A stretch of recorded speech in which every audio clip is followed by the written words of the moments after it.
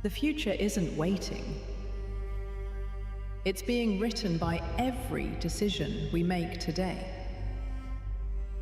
Technology is the pen.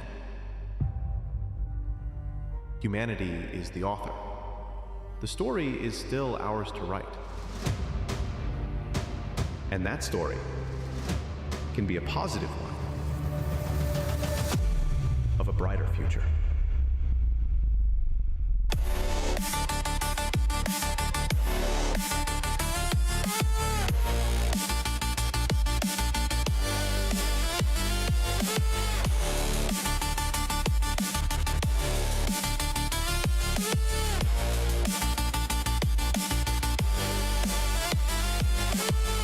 Small actions at scale don't just change industries, they change history.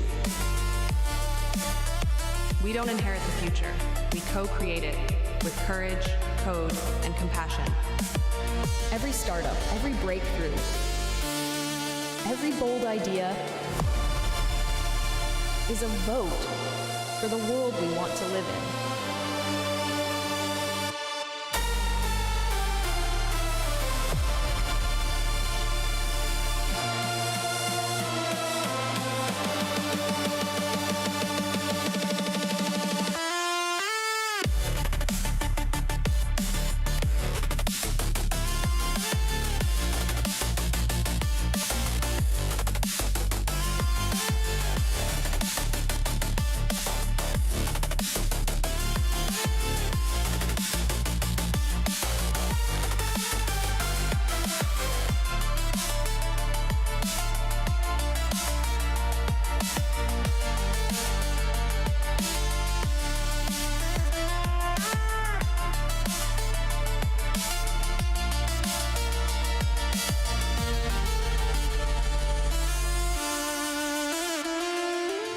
The greatest disruption of this century won't be in technology.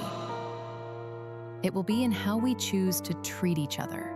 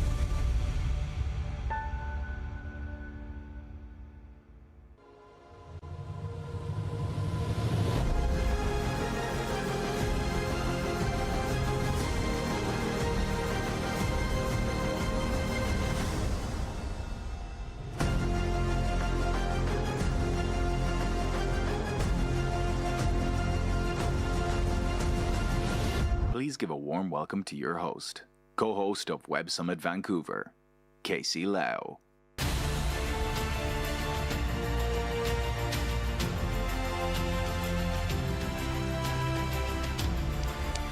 Wow. All right, good morning, everyone.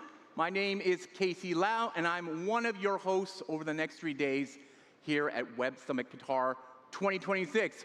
Woo! All right, I'm very excited. It's very exciting to see all of you out here. Today, as we kick off day one of the third edition of our Web Summit Qatar conference, I think you can feel that our Qatar event has grown incredibly over these 3 years as we're welcoming over 30,000 attendees from around the world to Doha this week. Just amazing. I think that's a huge, huge thing for us to see here. Right here on center stage today, we'll be featuring the world's leading futurists in tech, marketing, venture, and entrepreneurship from around the world, covering topics like visual AI models, the global VC landscape, life in 4 dimensions, investing in culture, and Qatar's global AI ambitions. We'll be hearing from some amazing companies like Snapchat, Aura, Runway, Canva, Snunu, Semaphore, and the Roots' very own Questlove takes a break from DJing our night summit to sit down with legendary quarterback, philanthropist, and the founder of AI startup Lumi, Colin Kaepernick. I'm getting FOMO just announcing all of this, but you don't have to have any FOMO yourself, as everything you need to know about the next 3 days is in our brand new Web Summit app. Yes, I know a lot of people have been telling me it takes some time to get used to if you're familiar with the old app, but you'll learn to love it, and it will be the only thing you need if you're joining us here in Qatar or in Rio, Vancouver, or Lisbon this year. And if you need Arabic to English translation, you'll find that inside the app. You can create your own schedules and connect with other attendees as well as join meetups that we're hosting across the venue across these 3 days. I will be joining the Canadians meetup this afternoon that has over 200 signed up to attend to talk about our Vancouver event. And as well, I see a sports tech meetup hosted by IBM and an AI healthcare meetup as well. You can find all of them inside the Web Summit app. Also, if you attended Night Summit last night, you know it's probably the most exciting one we've ever produced.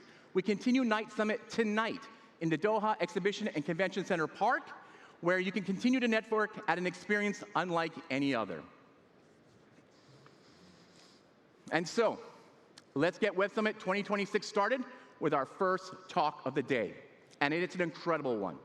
Her Highness has long spearheaded groundbreaking initiatives in education, health, culture, and youth development in Qatar and internationally. Her Highness, Chairperson of Qatar Foundation, is a global advocate for education for all. She has stood for justice, not just as a reaction, but as a principle. She believed in entrepreneurs, but not those who chase speed without direction. In a world that treats technology as inevitable, our next speaker asks a different question. What kind of future are we choosing to automate? Please welcome to the stage Her Highness Sheikha Moza bint Nasser.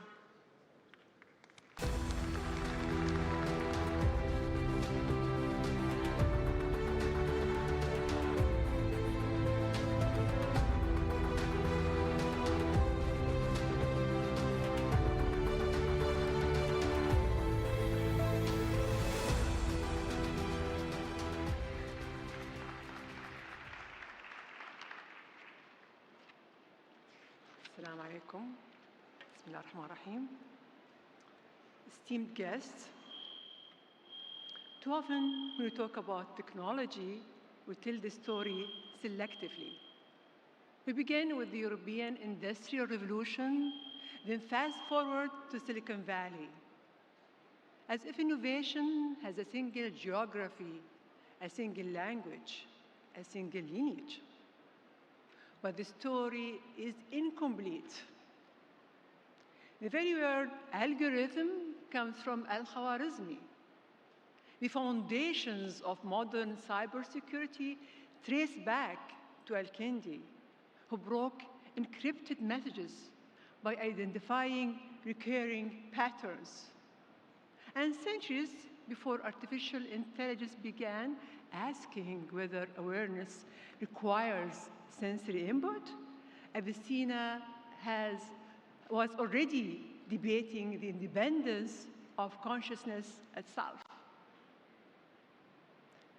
This is not history as nostalgia, ladies and gentlemen, not a petition for recognition, not a romantic return to the past. It is a statement of continuity.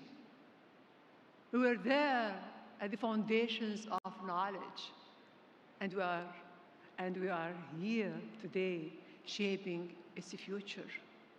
So welcome to our sandbox of innovation, a space where history meets the present, not to rehearse the past, but to equip the future. Ladies and gentlemen, linguistic diversity is critical in developing technologies, which are relevant across cultures. as the use of both languages here today demonstrates. So, I will now switch to Arabic.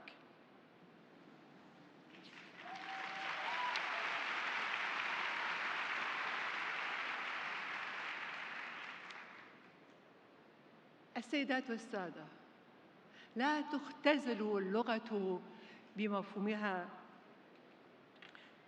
الأعمق كأداة للتواصل فحسب، بل تستحضر بوصفها مرجعية تستنبط منها مستويات الرشد ومعايير العدالة والتمكين وامتدادات المعنى والقيم. ومن هذا المنطلق لا يختلف الحال كثيراً مع التكنولوجيا في عصرنا الراهن، إذ باتت هي الأخرى مرجعية فاعلة تشكل إطاراً متجدداً ومؤثراً على الوعي وأنماط السلوك. إن الوقوف عند مخرجات التكنولوجيا لا ينبغي أن يكون وقوف انبهار، بل وقوف مساءلة وتفكيك يعيدها إلى نصابها الصحيح ويضعها في موقعها باعتبارها وسيلة لا غاية. وليس من غايات كلمتي هذه أن أربك عليكم حماسة تصوراتكم المستقبلية للعالم، ولا أن أحول بينكم وبين الشركات الذكية التي تجمع بين شركات التكنولوجيا الكبرى ورؤوس الأموال الضخمة، وإنما هي دعوة إلى الحماس بوعي ناقد وبصيرة أخلاقية. السيدات والسادة، إننا في العالم العربي نقف اليوم أمام لحظة تاريخية نادرة لا يكفي فيها امتلاك الموارد، بل يتطلب فيها بناء الثقة بين العقول والمؤسسات، والثقة باللغة العربية وبطاقاتها الإبداعية التي تجلت على مدى العصور. لكن هذا يجب أن لا يحجب عنا حقيقة أن اللغة العربية تخوض اليوم آخر معاركها في جبهة التكنولوجيا. معركتها هذه ليست على أدوات، بل على المعنى والهوية والقدرة على الاستمرار. فإذا ما هزمت اللغة العربية في هذا العصر لن تكون الهزيمة لغوية فحسب، بل هزيمة لكل ما تشكله هذه اللغة من هوية، وما تحمله من ثقافات، وما تختزنه من ذاكرة ووجدان وحضارة. ومن هذا المنطلق فإن الأمر يقتضي وقفة جادة للتفكر في شروط بقاء اللغة واستدامة حضورها. فما من أمة تنهض من سباتها إذا لم تحشد طاقات نهوضها بخطابها وأفاقها، بعزيمتها وإصرارها وأدواتها، وتهيئة كل ما يجعلها واقعاً يتغذى بالإرادة الجمعية ويستدام بتنميته الذاتية. السيدات والسادة، إن إيماننا بأهمية صون خصوصية اللغة في ظل التغيرات غير المسبوقة التي يشهدها العالم ينسجم مع إيماننا بالتعددية الثقافية في قطاع التكنولوجيا، إذ أن التكنولوجيا لم تولد بالرحم حضارة معينة لتبقى امتيازاً لها لا يقبل المشاركة فيه، فالحلول المنبثقة من مختلف الاحتياجات المحلية ومن الحمض النووي الثقافي لتلك المجموعة أو غيرها يمكنها حين تعزز بالتكنولوجيا أن تكتسب أهمية وتأثيراً عالمياً، وتتحول من جهود وطنية أو مؤسسية معزولة إلى إبداع مشترك حقيقي عابر للمناطق والتخصصات والقطاعات. تخيلوا معي منصات يتعاون فيها بسلاسة عالم بيانات بالدوحة وابتكر زراعي في كينيا مع باحث طبي في البرازيل، ليس فقط لمواجهة تحديات مشتركة بل لصناعة مستقبل أفضل للبشرية، وهو ما يتطلب رؤية شجاعة واستثماراً طويل الأمد. السيدات والسادة،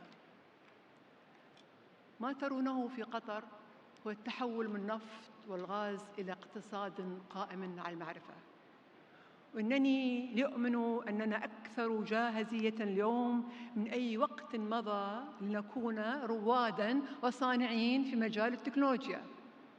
واعتقد أن قطر هي المكان الأكثر موثوقية لمثل هذا النوع من الاستثمار، فقد اكتسبت قطر ثقة العالم بعد أن استثمرت في التعليم والبحث العلمي، وأثبتت مصداقيتها وحياديتها على المستوى الإقليمي والدولي، بما يؤهلها للقيادة اعتماداً على ما تمتلكه من قدرات بشرية ومادية ومنظومة قانونية ذات شفافية عالية، بالإضافة إلى ما باتت تعرف به من معايير أخلاقية واضحة.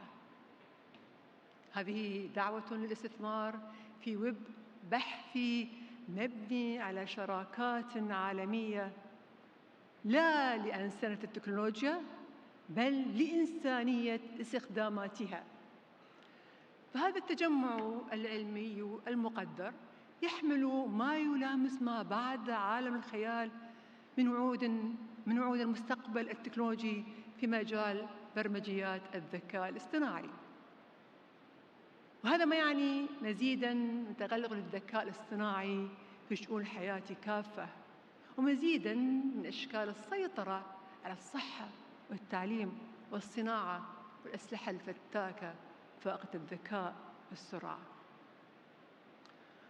وبالرغم من أن هذه السيطرة قد تمارس أحياناً كأداة ضبط وتنظيم محمود، إلا أنها قد تنحرف بعيداً عن الضوابط القيمية استجابة لنوازع الهيمنة. أما الخطر الأشد فداحة فهو ما حذر منه علماء بارزون في مجال التكنولوجيا، وهي تلك اللحظة التي قد يفقد فيها العقل البشري السيطرة على منتجاته الذكية. يومها سيسجل التاريخ واقعة أول تمرد تكنولوجي على الإنسان، قد يكون ذلك إيذاناً بنهاية سيطرته سيداً على مصيره.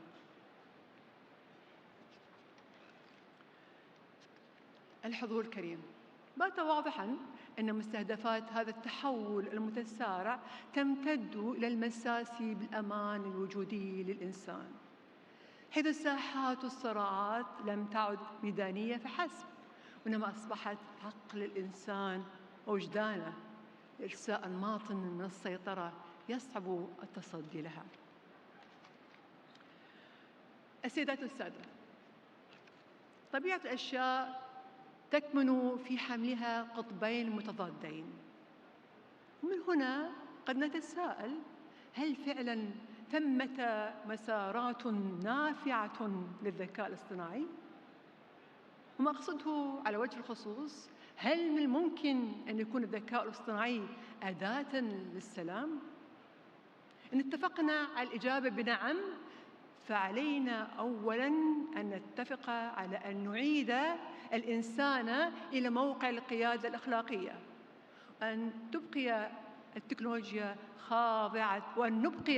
خاضعة للقيم لا خارجة عليها، أن نستخدمها للإنذار المبكر ولحماية المدنيين، سواء كانوا في ساحات الحروب أم في طرقات المدن الآمنة. فالذكاء الاصطناعي لن يصنع عالماً أكثر عدلاً من تلقاء نفسه، ولكنه إذا حكم بقيم واضحة يمكن أن يكون أداة لإنصاف الضعفاء والكشف عن الجرائم، لا المشاركة فيها ثم التعتيم عليها.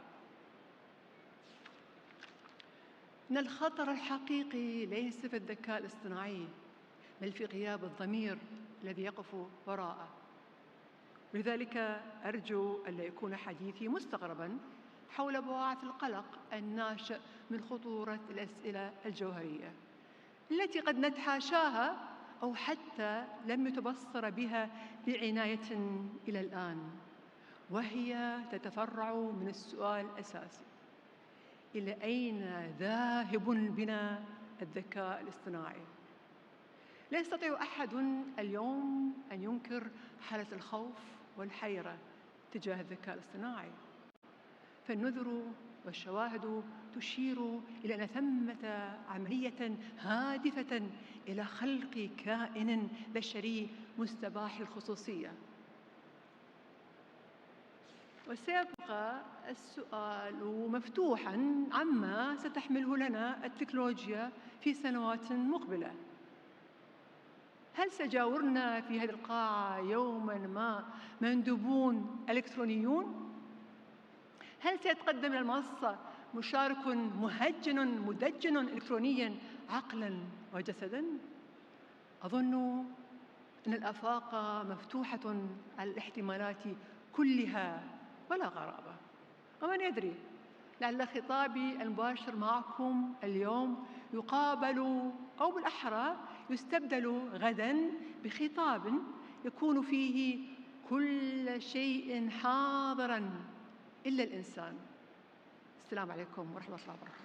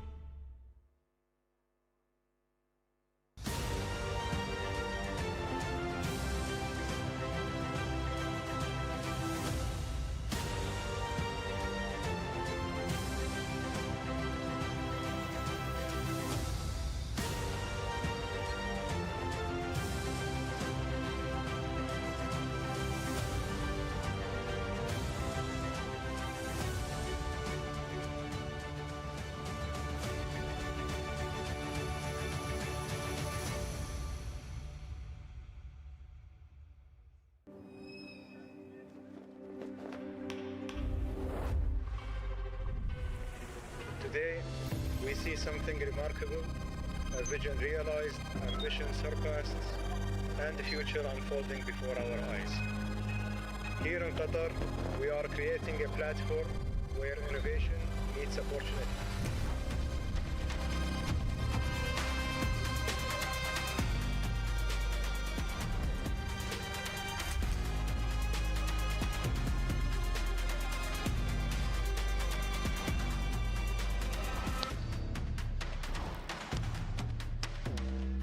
right, thank you, Your Highness, for those inspiring words.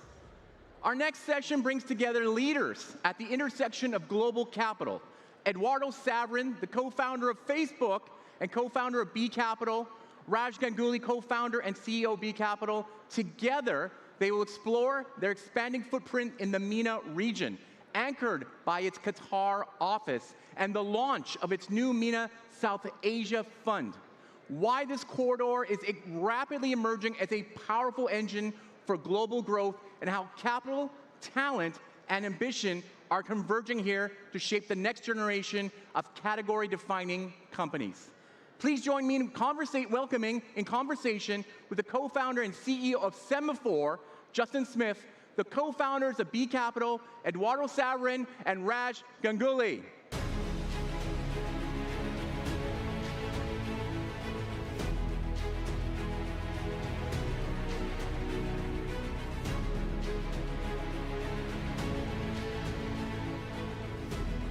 Good morning. Good morning, everyone. I'm thrilled to be here. My name is Justin Smith. I'm the founder and CEO of Semaphore, which is a new global news brand. But much more interesting are the two guests that we have here this morning. Really quite legendary figure, Mr. Eduardo Saverin, who, of course, was the first investor and co-founder in Facebook. And Raj Ganguly, equally illustrative career, but together the co-founders of B Capital. So thank you so much for joining us this morning. I thought we'd start with you, Eduardo, just because your journey in technology and investing has just been one of the very special journeys. Going back 25 years, you founded one of the biggest companies on the planet. Tell us about your journey and how it led to this moment today, here in Qatar, as you open up an office here for this new initiative. Thank you so much, and it's great to be here. It's been an incredible journey, really, building Meta, Facebook from sort of the early days. But so you understand my background, I was a kid born initially in Brazil, moved to the US, more recently live here in Asia, but I was born to a family of entrepreneurs. So from day one, I wanted to build something. When I was very young, I was doing small entrepreneurial journeys in my sort of building. When I got to college, while I did attend classes here and there, I focused a lot of my efforts on trying to build businesses. And when I think about the journey of Facebook and Meta, it's incredibly humbling, because we were building a product at that point for our own college experiences. So for me, it was really this journey of building something to make my experience better. It had almost immediate product market fit. It started growing across the colleges, and it's incredible to see the type of platform that it is here today. But what's exciting, today as now an investor that's with an entrepreneurial background, is that we have AI coming to bear. And it can enable any and all of you to build companies in a way that you can compete with some of the biggest companies out there. Because today there's the potential to lever AI to take a team of 1 or 10 engineers and make it seem like a team of 5,000 engineers back then.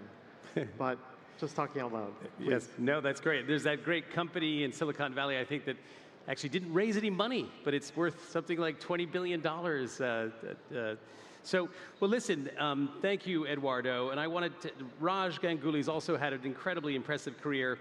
The two of them co-founded B Capital, which is a very significant venture capital firm. But it's interesting because it's based in Singapore and is recently opened up operations here in Doha. So tell us a bit about B Capital, set the stage before we talk further about the technology trends around it. Great, and thanks for having us here. It's always great to be back at Web Summit. So B Capital is 10 years old. We started it as being co-headquartered between Silicon Valley and Asia. Our belief was that it's the two most significant places in the world that innovation is happening, that the Bay Area continues to be really the hub of a lot of innovation, including generative AI. But Asia broadly, including the Middle East, is just one of the most dynamic places in the world. So we started off being co-headquartered in Singapore, and last year we partnered with QIA through the Fund of Funds program, and we expanded here to the region. It's been an incredible partnership. B Capital today invests in three things. We invest in energy, AI, and healthcare. And healthcare because we believe it's the most profound impact that AI will have. We manage about $10 billion, and we invest everything from $200,000 seed checks all the way to $500 million pre-IPO investments. And our goal is very simple. We want to partner with transformative founders, and we know that there's many of them here in the room.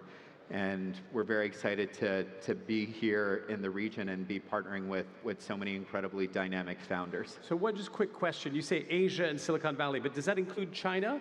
Or, I mean, Singapore is obviously not China, but does that include the very vibrant tech ecosystem in China? Yeah, so we had a China fund in the past. It did really well. We're currently not as active in China, but China it's a dynamic market. Yeah. And Eduardo, especially given your vantage point, investing into technology companies in 2026. I mean, you talked a little bit earlier about this incredible moment where, because of AI, you can compete at a much larger level. What are you seeing within this trend specifically as you look in these parts of the world? Are you seeing companies emerge that can do this? Absolutely. Meaning, AI is one of the most transformational technologies that at least I've experienced during my business career life. And what's incredible about it is it can, with the proper context, enable you to build businesses that were incredibly complex previously and would take large numbers of people with a significantly less required people resources. At the same time, it is a compute-heavy and it is an energy-heavy resource.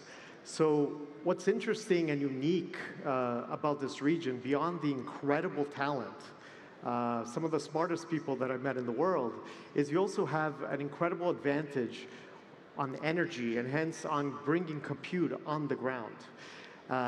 And ultimately, compute can transcend borders. So I'm a big believer in building global companies from day one.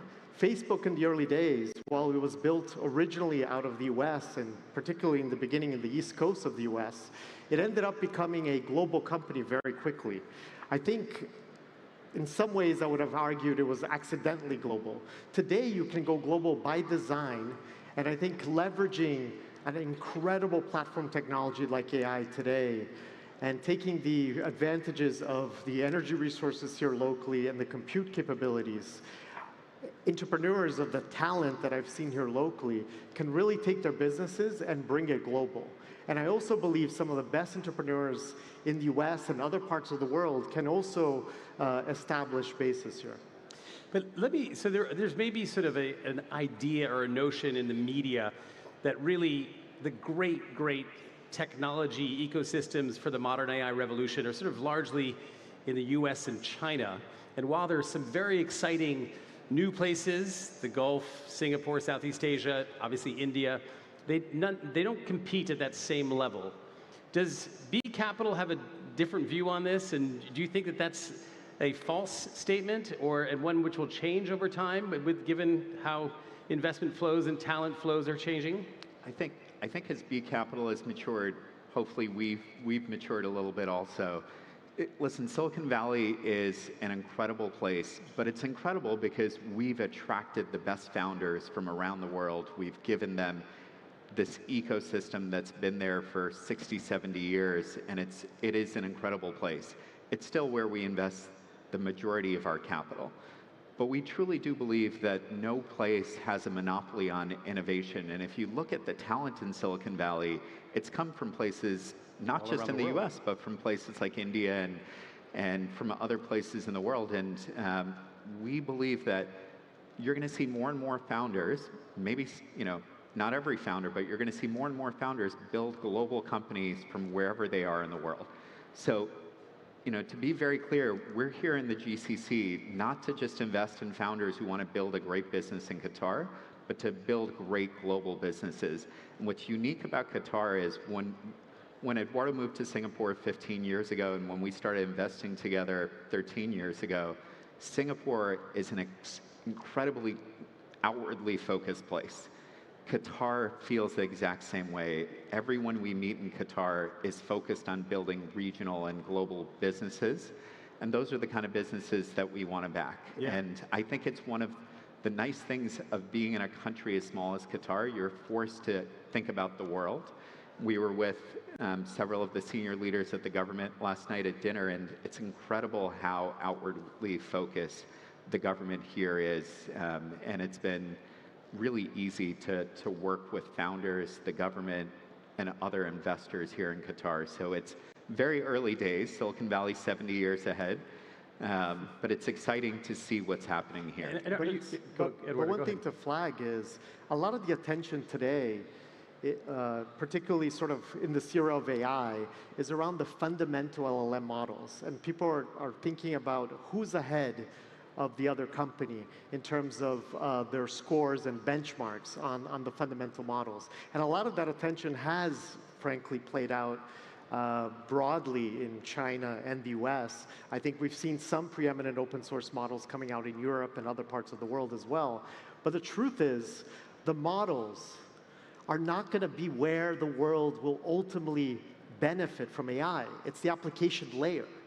And I would argue that even if you took a less preeminent model than you have today at the top, and you applied it correctly with the right workflow integrations to businesses across the world and to people with the right context, you probably could get 80% of the value that AI will bring to the world.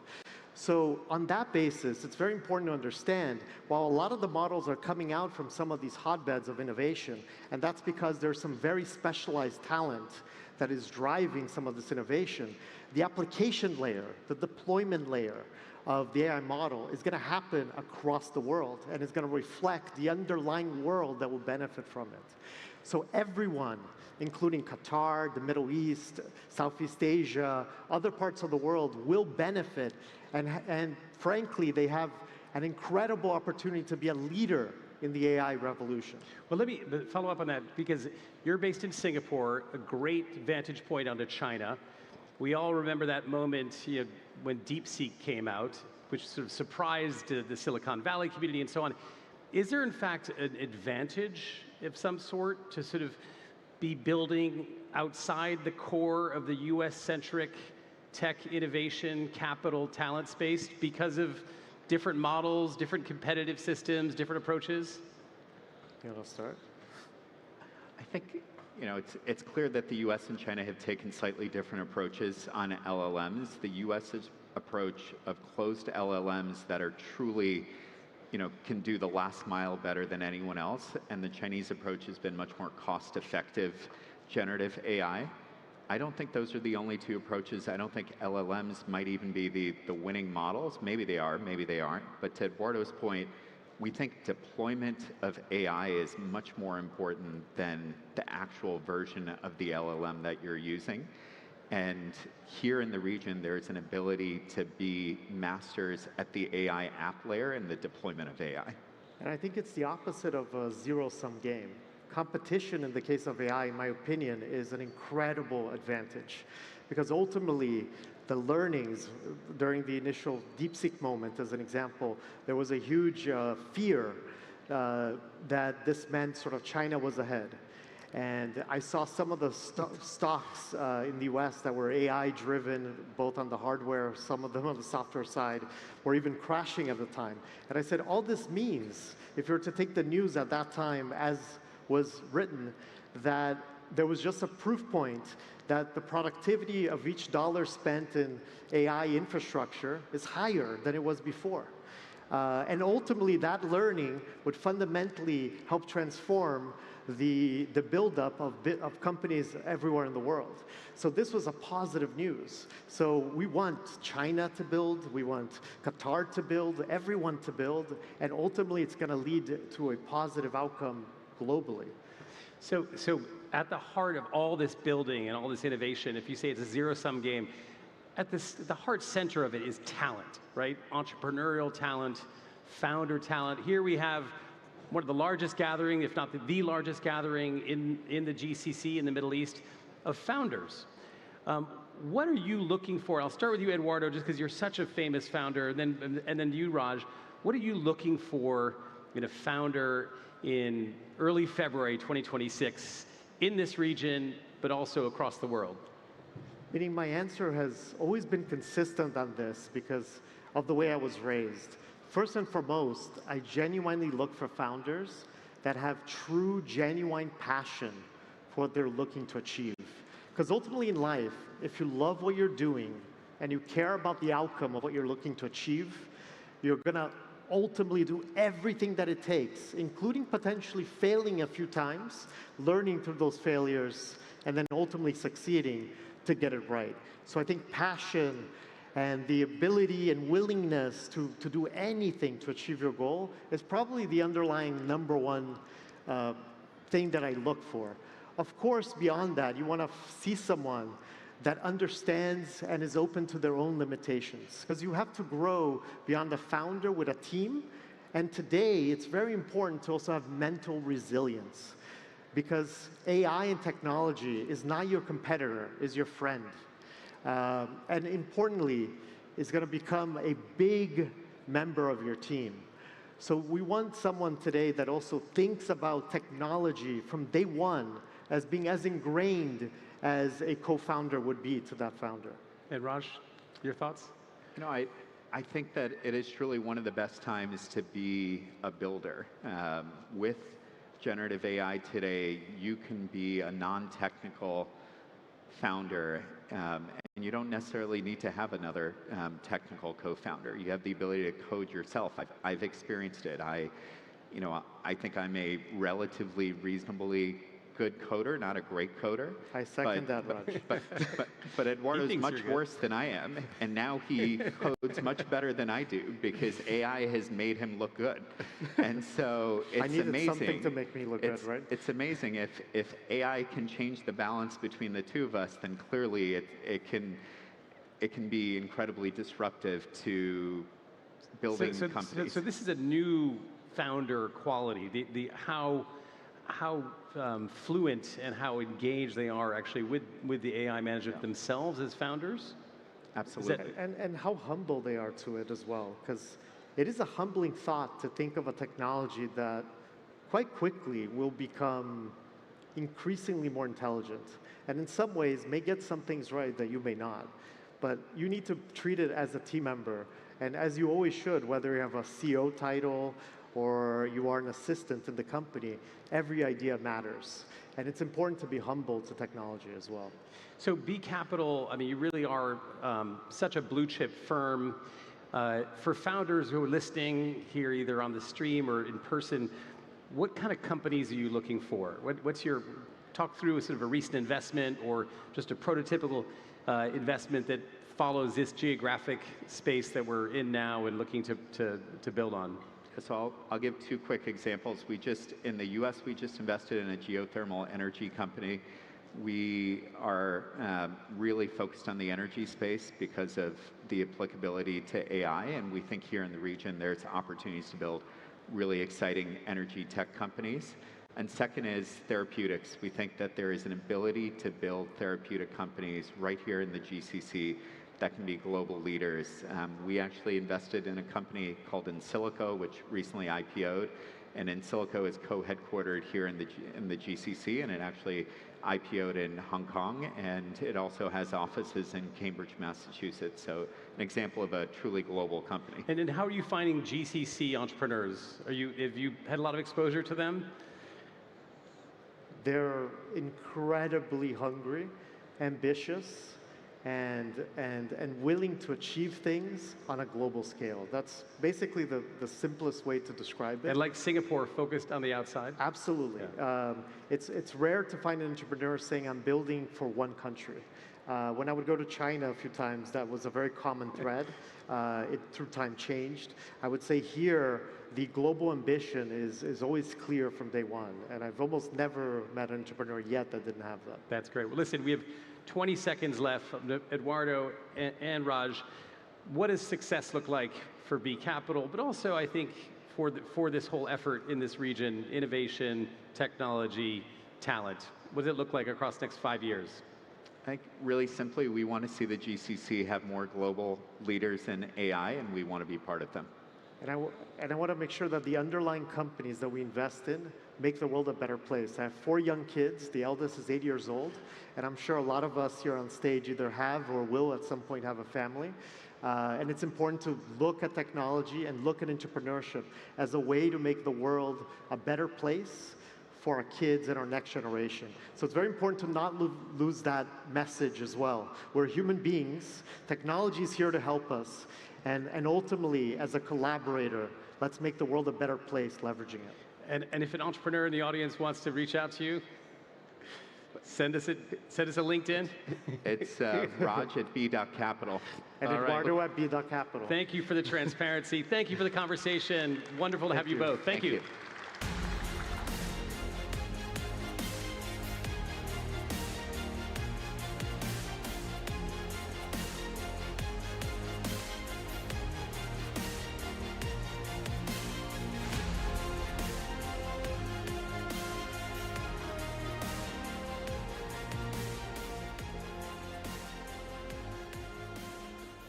Okay. We now turn our attention to the big picture, the very foundation of the modern economy. Our next speakers are 2 world-leading academics studying the impact of technology on our politics, society, and economy. Here to explore what comes after capitalism, in conversation with CNN's Carolyn Farage, give a warm welcome to UCLA professor Ramesh Srinivasan and renowned economist and former Greek finance minister Yanis Varoufakis.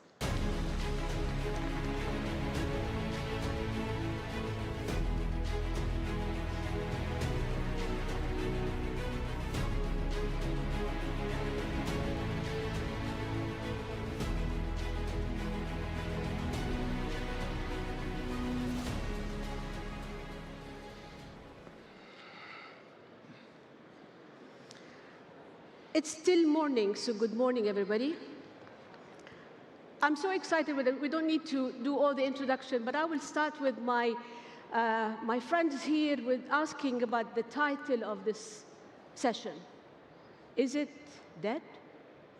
Is it still capitalism alive? Do we have it still alive between us? What do you think, Yannick? Well, hello, everyone. Thank you for having us. Well,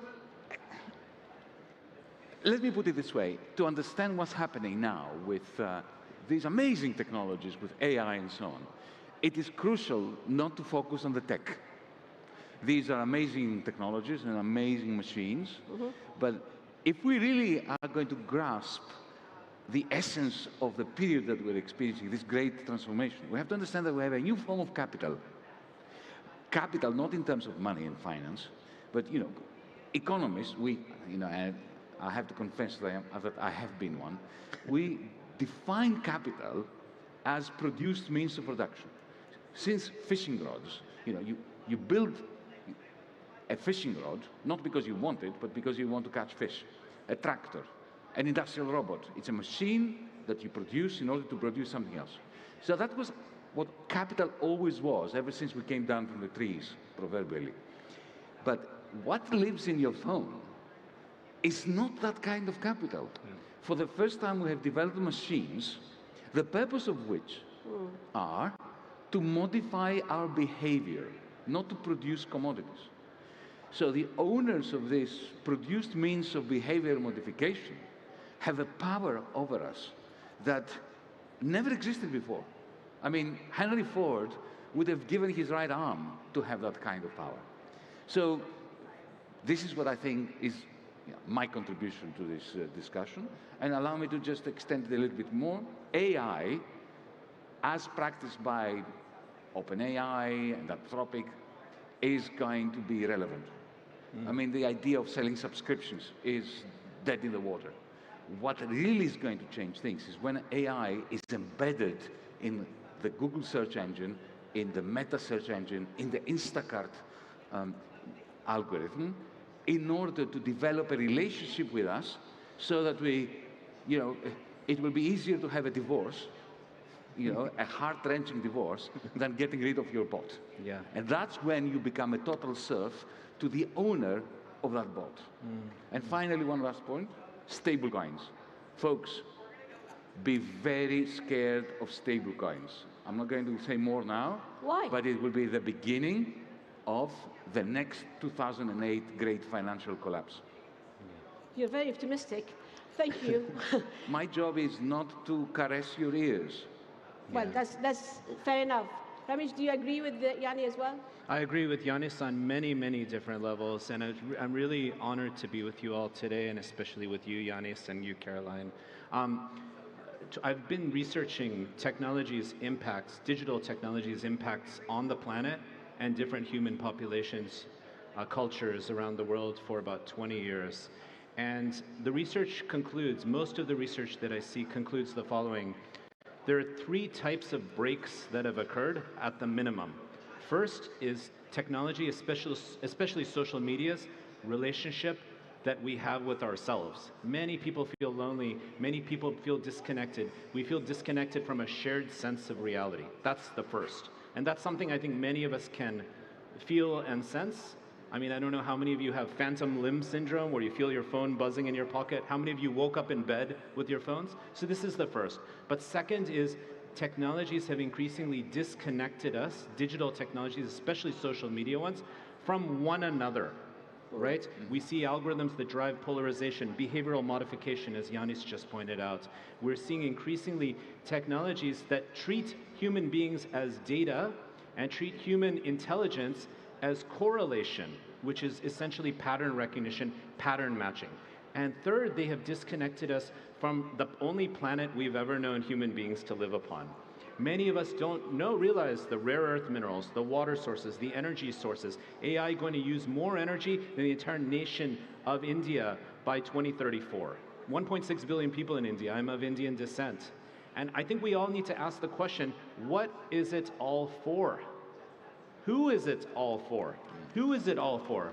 We see again and again and again in the United States, including related to our new administration, newish, very painfully for me personally, having worked policy for Senator Sanders in 2020, we see all these announcements with people like Larry Ellison and Sam Altman side by side, offering tens of thousands of jobs. What jobs? Where? We don't see anything. What we're seeing is economic precarity more and more and more. So it's high time we really look to technology in the service of humanity and in the service of our planet. Okay. A little stump speech, but... No, that's great. But, let's be practical here. Sure. We kept telling each other that we have to know how to use the mobile, we have to know how to understand AI, and so on and so forth, so that we are knowledgeable. Now you're telling me, both of you, that it is actually in the hands of the technology companies, and they are now replacing capitalism.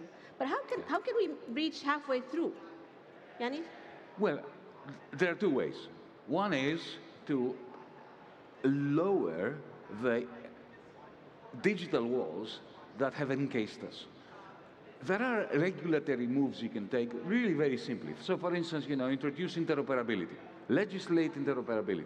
They've done it in China, they're not doing it in the West. What does this mean? I mean, I wanted to get out of X once it became, the filthiest wall on any toilet, male toilet in the world. It's, the digital equivalent of awful graffiti in male toilets. That's what X has become. But, I have more than 1 million followers in X. So I went to Blue Sky. I had 10, not 10 million, 10 people initially, right?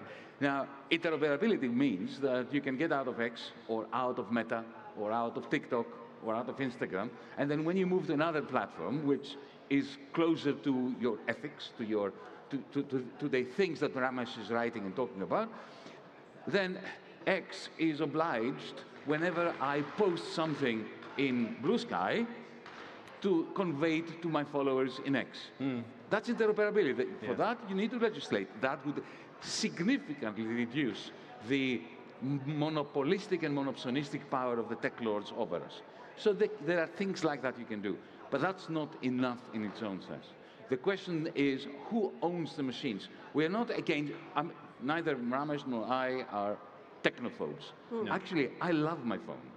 You know, I love all these technologies. I love AI. I think that the fact that you have AI programs that can design antibiotics that save lives is a great manifestation of the majesty of the human spirit. Yeah. But the question is, who owns these technologies?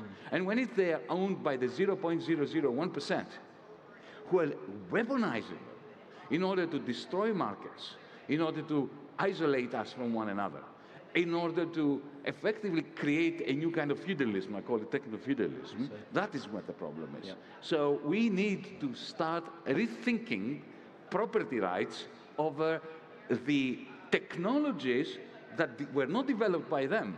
Every single one of you are developing these technologies. Every time you post something on Amazon, on Meta or Instagram, you are building up their capital, and you are getting nothing for it, except isolation and alienation. Yeah. You're the founder of the term techno-feudalism.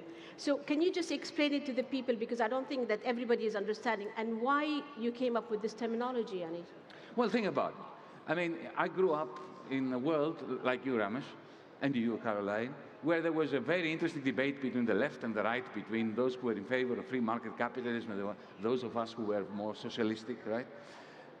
But that's all irrelevant now, because, look, the moment you enter Amazon, you exit capitalism, Amazon.com, because you enter something that looks like a market, but it is not a market. Do you know what it is? It is a privately owned Gosplan. Does anybody remember Gosplan? It was the economic planning ministry of the Soviet Union, the purpose of which was to replace markets with an algorithm. It was an algorithm. They called it cybernetics in the Soviet Union, for matching buyers and sellers, all right? Or supposedly in the interest of the people of the Soviet Union. Now, in Amazon, you have that to the nth. And it works beautifully, unlike Gosplan, that didn't work well because they didn't have the technology. But what does it do? The moment you enter Amazon, right, you are totally, there's no way you can see any vendor that the algorithm has not selected for you to see. The algorithm matches you with a vendor, with a seller, so as to maximize the rent that Jeff Bezos gets from this transaction. So you're outside the market system, you click on a button to buy a bicycle or a coffee maker, it comes to you directly, you bypass every market, and Jeff Bezos collects 40% of what you paid for. This is a rent. It's like the rent that feudal lords used to charge the vassals and the serfs and the, the makers of things in their estate. It's like a digital fiefdom, thus techno-feudalism. Well, that was mentioned in your book in 2023. But Ramesh, you are coming from India, I come from Jordan, you come from Greece. The three of us are coming from poor countries. But how can we be in charge and in control of our data and our information and our technology if we are coming from poor countries? So it is the same story. So what I've been attempting to work on when we were part of the Sanders campaign, and that was when I first met Yannis several years ago, to get his input on what a Bill of Rights could look like related to data, related to artificial intelligence, related to digital technologies, because as Yannis alluded to, and this is really important, none of these platforms would be worth a penny without our data. Yet how many of you here know what data is being collected about you, by whom, for how long? The answer is none of us, right? It's one thing for Instagram to collect my data when I'm posing on there, having always a good time, huh? But it's another thing for data to be collected about me when I'm using my credit card, maybe buying cigarettes or something like that, right? I do not want these forms of data to be aggregated, but because part of my own sovereignty as a human being is my ability to control my own relationship to the wider world, or not control, have power over it, in many different ways, right? So I want to just argue here that what we need is a Bill of Rights, not as some sort of branding slogan, but first and foremost to deal with the economic insecurity and precarity that has driven this rise of neo-fascism and tech lords who are embracing fascist ideologies as we speak. And I have to speak about this very directly. These folks, have you ever thought about why there's so much investment in bunkers, in interplanetary colonies, these sorts of things? Why would the wealthiest people in the history of the world and the most powerful people in the history of the world be so disinterested in our species and our planet? It's just a question, right? Why would they embrace philosophies like the Dark Enlightenment that excoriate and look down on women, look down on people of color? That's because they don't believe in the future. So what I want to argue for is a future that we can all believe in, and I truly believe we can get there if actually the demos rules, right? And that's really what I care about. Okay, Ramesh. Yeah. You also believe that technology is in a way, what's happening now, the investment and what's happening also with the control of the technology companies, that they are also affecting our human rights issues, also affecting our inequity, and everything that it deals with the human being. Can you just explain that to me, because I'm trying to understand Absolutely. I just want to ask everybody in the audience, and Yanis and Caroline, you all think about what data can be collected about you that can actually capture you as a human being. It's a philosophical question, right? How much of your intelligence is pattern recognition based? I know enough of patterns to follow these arrows, but I think we're all more intelligent than that. We have the ability to reason. We have emotional intelligence. By the way, non-humans have intelligence, animals, plants, etc., right? So my point is, increasingly, if we are turned into so-called data bodies driven by and for these surveillance corporations, all without appropriate consent, transparency, or democratic governance, we have a big issue. But we can change that entire approach by actually first and foremost making visible and legible to everybody what is being collected about us, for what purposes, with what gain. If you think and look around the world, where in the world are people being paid for their data? Where around the world do people have equity in these companies, as you have called for, as we discussed with the universal basic dividend model? Where are these approaches, right? And I just want to remind everybody that the history of tech is not this, okay? I'm from Silicon Valley. Many of the tech pioneers were interested in technology as a way to enhance creativity, expand human capacity, not replace it. Okay. Now, we're in this part of the world, the GCC and the Middle East, and you know that Qatar is one of the leading also countries, including also the UAE and Saudi, leading investment in AI and technology. So what's your advice to them so that we are at least sure that they are on the right track and not going or falling in the same traps like the other companies as well? What's your advice, Yannick? Very simple. Do not invest in data centers. Do not invest in supercomputers unless you control the algorithms, unless you control the ghost in the machine. The Chinese, China is not a very rich country, it's a middle-income country. When they started investing in what I call cloud capital, these cloud technologies, right, they asked the question, your penultimate question, how can a relatively poor country achieve technological sovereignty? And the answer was, they have to control their own data. And they created a firewall. So this is what Qatar should do. And by the way, you know, we happen to be not just in the Gulf area, we happen to be in a broader area where, very close to where we are now, machines are being trained, algorithms are being trained to produce products that are being sold to the first world, in inverted commas, to Britain, for instance, to the National Health Service, by companies like Palantir. And how do they train those algorithms? In Gaza. I had one of those engineers telling me that, you know, the bombing of the Gazans in densely confined areas was an excellent thing. And I thought I was going to faint, have a heart attack. And I said, why? And he said, well, because if you bomb a population, they move rapidly, they produce a lot of data, we can train our algorithms, and then we can sell the National Health Service an algo that helps them plan for emergencies in a Birmingham or a Manchester hospital. So it is not the tech folks, it's who owns them, And whose data is being utilized So in we order have to run do them? it to nationalize it, to make it internal. This is something that the GCC is also thinking of doing.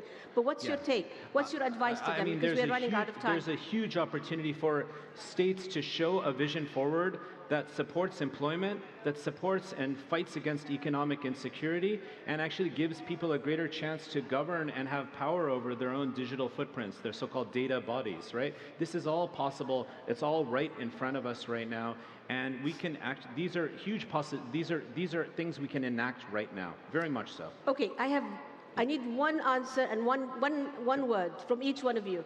If capitalism is dying, who's replacing it? One word. Techno-feudalism. Oligarchic government and private corporations colonizing parts of the world.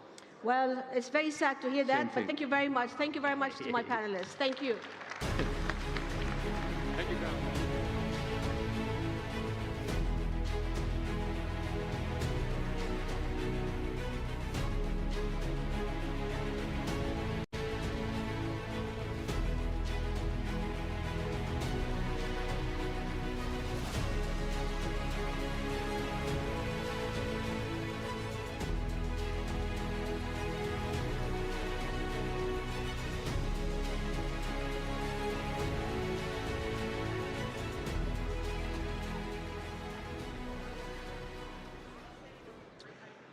You can find details for how to access live English to Arabic translation by following the instructions on screen or by clicking the link in the Web Summit app. Just a reminder. All right, our next talk is tackling one of the most salient issues in tech today, how to make AI useful. There is no questioning the rapid development of the underlying tech, but getting the most out of it is a different story. Here to explain how to find new and better use cases for AI, sitting down with the QIA's Anders Hansen. Put your hands together for the co-founder and CEO of Applied Intuition, Qatar Yunus.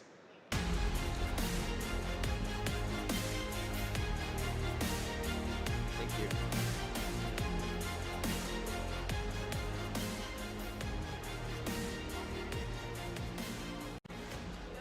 So, good morning, everyone, and thank you for joining us. My name is Anders Hansen, and I lead the software investment team at the Qatar Investment Authority. And it's my pleasure to introduce Qatar Yunus. Qatar is the CEO and co-founder of $15 billion Applied Intuition, a physical AI platform that powers autonomous vehicles and operating systems across industries, such as automotive, trucking, mining, construction, agriculture, and defense.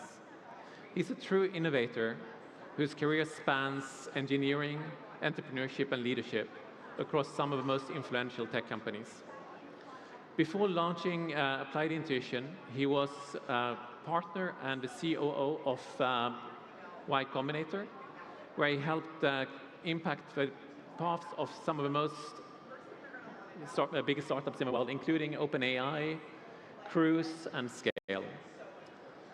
Qatar, thank you for joining us here today. Yeah, thanks for having me. So for those less familiar with Applied Intuition, can you please walk us through the company's mission and what sets you apart in the world of autonomous vehicles and physical AI? Yeah, thanks for having me.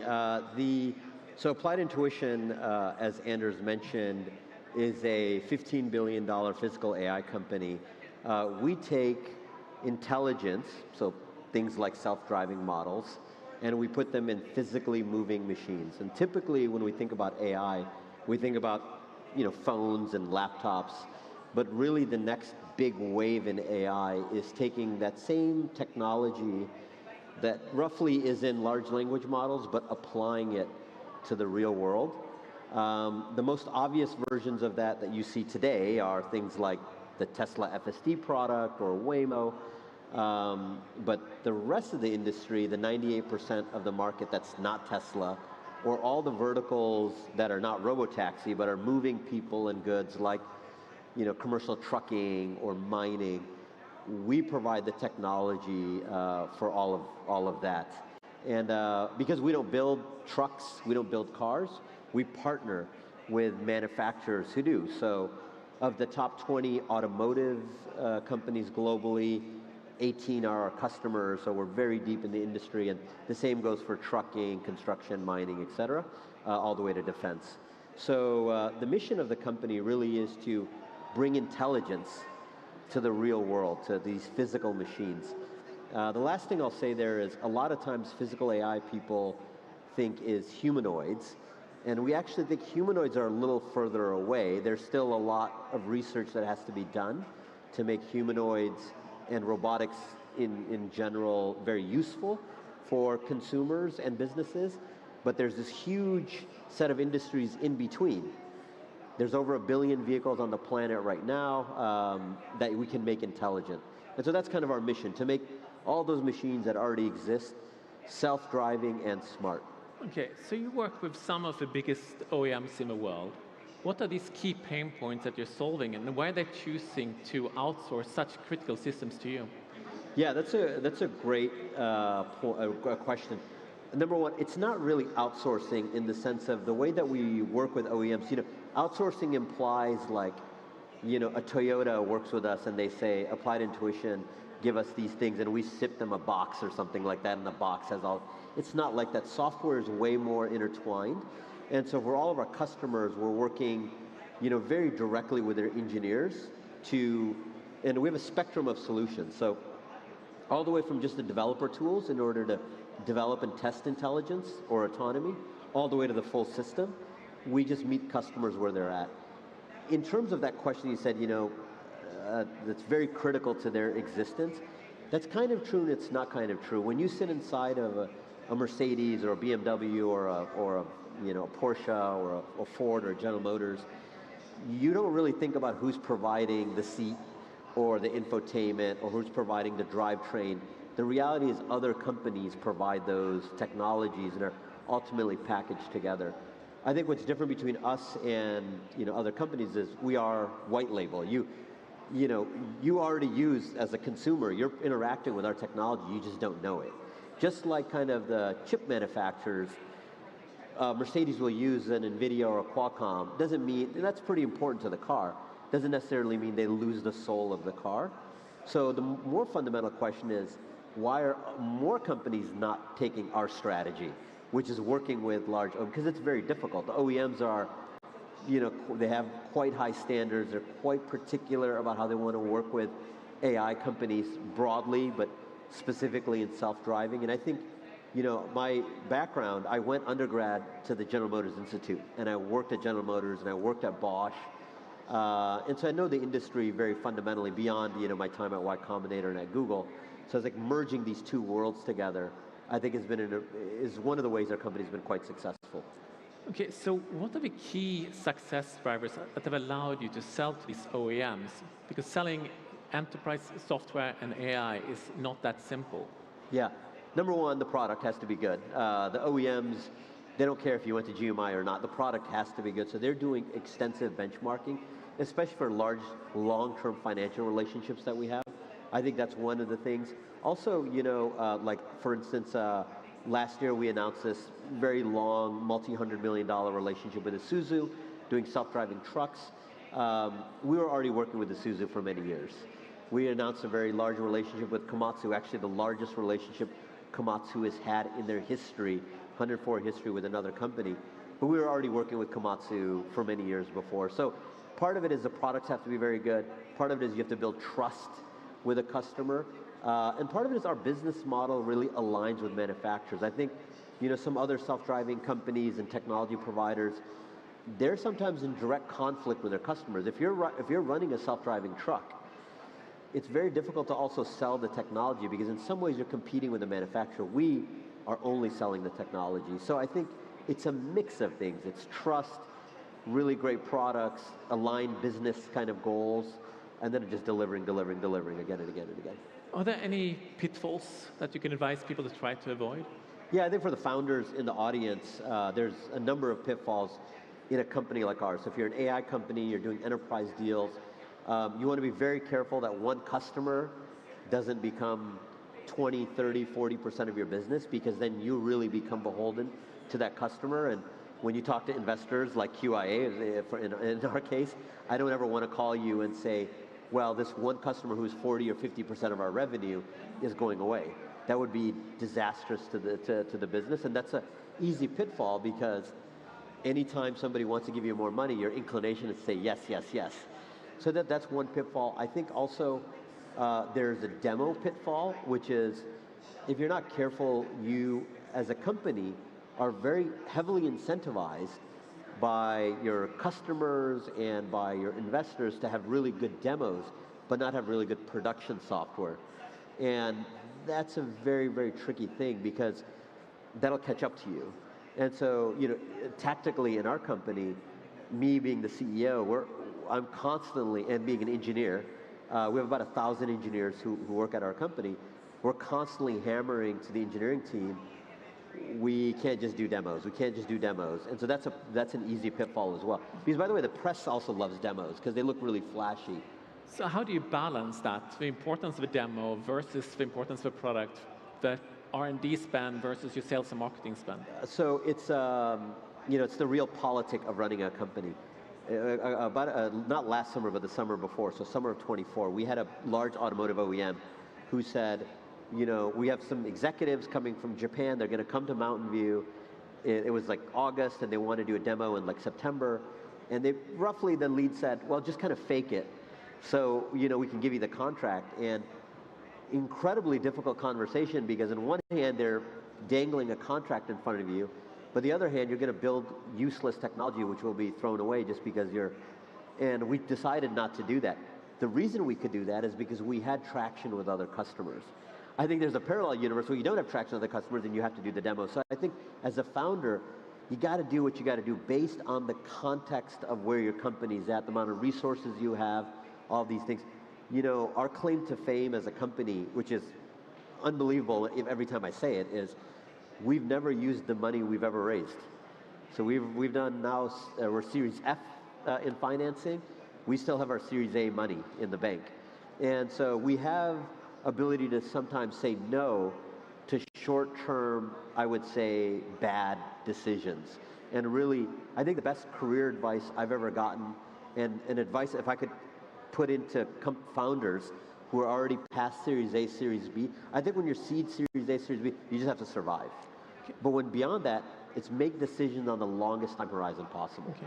So how do you make that decision then in terms of spending on scaling versus holding back to maintain this profitability that you've achieved? Yeah, I think, it's a debate we have all the time. I think if we had really aggressive competitors and we were in a drag-out fight for the company, I think you're going to see me spend the money, the $1 billion that we have sitting in the bank account, way more aggressively. Yeah. But we don't. I think we've been in some ways been fortunate. We don't have really, I would say, it's not to disrespect my competitors or other founders, but we have good products and we've been able to beat them without doing that. If there was a situation where we feel it's a little bit like a battle, if you're starting to lose territory, I think we would become much, much more aggressive with our resource allocation. But with that being said, our philosophy, we're almost 10 years into this AI business, of being thoughtful with our money and spending less and being less aggressive on, let's say, pre-training and self-driving has gone through a lot of changes in the last 24, 36 months. And we've spent most of our money in the last 24, 36 months. If we had spent it in older techniques, that would have been all wasted. If you look at a company like Waymo spent $10, $15 billion on strategies, on technical approaches, which are incorrect. You can do that when you have Uncle Google, who gives you $2 billion a year to continue to invest. We have to be, we're more like the poor kid who has to be way more thoughtful with our resources. So I think the summary of that is, first principles. If we're a competitor and we know the technology is now mature enough, we're going to spend a lot more money. We are, our name, we're on the applied side of AI. We're not on the research side, which we constantly remind ourselves so we don't use money kind of, flippantly. Yeah. But again, that's a philosophy, in which even this year it could change if we felt our competitors are making significant advances. So maybe on that topic, how do you think about the differences between the applied, the physical AI versus the LLMs and more of a screen-based AI that most of us are interacting with every day? So I think in both areas, in the physical AI world and in the language model universe, there are companies that are focused on research and there's companies that are focused on productionization. I think when people look at our company, they say, well, it's obvious you guys are on the applied side because Waymo exists and Tesla exists, and they've proven that you can do self-driving. That's true, and that's not true. I think, when we started the company almost 10 years ago, Waymo wasn't what Waymo is today, and Tesla isn't what Tesla is today. And we, at that time, chose a path which was work on developer tooling, horizontal tooling the entire industry can use. So I think even on the LLM side, I think in both of these areas, there will be money made. It is up to founders to figure out how that money is going to be made and where they're going to play in that stack. And so in any emerging business, including, the chip wars in the 90s and early 2000s, money was made. And so you have to really, I think, carefully and thoughtfully be in that space.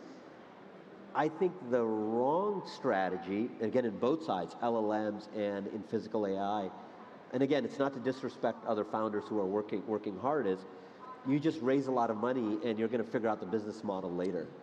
I think it's like building a house and then saying, well, we're going to figure out the plumbing later. It's like, no. The plumbing and the electrical have to be designed in the house.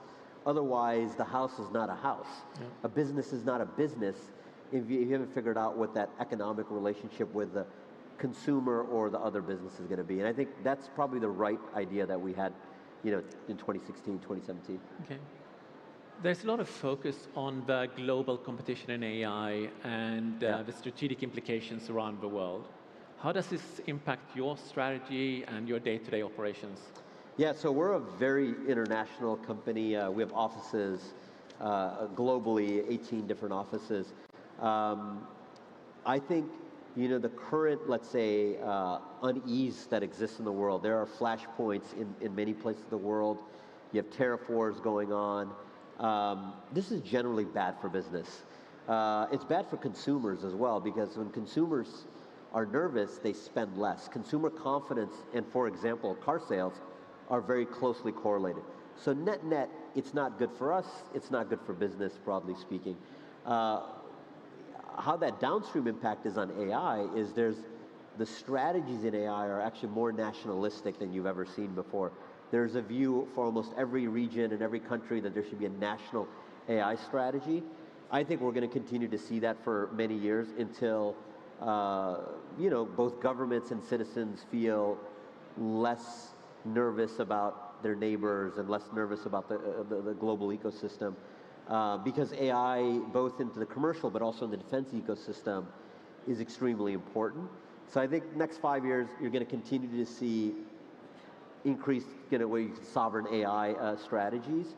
And then for a company like us that works very internationally, the way we deal with it is we have local offices with local engineers, with local entities, and that's played very well. It's the balance of being a Silicon Valley company, but also promoting, in Sweden or in Qatar or in Japan, the national strategies that exist there. But I think you're going to see more of the same for the foreseeable future. Okay. Any final lessons learned in scaling and building a physical AI company and in selling AI into enterprise that you can share with us? I think if for the founders, who are listening, I think the biggest thing I would say is be extremely careful, if you're on X all day or you're in Hacker News all day or and there's a new wave every 2-3 weeks, from social networks for agents to, some large fundraise that happens with a company. You have to somehow separate yourself from that ecosystem and really look at the heart of what we're trying to do, which is provide value to consumers or businesses.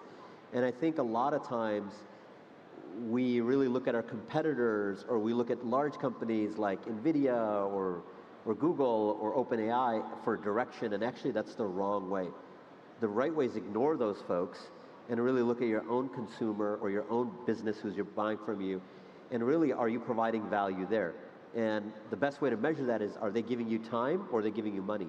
If they're not giving you time or money, focus on that. And I think we've done that for about 10 years and it's worked really, really well. So somehow you have to be in the heart of the AI game and know everything that's going on in the AI game, but at the same time not pay attention to what other people are doing. And that's a very, very difficult model. But that's probably the biggest lesson we've learned. Okay, well, Qatar, thank you very much for sharing your inspiring journey with us. And I hope you'll enjoy the rest of the Web Summit. Yeah, thanks for having me. Thank you, everyone.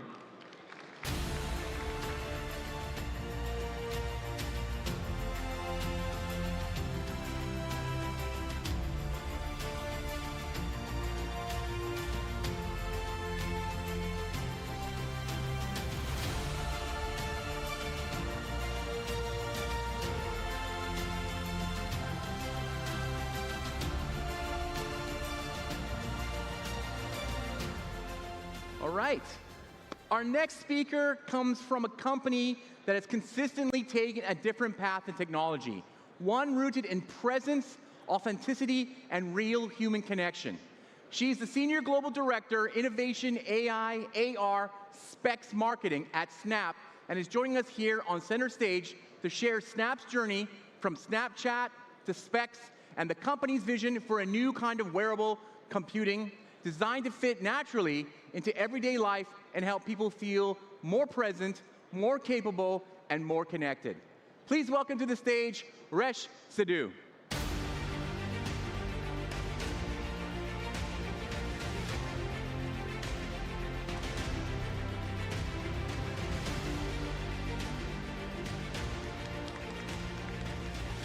Good morning, Doha. It's an absolute pleasure to be here with you today at Web Summit, especially in a region that has shown the world what passion, creativity, and long-term vision can do when they come together. This year marks a defining moment for Snapchat. We're celebrating a decade of lenses. AI is transforming not only the way people interact with the world, but also our platform. And all while this is happening, we are bringing to market our intelligent eyewear in the form of Specs. So come with me as I take you through a journey of how we've arrived at this pivotal moment. Throughout history, the biggest leap forward has started with a shared human belief that something difficult was worth attempting. Going to the moon wasn't a technical challenge, it was actually a human one. It required imagination before engineering. It required belief before proof. Every generation has had its version of this moment, a push to do what once felt truly impossible. Today, that challenge isn't about how far we can travel. It's really about how closely technology can align with our lives. And that's where Snap comes in. At Snap, our work has always been about making computing more human. When we created Snapchat, it was to make online conversations feel as human as talking face to face. No likes, no followers, no doom scrolling, just real connection in the moment. And that philosophy has shaped everything that we've done. Today, nearly 1 billion people around the world use Snapchat every month. And they don't come to perform for an audience. They come to connect with the people that matter to them most. In fact, Snapchatters open Snapchat 45 times on average in a day, making it the most frequently used app. And why do they come? They come to connect with friends, with family, and build real relationships. And that's why people love Snapchat. That's our secret sauce. Unlike other platforms, it's not about polished content or being fake. It's really about being your true, authentic self, Authenticity over perfection wins all the time. And on Snapchat, AR is really transforming the way a whole generation is communicating. It's their virtual playground. A whole generation of people now use augmented reality as a way to express themselves, communicate with each other, and connect in a whole entirely new ways. What's amazing about our augmented technology is how far we've come. We started with simple lenses. Many of you may remember the puppy dog ears, the vomiting rainbows. But over time, AR has become something so much bigger. Augmented reality is an incredible tool to connect with audiences, to connect with each other, and to really share the things that you love in a way that brings joy to people's lives. And that's why we've spent over a decade building and perfecting our AR technology. We are pioneers in augmented reality, not as a gimmick, but as a core interface for human interaction. Designed to be simple for creators, truly impactful for brands, and most of all, super fun to use. Today, more than 350 million people around the world engage with augmented reality on Snapchat. And here in MENA, 85% of Snapchatters engage with our AR lenses. For an entire generation, it is simply how they engage with the world. And for brands, well, it becomes an incredibly powerful tool to engage with an audience in a way that they never imagined. So, when one of the world's most forward-thinking brands wanted to connect with youth in a completely different way, they approached Snapchat for a little help. For the Paris 2024 Olympics, Nike didn't want an ordinary campaign. They wanted something different. They wanted to connect with youth in Paris in a way that they had never done before. They wanted to create a movement. They didn't want to just speak to Gen Z. They wanted them to be participants in everything that they did. So together with Nike, we created Victory Mode. It is a first-of-a-kind super lens which creates a playground in the sky. The youth could play games, connect with each other, and really fueled competition and community in a way that we had never seen before. 2024 was a landmark year in Paris. But even with the world's biggest sporting event in town, local youth still didn't get a fair shot at top-tier competition. Only 9% of the city has fields of play, but Snapchat reaches over 90% of French youth. So, we partnered with Nike to open a playing field with no limits. Introducing Victory Mode, a first-of-its-kind AR spatial competition where the sky transforms into a playing field. Victory Mode sparks citywide competition where players climb to the top, knocking rivals out in real time. Taking AR competition to a whole new level with Snapchat's first-ever live global leaderboard, powered by a unique ranking algorithm and custom backend. Next, chart your path to victory with a real-time spatial navigator that connected you to every Nike event and AR experience. Paris became an urban playground where youth finally had a stage of their own. But don't take our word for it. Victory is always found in the details. Victory Mode established itself as the ultimate AR arena for the next generation. All they had to do was look up and lock in. Now, what experiences like Nike reveal to us is a change in the way Gen Z want to interact with brands. People no longer want to be targeted. They want to be included. And experiences like Nike reveal the incredible power of augmented reality to connect with people in a way that we never imagined. But it's not just augmented reality that's having a moment. We all know that AI is having a moment too. In fact, millions of Snapchatters are already engaging with AI on our platform. From AI-powered lenses to new ways of answering questions and inspiration, like turning me into a superhero. AI on Snap is not about replacing creativity. Think of it as rocket fuel. It fuels creativity in a way and self-expression for our community that we have never seen before. And the combination of augmented reality and AI is really transforming into something pretty remarkable. AI was a tool that helped you be included. AI now is a tool that helps understand the world around you.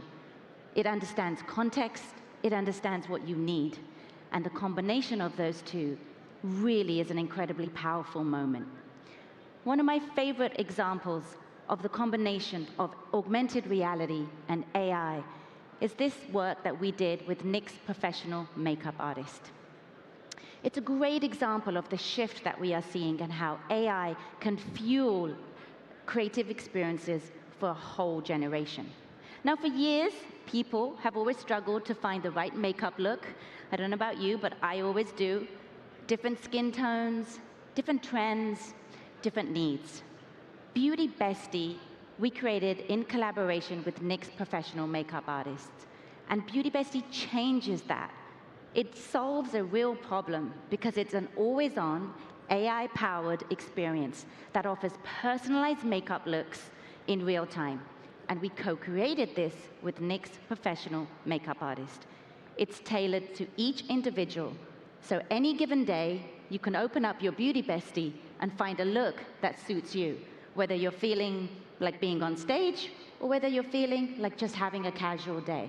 NYX Beauty Bestie is an incredible way to really give audiences what they need. Gen Z is a generation of flux and fluidity, exploring who they are and experimenting with their identity. Along this journey, makeup plays an important role. It provides a universal language for self-expression, helping them externalize who they are today. But it can be challenging to find affordable expertise and products that move as fast as they do. They crave beauty tools that vibe with their evolving style. Meet NYX Professional Makeup Beauty Bestie, your always-on makeup BFF. A first-of-its-kind AR experience serving daily makeup looks, the season's hottest trends, and game-changing advice from pro makeup artists.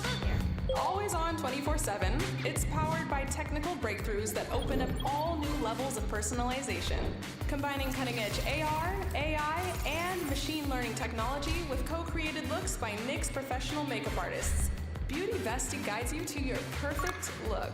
With hands-free gestures and Snap's inclusive camera, the real magic happens, conjuring up that flawless look with just a nod and a swipe. Obsess! Revolutionizing beauty tech with over 118 million plus impressions.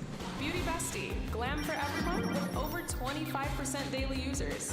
Whether you're conquering the color diva vibe or crafting your own, NYX Professional Makeup Beauty Bestie's got your back. Now, this isn't just about beauty.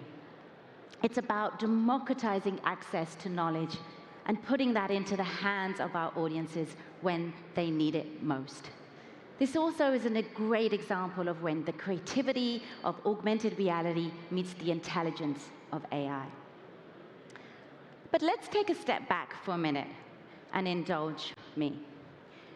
Because I don't know about you, but for a long time, technology has asked people to adapt to it, to look down at our screens, like many of you are doing now, to stop what they're doing, to leave the moment to send a message or check your feeds. But here's the reality. Life doesn't happen on screens. Life happens in conversations, in shared moments. Life happens in the world around us. And I don't know about you, but if computing is going to be useful, it has to meet us where life is happening. Over the past 10 years, we've been secretly working on a new kind of computer. One designed not for desks or pockets, but one designed for real life. We've actually built and iterated through 5 generations of smart glasses. And each one taught us all around the form factor, what works, what doesn't work, and what does it truly take to make computing wearable, to make it useful, and to make it natural and part of our everyday lives. This really wasn't about chasing a form factor. It was about finding the right place for intelligence and augmented reality to live. After 5 generations of this new technology, we knew it was ready, but not for consumers. We actually put it into the hands of developers. In 2024, at our Snap Partner Summit, we introduced Spectacles to our developer community around the world. Thousands and thousands of developers were invited to explore what the future of computing could mean when it leaves our screens and our devices. The real question, though, was what would they make with it? And our community did not disappoint. Thousands of developers around the world have been building over the past 2 years lenses for spectacles using our Lens Studio software. Combining the power of augmented reality and AI together, they help creating real-world experiences where you no longer need your laptops or your mobile phones. These experiences go far beyond just novelty. They go far beyond just AI audio. They are changing the way we interact with the world. Across learning, across playing together, and experiencing the world just how it was intended, with us looking up, not looking down. At the same time, we also have been partnering with some of the world's most innovative brands, like Paramount and The Last Airbender, changing the future of shopping with Adidas, and one of my personal favorites, working with Lego to bring play into the world wherever you are. And also, everybody's favorite, Star Wars, because who doesn't want to be a Jedi? They've all been using Spectacles as a new platform for storytelling and as a new way to completely transform the way we think about entertainment, the way we think about shopping, the way we think about learning and exploring the world. What this process has proved is that the future of computing has arrived, and it works at scale. And that journey brings us here to this moment. We are launching Specs to consumers in 2026. Specs are a new kind of computer, a new form of intelligent eyewear, one that is spatial and intelligent, built to understand the world around you instead of pulling you out of the moment. So what can Specs do? Well, Specs can help you see more, do more, and experience more of your everyday life in a much more creative and imaginative way. There's 3 areas where Specs will really shine, and these are my favorite moments. I want to share them with you today. The first is everyday support. Specs helps when you need it most, and help that appears naturally in the world around you, whether you need a friendly reminder or whether you need guidance and navigation. You no longer have to pull out your phone. With Specs, guidance, navigation is intuitive, or translation, so you can keep the conversation flowing without actually pulling you out of the moment. The second is real-time improvement. This is my favorite. This is like hacking life, because Specs can help you get better at the things you love, or maybe at the things that you're not so good at, while you're actually doing them. Whether you want to learn cooking, gaming, and playing together, or this one is improving, very popular here. If you want to improve your golf swing, make sure you buy a pair of Specs. Specs is like the quiet coach in your ear, helping you just get better at the things that you love. And the third is discovery. Specs are built for being on the move and being outdoors. You're not tethered, you can be out on the go, which means that it can help you see more of the world. It turns your curiosity into something that you can truly understand in the moment. And when computing can work like this, it doesn't pull me out of life. It keeps me in it and supports me in the moment. Experiences like this are going to become the norm. In fact, we have a little surprise for you all here today. If you visit the Snapchat booth, we built an experience with the Qatar Museum where you can try Specs, and you can also try seeing how the history of this country has moved from the past to the present. Just a little taste of what's going to come. Now, we all know If technology is going to live on your face and in your world, then trust is not optional. Privacy has always been central to Snapchat. We are private by default. Content deletes by default, and we minimize data collection. We always have. And specs are built with that same privacy standard. Clear indicators, thoughtful defaults, and transparent permissions. Because the most powerful technology does not demand attention, it earns trust. And that brings me back to the moon. Because going to the moon didn't change us because it was spectacular. It actually changed us because it showed what's possible when belief, technology, and people can come together. That is what we have been doing for the past 10 years, building a new form of computing so we, as humans, can be more present, more together, and more connected. Specs are built in that same spirit, a belief that something different is possible, not to pull you out of this world, but to help us show up in it. Because the next great leap won't be measured in how far technology can go. It will be measured in how human technology allows us to be. Thank you for being on this journey with us.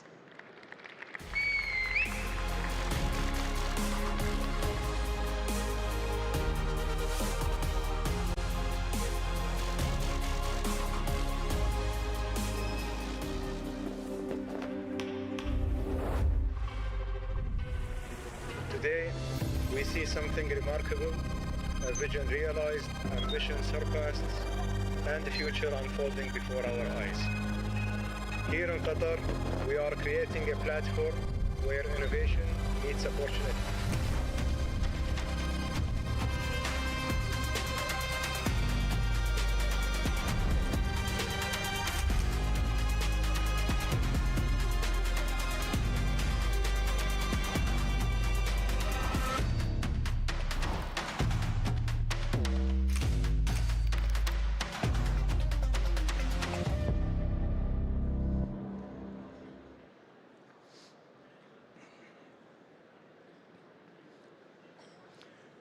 Culture is increasingly recognized as a strategic investment, one that fuels creativity, education, and long-term economic growth.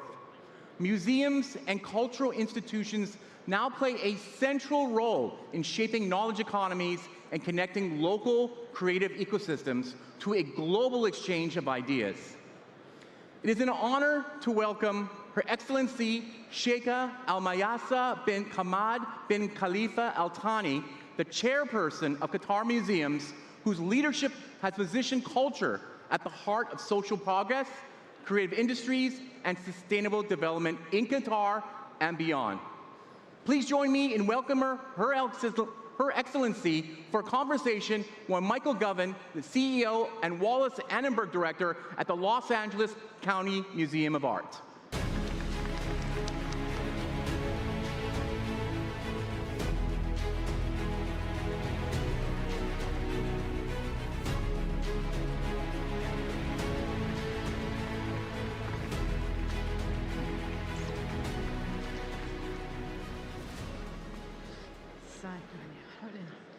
Good morning.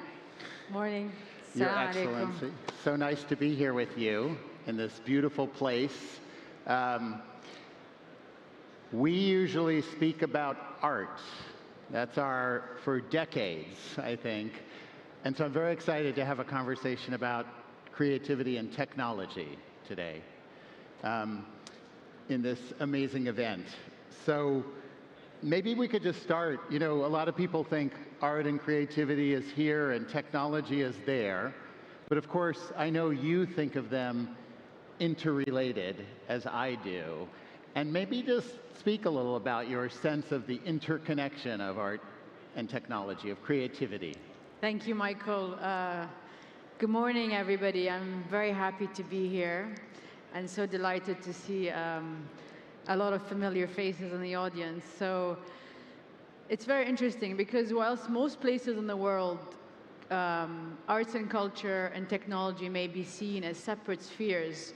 In Qatar, actually, we've brought them together. Not just as my idea, but really a national vision. And if you can just imagine what's happening this week, not only are we hosting the Web Summit, when His Highness decided to bring the art fair to Qatar, Art Basel Qatar, which we're launching tonight, we timed it, or he timed it, with the Web Summit because we already understood that for technology to thrive, it needs arts and culture, and for arts and culture to thrive, it needs technology. So that becomes two sides of the same coin, which we call creativity. And we've done a lot in the field already in terms of investing in technology within our existing infrastructure. We've invested a lot on culture infrastructure, whether it's museums, creative hubs, platforms, whereby we really created an urban environment for innovation to thrive. So everything we do here has become really a national effort. It's interdisciplinary, it brings people together, it brings the best ideas together. I mean, last night, the Prime Minister announced a new fund of $2 billion. In addition, actually, I should say, as opposed to a new fund, to the funds of QIA, we're adding $2 billion to that for people to be able to access these funds. And in order for startups to thrive, they really need an environment that's, you know, culturally innovative. And you know more than anyone, I mean, the work that you're doing in LA with LACMA embodies what we're doing here.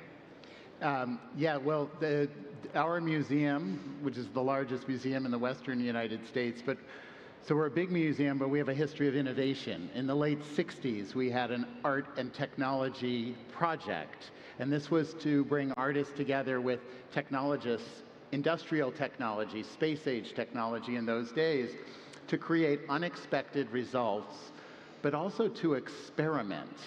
And I think that sense of innovation and experimentation is part of your whole thinking. I want to ask you about this long-term thinking, because I travel the world, and I'm always kind of jealous of how Qatar has had this long view of decades. I was here decades ago, and I was told, well, there'll be this museum, and we'll work with the region, and then we will work with sports and children, and then we will work with international art. You create a whole, it's a kind of ecosystem thinking, this totalizing thinking. It must be both a privilege and an awesome responsibility to be thinking through these big ecosystems. Isn't that how you see it? Absolutely, actually. You know, Qatar launched a national vision in 2008, and we're almost completing that, Qatar National Vision 2030, and it embodies exactly that. It was a long-term vision with the human being at the center of it all. So everything we did was an investment in enhancing the capability and ability of the population living in Qatar, whether Qatari or residents. And so in having a national vision centered to all entities that are in Qatar, everybody knew what their guidelines were. It was always about the people, and the more we invested in the talent, the more pool of creative people in any discipline. I always say, if you invest in creativity, it doesn't mean somebody will become an artist. It can be the next tech entrepreneur, or the next president, or the next whatever. So that was very, very important. And the long-term plan, you know, I don't want you to ever be jealous of Qatar, because I find you a collaborator and a very important part of what we are doing here. But the first chapter of that 25-year vision was all about national identity and heritage. We started with the Museum of Islamic Art, followed by Madhaf, the Arab Museum of Modern Art, and the National Museum of Qatar. And whilst that chapter has been delivered, Madhaf is now evolving into a larger campus for more creativity and innovation. It is strategically located within Education City, which means it has a pool of residents surrounding it, from students to faculty to all kinds of people that are living within that vicinity. And the same with the National Museum of Qatar. It is located in a very important area, that is, surrounded by heritage houses over 100 years, built during the times of the Ottoman Empire. So again, we are always rethinking about the projects that we deliver. There is never a final line. You always have to revise and rethink about what we're doing. The National Museum of Qatar, for example, to talk about technology, has a Microsoft AI lab within it. And I can't tell you the demand for that program. I mean, the programs we offer to young people, teenagers, and adults have been overwhelmingly popular. Today, here at the Web Summit, where Qatar Museums is also announcing a new partnership with Google Cloud of how they've recreated a whole Mario Kart game using Qatar's cultural investments as part of that game. Becomes an educational tool. Technology will be part of the Dedu Children's Museum, although the main idea of the Children's Museum that we hope to open in 2029 is all about engaging and inviting young people to play. But I always say, can you live without a credit card? I don't think so. You need your credit card for any financial transaction. I think our children will need to work with AI. So the question becomes, how do you monitor and encourage them to use it as a tool that brings people together, that enhances humanity as opposed to destroy society? That's going to be the next part of our plan with the Children's Museum and the Sports Museum, which we've already inaugurated as part of the FIFA World Cup in 2022. And finally, the last chapter of our museum plan is the global projects that we have been developing. The Qatar Auto Museum that talks about the auto industry evolution in Qatar, specifically looking at the families who played an integral role into what we did. The Lusail Museum, which talks about the Orientalist collection, but also looks at colonialism and post-colonialism and what that means to us today, and how do we reinvent our identity. I mean, yesterday, the opening speaker, Mr. Lee, spoke about that the next Silicon Valley destination will be here in the Middle East. And the talent that's coming here are still required to go to the US to create their ideas. But what I say today is you don't need to go that far anymore. Everything is available to you here.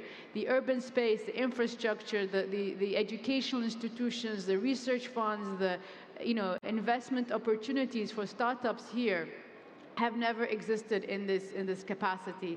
And last but not least, the museum that we are working very hard on is the Art Mill Museum, which is our museum of modern and contemporary art that brings Arab collections into the midst of that narrative. But more importantly, it is supported by a creative village to bring the artists closer together in what we do. I mean, I really invite all of you to explore the Art Basel Qatar. Even if you have been to many art fairs before, this is very, very unique. It's been curated and led by an artistic director, Wael Shouki, who is now a resident of Qatar, the first recipient of the creative visa. And it's curated in a way where you may think these works are not for sale because it looks like an art show, but everything is for sale and everything is curated in a beautiful manner. It's within the urban space of Msherib. It's really a beautiful art fair, very different to other fairs I have experienced. I mean, I had very high expectations, and I must say the teams that came together have over-exceeded my expectations. So I hope you can make time in your busy agendas to join us. See a little art. So you mentioned a creative visa, which I think is an amazing idea. Can you say a little more about that? Because you've just started that program, right? This idea of a creative visa to bring people and their creativity for residencies. So the government has initiated a number of visas. Last night, in fact, the Prime Minister announced the Ruby visa. So we have multiple kind of visas that are being announced. One of them is the creative visa, of which we invite creatives who are collaborating with us or have an invested interest to partner with our vision, who share the same vision, I should say. So it's quite a selective approach from our side. And they can apply for a creative visa to be a resident in Qatar. Holders of creative visa are not obligated to live here the full year.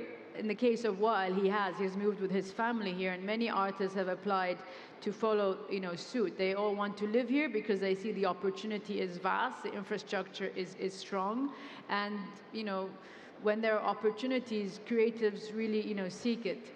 In terms of fashion, for example, every year we host the Fashion Trust Arabia, and each time we do that, the designers and the finalists who come to us, so we have about 25 finalists each year, they always inquire, if we wanted to live here, what does it take?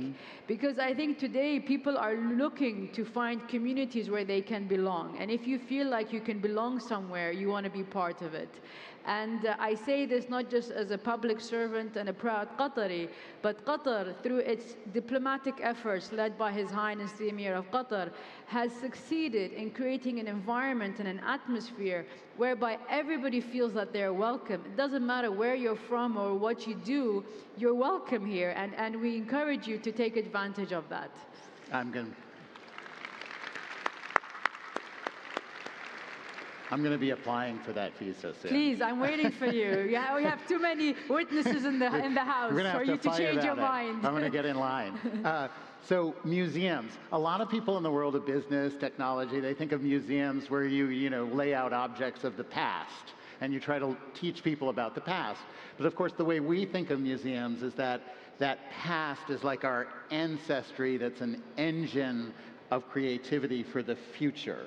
And I think we think of museums as inspiration for your ideas, not just to tell you what happened, but hopefully, you think AI is actually a repository of human information. It's trying to hold that. So you have a very contemporary sensibility. I mean, you've overseen the National Museum, you've overseen lots of the Islamic Museum, which has historical objects, but your orientation seems to be always to people and the future. Can you say something about how you think of these giant museum projects, all these museums, in inspiring that future? So, when we think about museums, we don't think of them as separate entities. We think of them as how do they add value to the ecosystem of where we're going to be building them. So there's no one-size-fits-all. Every project is different. Every project requires, a different way of thinking, but every project takes the same process. Meaning, we always look at who are our stakeholders around this entity. The location we choose for a museum requires us to think about who needs to be involved in order for us to add value and enhance the lives of other people. Our projects don't become just about building beautiful buildings and housing good collections. It becomes an urban enhancer for people to convene. I believe museums today are the most relevant public spaces that we have, and it brings people of all walks of life together. You are able to feel confident and safe to discuss any initiative and any project that you want, because really, frankly, we're not here to judge people's discourse. We're here to encourage people to exchange ideas, to see eye to eye with each other, and to respect each other. We don't expect everybody to agree with each other, but we do expect people to respect one another. And I think that's really important, especially in this day and age, where social media and technology has almost numbed us from thinking about what the other person really feels. Today you can take your phone and send a message and have no idea on what that impact has on the other person. Whereas in the past, you were obliged to sit in front of somebody to communicate what you have to say. So that vehicle of communication needs to be sensitized, and it cannot be a numbing vehicle for people to say what they want, when they want, and how they want to say it. So museums does that because it allows us to open these room for debate and conversation whenever we do an exhibition. Last night I opened the Empire of Light, an exhibition in partnership with the Aga Khan Foundation. It is about Afghanistan. For those of you who have not seen it or visited, please do. I mean, the things that I learned from that exhibition gives you a completely different insight of how this country had, civilizations that influenced all of Central Asia. Richard Serra, when he came to Qatar, as we were working on the urban park of the Museum of Islamic Art, doing his own research, he was inspired by an Afghani minaret to build the Sculpture 7.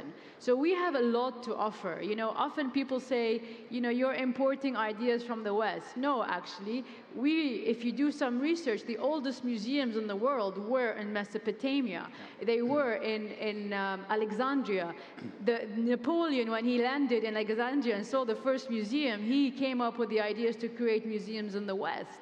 So here we are, re-engaging with this cultural dialogue of East-West, but really we're bringing the world together. Yeah, I would like to, I agree. I think that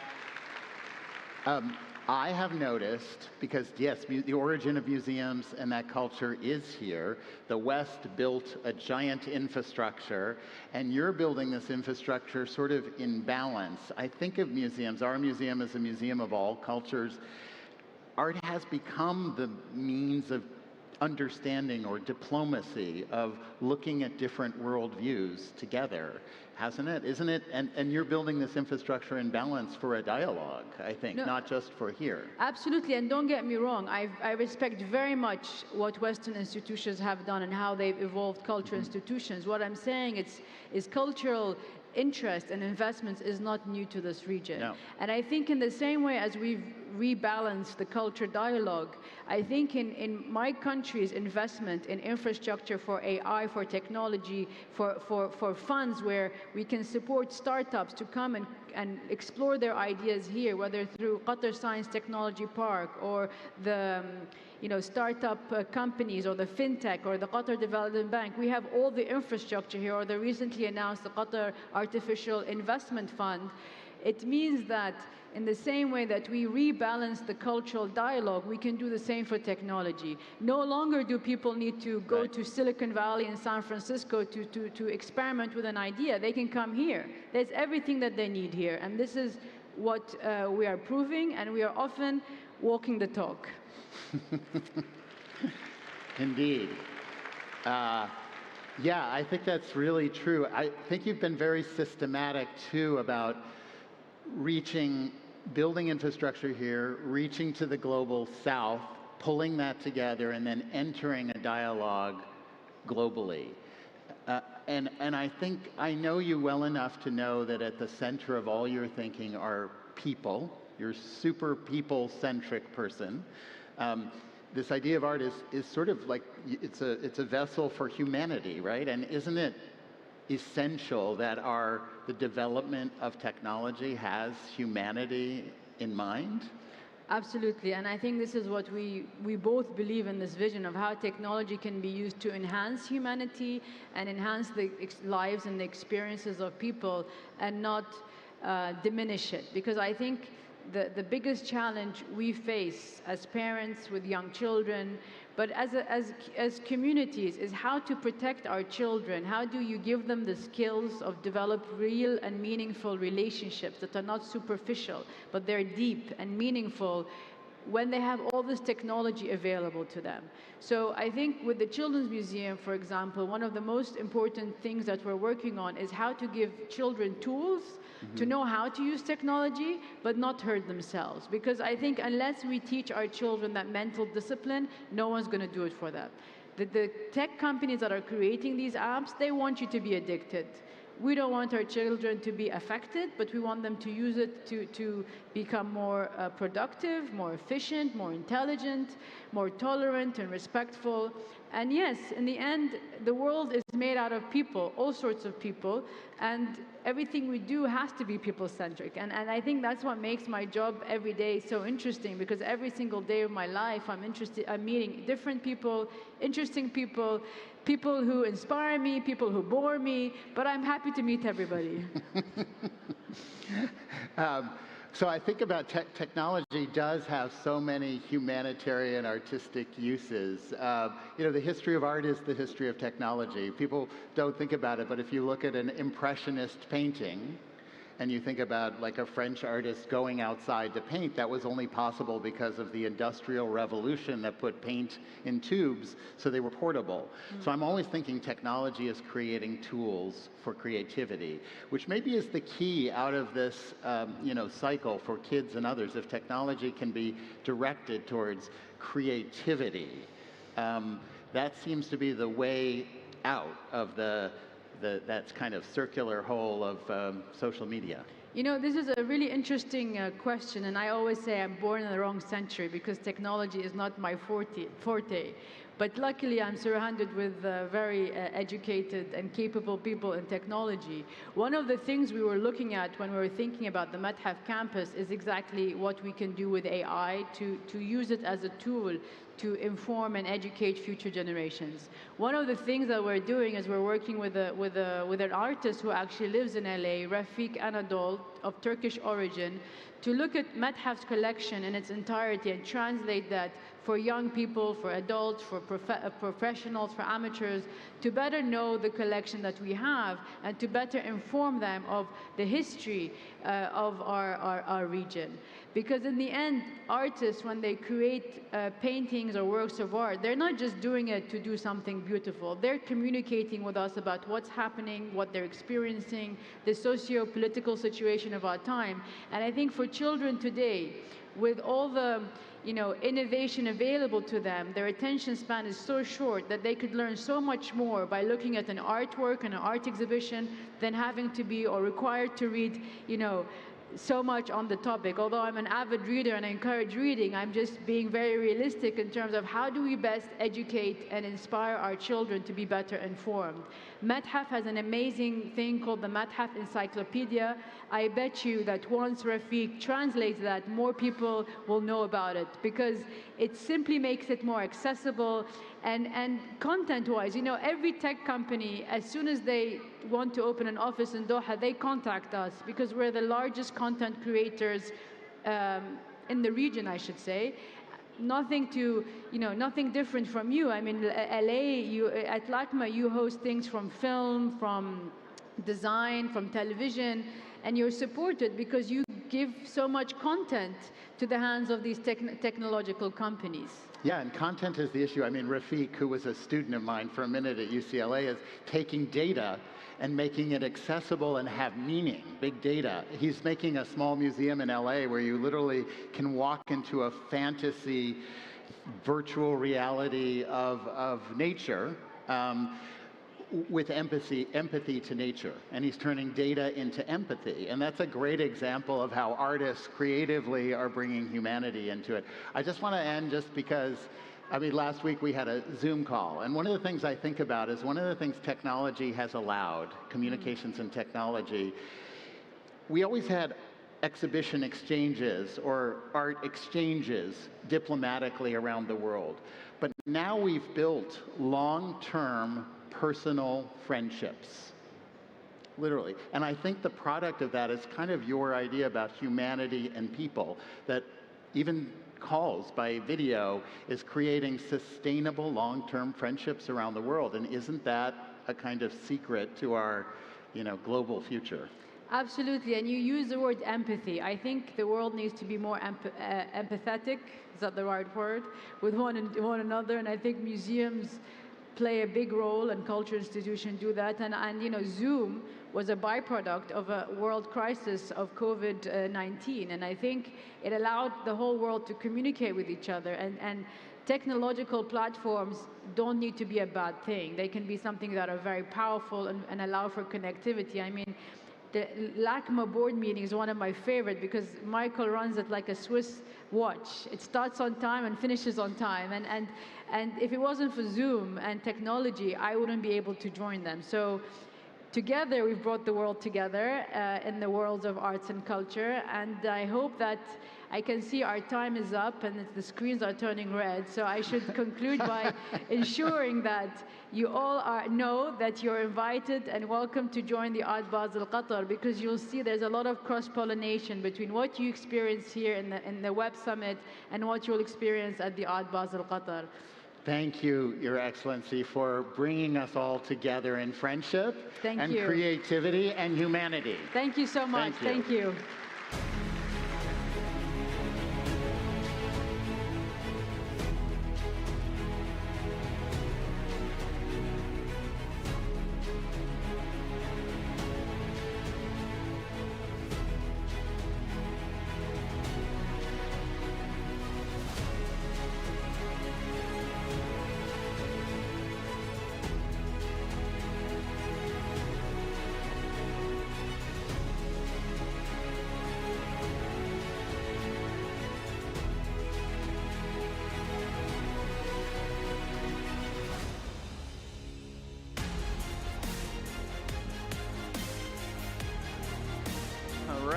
Look at this. What is this? It's a ladder.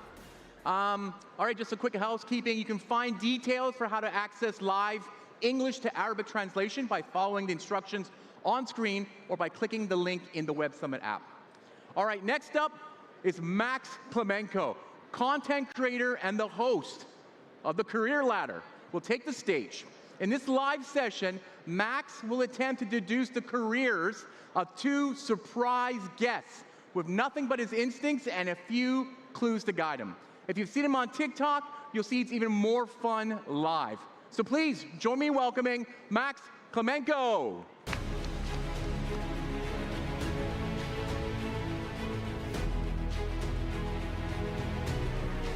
How's it going?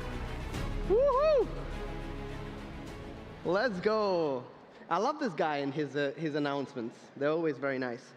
I'm gonna get ooh, there's so much movement. Amazing.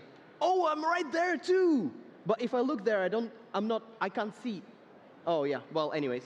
Awesome, how are you guys? Sweet. Can you please, oh, I'm Max, by the way. I forgot to introduce myself also personally. Can you please raise your hand if you've seen the Career Ladder before? You catching this? Everybody. But you. Oh, no, you also raising. Okay, sorry, I didn't see it. Oh, you're raising 2 hands. Okay, that's cool. All right, amazing. So you guys know how this goes. We've only done it a few times live, so this is a very, very special treat. As you know, I'll try to guess the jobs. Hopefully, I succeed. All right, awesome. Can we please have our first guest? Guys, clap it up.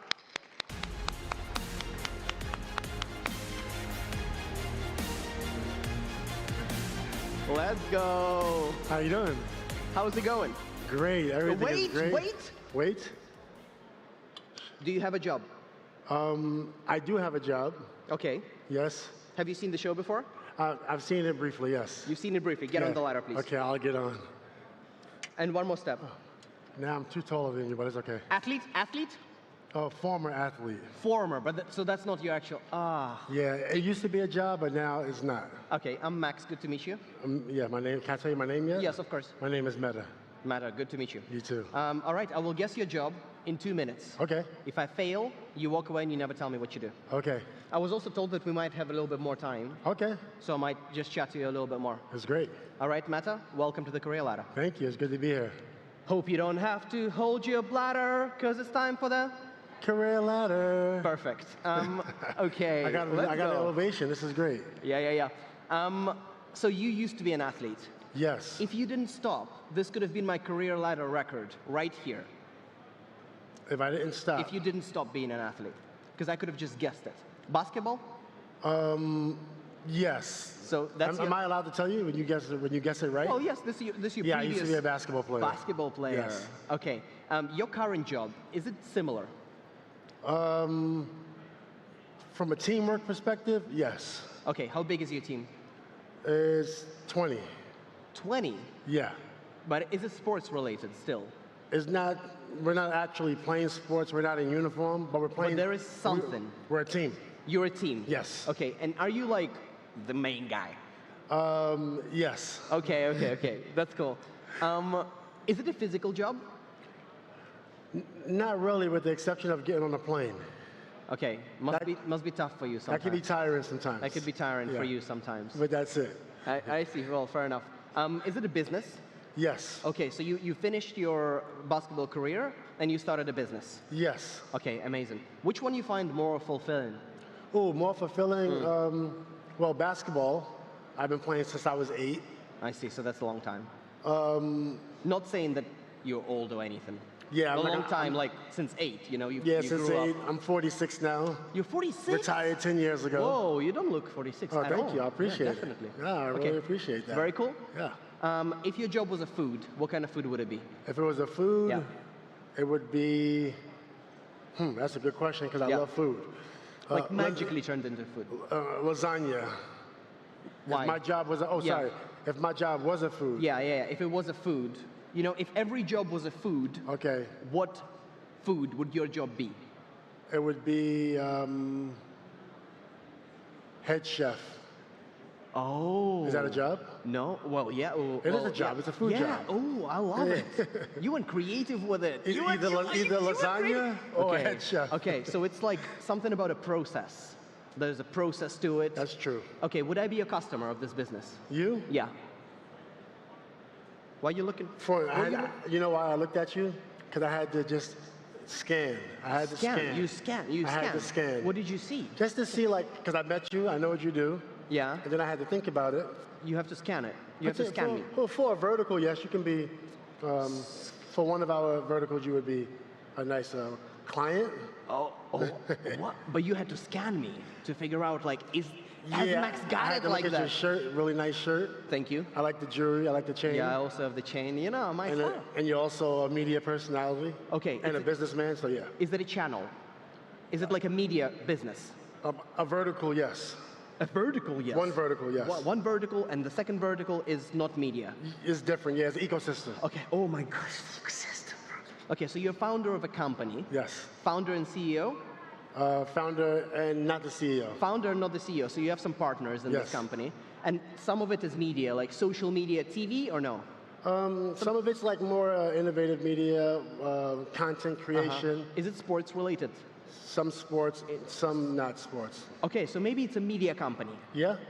You're a CEO of a media company that does content, it does some consulting, it does some consulting, bits and, media consulting. Yeah. You know what I mean? That kind of company. Yeah. So I got it. You got it. Yeah, you did. You got a big portion of it. Oh my God! What do you mean a big portion? A big portion because there's other areas, but you got a big portion of it. Okay, big portion is media, consulting, yeah, content. There's some tech. Maybe that's what I'm missing. Yeah, tech, maybe. Yeah. Tech platform. I would say that. Tech platform app. Tech platform app. More consultation, so not just a product. Okay, but more. So tech and media consultancy. Yes. Conglomerate. Yes. Let's go. You got it. Okay, I got it. All right, very cool. What is it called? It's called Our Test Management Group. All right. Yeah. That's awesome. Yeah, you actually hit it on a nail. I'm going to use that when I'm pitching. You're gonna? Well, you can't just use that. You have to pay us for the rights. I will. I'll give you. You have to pay us for the rights. I'll give you a royalty for sure. Because you know, I once I came to Singapore and I tried some Singaporean food. Have you been to Singapore before? I've never been. Okay. Anyone from Singapore? I've been to Asia. I've been to China a lot. I've been to China 50 times, but never to Singapore. Okay, interesting. But I tried their pork thing. They have these like pork, like smoked pork type thing. And then I went back home, and then in the end there was like an ad at their place, at this like food place. Okay. So they were just using me on the ladder. Like, you can't do that. Yeah, but what am I gonna do? Sue like the random? You know, I'm not gonna do that. I mean, you could ask for a contract. Yeah. You know, if they say no, you know, whatever. See, that's why you are the founder of Never a hurts media to ask. conglomerate, and I'm not. All right, awesome. Thank you very much. Thanks for having me on the ladder. Pleasure. I hope you guys check out the company and see you later. Thanks for having me. Okay, easy. Bye-bye. See you later. Let's go. Okay, easy W. A random robot. Okay. Oh, cool. Let's get our second guest, please, guys. Clap it up.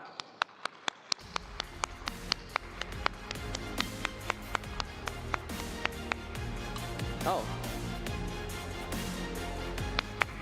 Let's go. Yeah, get on the ladder, please. What? Where? Oh, well, second step, yeah. There? Yes. Okay. What's your name?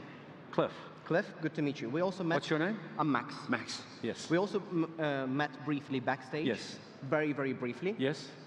So I still don't know what you do. Good. I want you to confirm because everyone thinks that this is set up. Yes. This is not set up. I think it's set up. But you had a. What? You broke my whole thing. You were meant to. I don't know how this works, so I don't know exactly what it is. Yeah. There's a ladder and there's you, and then. But we just met. Yes, I can confirm we just met. For okay, the first awesome. Time, yes. Oh, I'm sweating now. Yes. You know. Yeah. All right. I will guess your job. Sure. Great. In 2 minutes. Great. Fantastic. If I fail. Yes. You walk away and you never tell me what you do. Okay. Wonderful. Cliff, Good deal. Welcome to the career ladder. Well, thank you for having me on your career ladder. Well, thank you for being a guest on the ladder. You're welcome. You are welcome too. Thank you. Very polite. Thank you so much. Cool. It's like I'm in the UK again. All right, awesome. Hope you don't have to hold your bladder because it's time for the ladder? Career ladder. Career ladder. Okay, same thing. Do you love your job? Do I love my job? I don't know. Or do you job you love? I don't know if I call it a job anymore or what I'm doing You've right been now. fired? No, Oh. no. I'm just kind of, I'm exploring different things, and it's a whole different thing that I'm in right now that I wasn't a few years ago. I didn't expect to be here on this ladder talking to you. Okay. So this is a whole new sort of realm of Yeah, but your job and my job brought us here together. Yeah. somehow in Do you Web call Summit it Qatar. is yours a job? Is this a job? This is a job. This is a job. This is a job. This I is a don't job. know. Yeah. Okay, cool. How would you describe your job? I'm the career ladder guy. That's my job. Okay, great. Okay, then. All right. Can you describe your job easily and quickly? Without just saying a word. No, as in how easy it is to, like, let's say for my grandma, would she understand if you say what you do? Well, it's I don't know how to, there's a one sort of, it's like a one, like 4 syllable word. Okay. And yeah. I see. I don't know. Yeah, I think your grandma, I don't know how to describe it though. Is it quite international what you do? Yeah, it's a sort of like you have to be very enterprising and go out there and sort of make it happen. It's a business? Sure, yes. Okay, are you a founder or co-founder of this business? Co-founder. Co-founder of this business? Yes. And are you the subject matter expert, or it's more your co-founder, or like or both of you? My founder is the subject matter expert, and then we're working together, and I've seen opportunities within what was created before I came on board, and I'm diversifying it because, yeah. All right, where are you from? I'm from New Zealand. Oh yeah, we had a conversation about you being from New Zealand. Is New Zealand good at this thing? Oh yes, we have a pretty good track record at this thing. Of this industry? Of this industry, well, it's hard to describe. Are you helping people? Certainly. Oh, so it's something that is very kind of like helping people. Well, we're solving an issue. You're solving a problem. We're solving an issue within our nation in New Zealand. Interesting. But it's a global issue. It's a global issue. Something that will help many, many people Amazing. in the So world. it's a business. Is it a tech company? It's got an aspect of tech to it, Okay, yes. so it's an aspect of tech, but it's not just the usual tech company like AI this, AI that. No. It's like there's an issue in countries. Do rich countries struggle with it? That's actually where it's most prevalent. Like the more wealthy and more concentrated the wealth, the more difficult, the more imminent this problem is. Okay, so you were thinking about like what problem to solve, and you were like, let me solve this problem for the rich people. Sure, sure, it helps everybody, But I think. okay, so it's something that is like a structural problem. Is it city-based or rural? It's sort of pan-global, but it shows up differently in urban areas versus rural. But the more intensified the population, the more intense this problem Is becomes. it related to housing? Absolutely. Oh, On so the it's a money. business that is helping solve the housing crisis. Yes, and then we're connecting that to tech. Let's go! Let's go! This is great! Good job, yeah. I have 2 wins. I was so nervous. I was like, oh my God, everyone's gonna see I'm a fraud. But I'm not. Yes. Very cool. Do you want to describe it a little bit for people who don't know? The business? Yeah, including me. Well, there's a global housing crisis, and the more wealthy the nation and the more intense the wealth of the city, the more intense the housing crisis becomes as an affordability issue. People can't afford to buy houses. So in nations like, say, the UK, they're short of about 1.5 million homes. In New Zealand, we're short of about 100,000 homes. And how in are you Jamaica, solving they're it? short of 10,000 homes. But the issue is that, ironically, in the city of Auckland, there's 5,000 empty homes that are available to go onto the market no one can afford to buy. So you are filling them? Well, there's a gap in the market. There's Yeah. an opportunity for commercial capital to drop straight down into the residential property or asset class. So the largest asset class in the world is actually property. It's about 350 trillion. 70% of that is residential. 75% of the residential is private ownership and mortgages, and 25% of that is rental people who are paying someone else's mortgage. I see. You got all the numbers. You're switched on. Well, a couple. That's few. cool. All right, awesome. Thank you very much. Thank you. And see you later. Cheers. Okay. One tag. Tell me. Everyone deserves a home. We want to help people get into homes and own the homes that they live in. I totally agree. And the name of the company is? blocks, B-L-O-X-X. B-L-O-X-X. Thank you. I like it. Awesome. Cheers. Thank you very much. Thank and you. congrats on everything you're doing. Bye. All right, cool, awesome. All right, guys, well, that's my team here, cool. Guys, this concludes the session. Thank you very much for watching. Just remember, in your individual career ladders, nothing is out of reach. Thank you, guys, and see you later. I leave it here? I leave it here.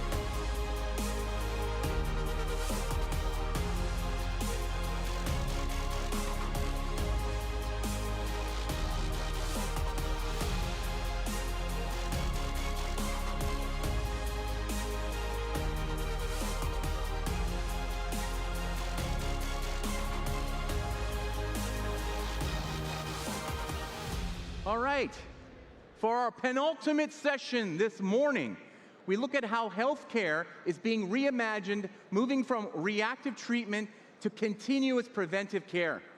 Tom Hale, the CEO of Aura, a company at the forefront of digital health monitoring, will be in conversation with Matthew Tostevin, the Senior Global Affairs Editor at Newsweek.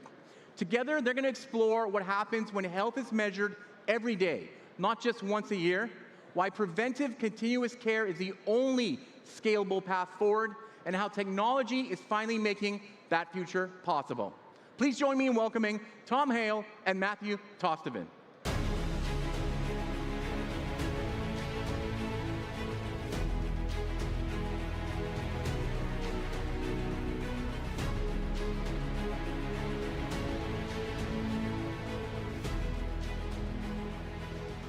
Wow, look at this crowd. Plenty of people here today. Fantastic welcome. Yeah, Tom, welcome to Web Summit. I know you've been to Web Summit before, but it's the first in Qatar. That's right. So welcome to Web Summit Qatar. Now, you've actually just got in. Yeah. What does your ring tell you about that? Yeah, I was just looking at it. I got about 2 hours of sleep last night on the plane. My readiness score is 48, which is well below my normal, which is in the 80s, and my sleep score is a 37, which is also terrible. So if I stop making sense, everybody feel free to just, let me know, and then I'll try and straighten up. So everyone get ready to jump in, just in case Tom starts to flag and the ring doesn't alert him in well enough. The good news is that I did get my exercise target in, because when your readiness is low, one of the things Aura does is it adjusts your step target to be lower. So my step target was only 4,500, and I think I got that walking from the gate to the baggage claim, which is about 1.5 miles in Doha Airport. Yeah, it's quite a long way. It's a long way. So, Tom, tell us, you've got some new research that you want to share about sleep around the world. Obviously, in the Middle East, we're interested in what that means for us, too. What does that tell us? So we just completed a study of people sleeping in the region, and it might not surprise anybody here, but it certainly surprised us that the sleep in the region is among the worst in terms of duration in the world. The worst country in the world for sleep is Japan. They have the shortest sleep time. The best in the world are the Nordic countries. And the Middle East is somewhere to the lower quartile of sleep. Now, what's interesting, though, is that we have two interesting phenomena here. One of which is women are much more better slept than men in the region. And the chronotype, which is the type of person you are genetically as a sleeper, is very skewed to evening and late evening sleepers, which means they go to bed later and they wake up later. And so there's a real maybe cultural and maybe genetic bias towards late night in the region. Very fascinating. Yeah, definitely. It's a quick question for people in the crowd. How many of you out here have a wearable to track your health? Okay. That's a lot. That's plenty. That's good. But wearables these days, and this is something that I wanted to touch on, they're much more than just personal devices. There's much more potential there than it being a lifestyle tool. What do they mean for actual healthcare systems? Walk us through that. Well, so I think the power of wearables started really with fitness and exercise. And in fact, there's quantifiable scientific research that suggests you put a wearable on somebody, they will exercise more, and that's good generally for your heart health. But over the last 5 or 6 years, what you've seen is an explosion in the types of things that you can measure, the types of predictions that you can make, and they bend more towards the types of things that healthcare systems care about. So for example, Aura famously can predict the date of ovulation for a woman, which is very helpful for a couple who's trying to conceive. We can predict illness.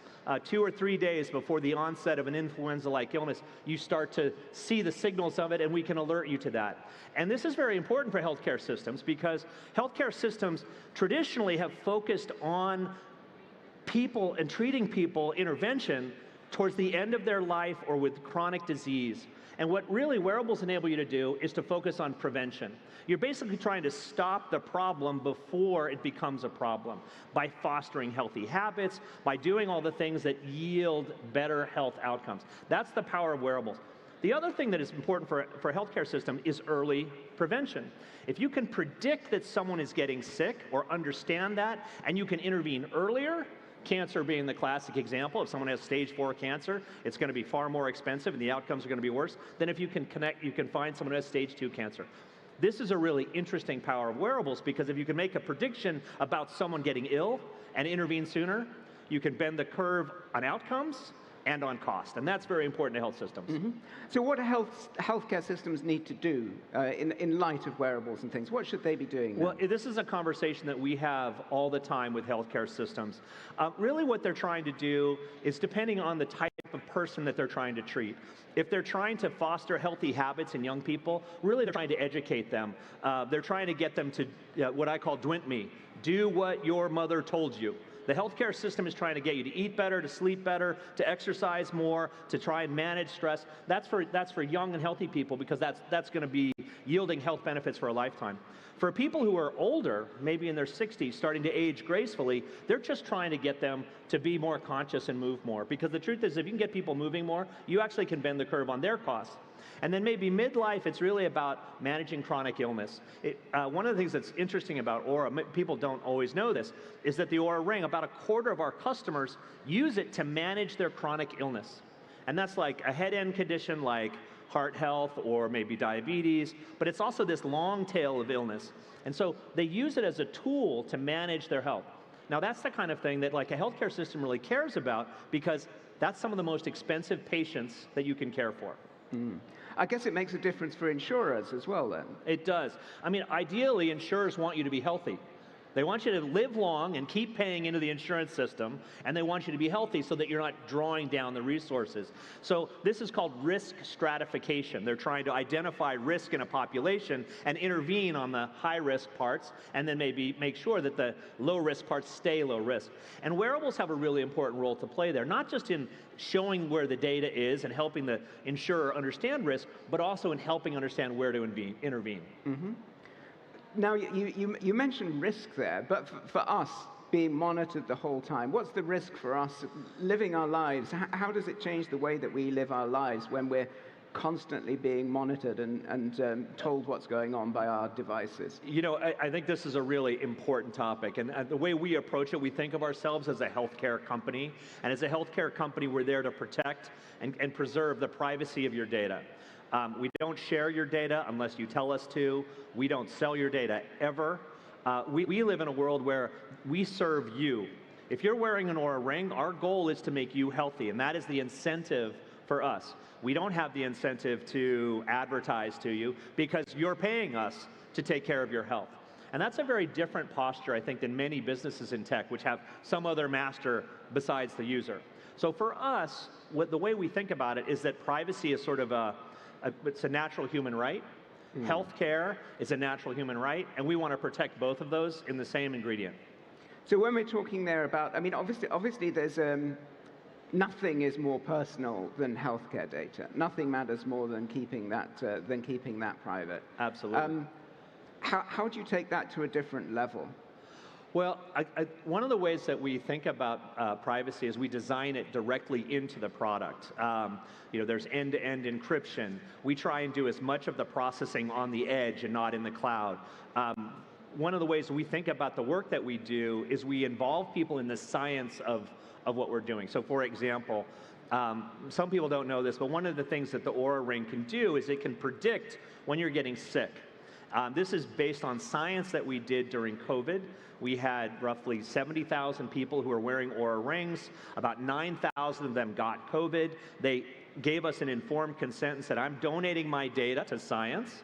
And we took that data and we looked at that population of people who got sick, and we rolled back the clock on their biometrics, and 2 3/4 days before they got a diagnosis, we could see signals of them getting sick. Now that's become a feature in the product called Symptom Radar now, but it wouldn't have happened unless those 60,000 people had said, I want to be a citizen scientist. I want to donate my data to science so that we can build the kind of understanding and knowledge of that population. And that's actually a really powerful way to think about wearables, particularly when you think about a biometric wearable that's continuously worn, is that you can start to see things that have actually eluded both medicine and science for decades. So how close are we really to the technology? I mean, COVID may be a very specific case, but it being able to tell us not just, look, something might be going on, but that actually being able to give us that diagnosis ourselves. Yeah, I think it's very, I think, futuristic to imagine that this device would be able to say, hey, you've got X or Y disease, but it's possible. And I'll give you a couple of examples. We think it's very possible for us to be able to detect hypertension.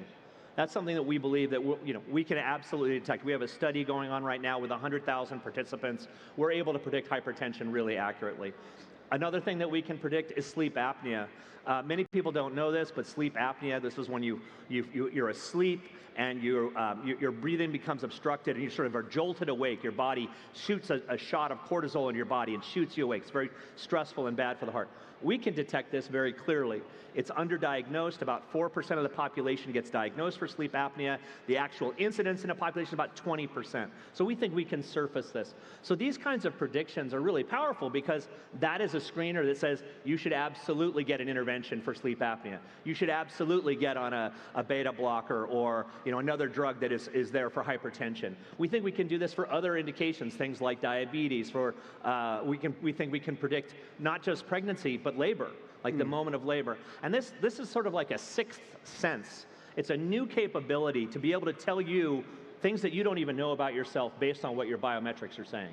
Now, you mentioned there about pregnancy, and very often tech has been designed or has been criticized for being designed from a male perspective. That's right. What are you doing to make sure that it's sort of genuinely fair and equitable in terms of its abilities for women as well? Well, one of the things that maybe is not perfectly obvious to people is that one of the metrics that we measure is based on temperature.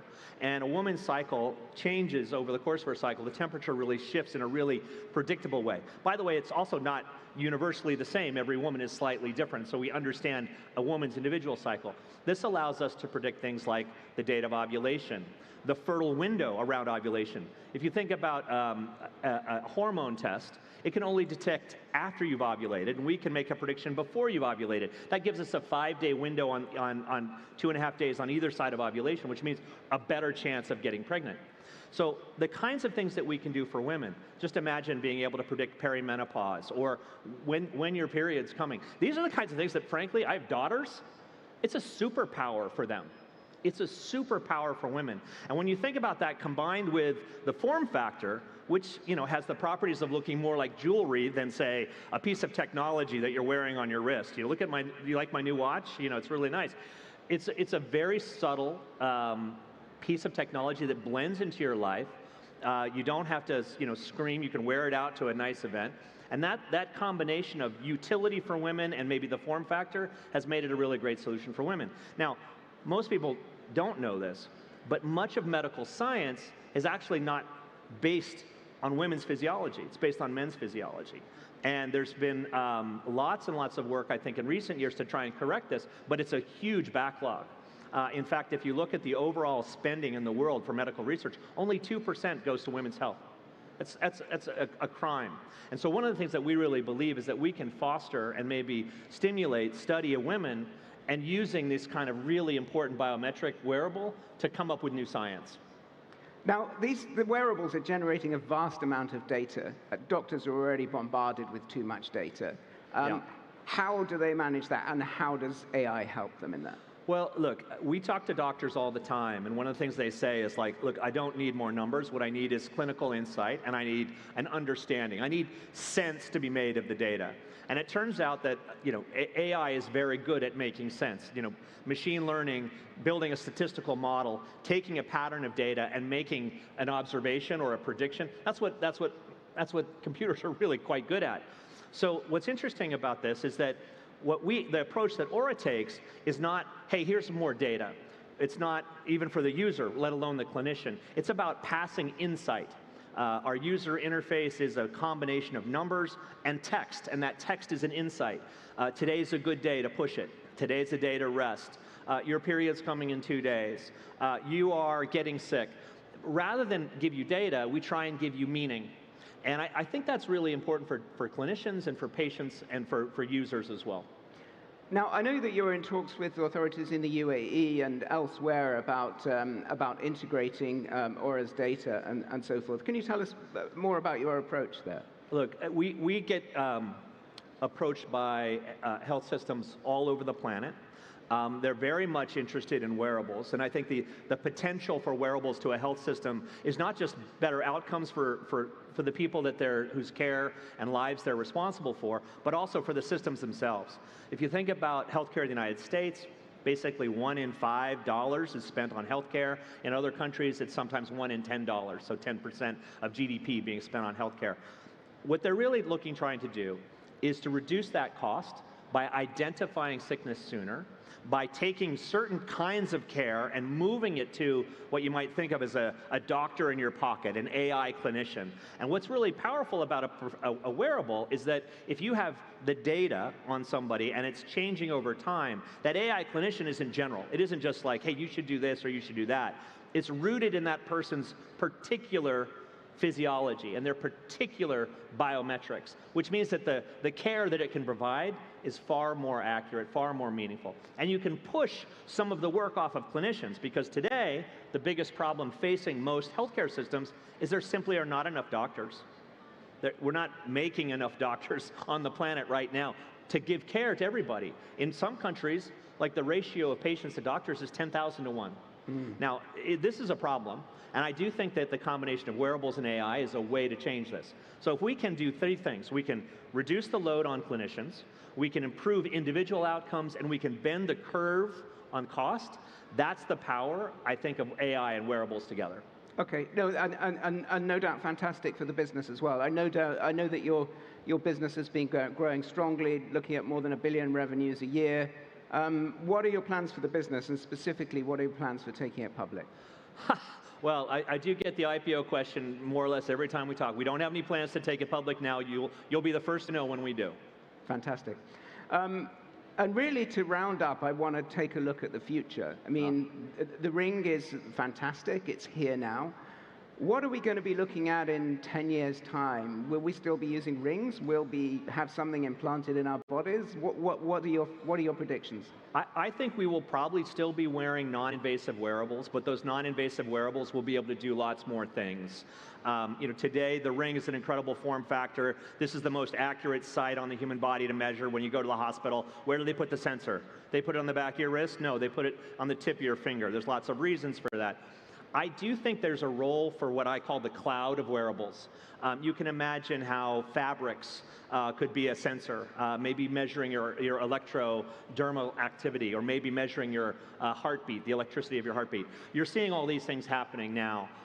I think as we look ahead, glasses, hearables, I'm wearing a sensor, a biosensor right now that's measuring sugar, but I think it will also be able to measure ketones and other hormones from these kinds of devices. So this cloud of wearables will give us a richer set of data, enable us to make better predictions about your health.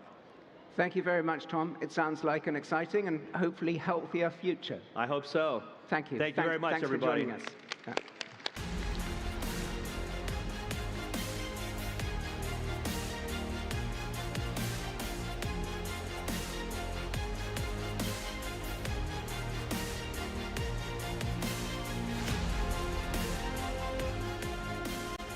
right.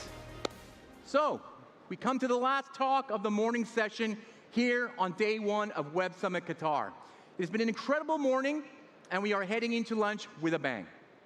A powerful voice has the ability to transform how people think and understand the world around them. It only takes one idea, one moment of genius to reshape our understanding of reality. Our next speaker is here to explore the power, sitting down with Andy Kelly from iHeartMedia. Please give a warm welcome to the host of the Modern Wisdom podcast, Chris Williamson.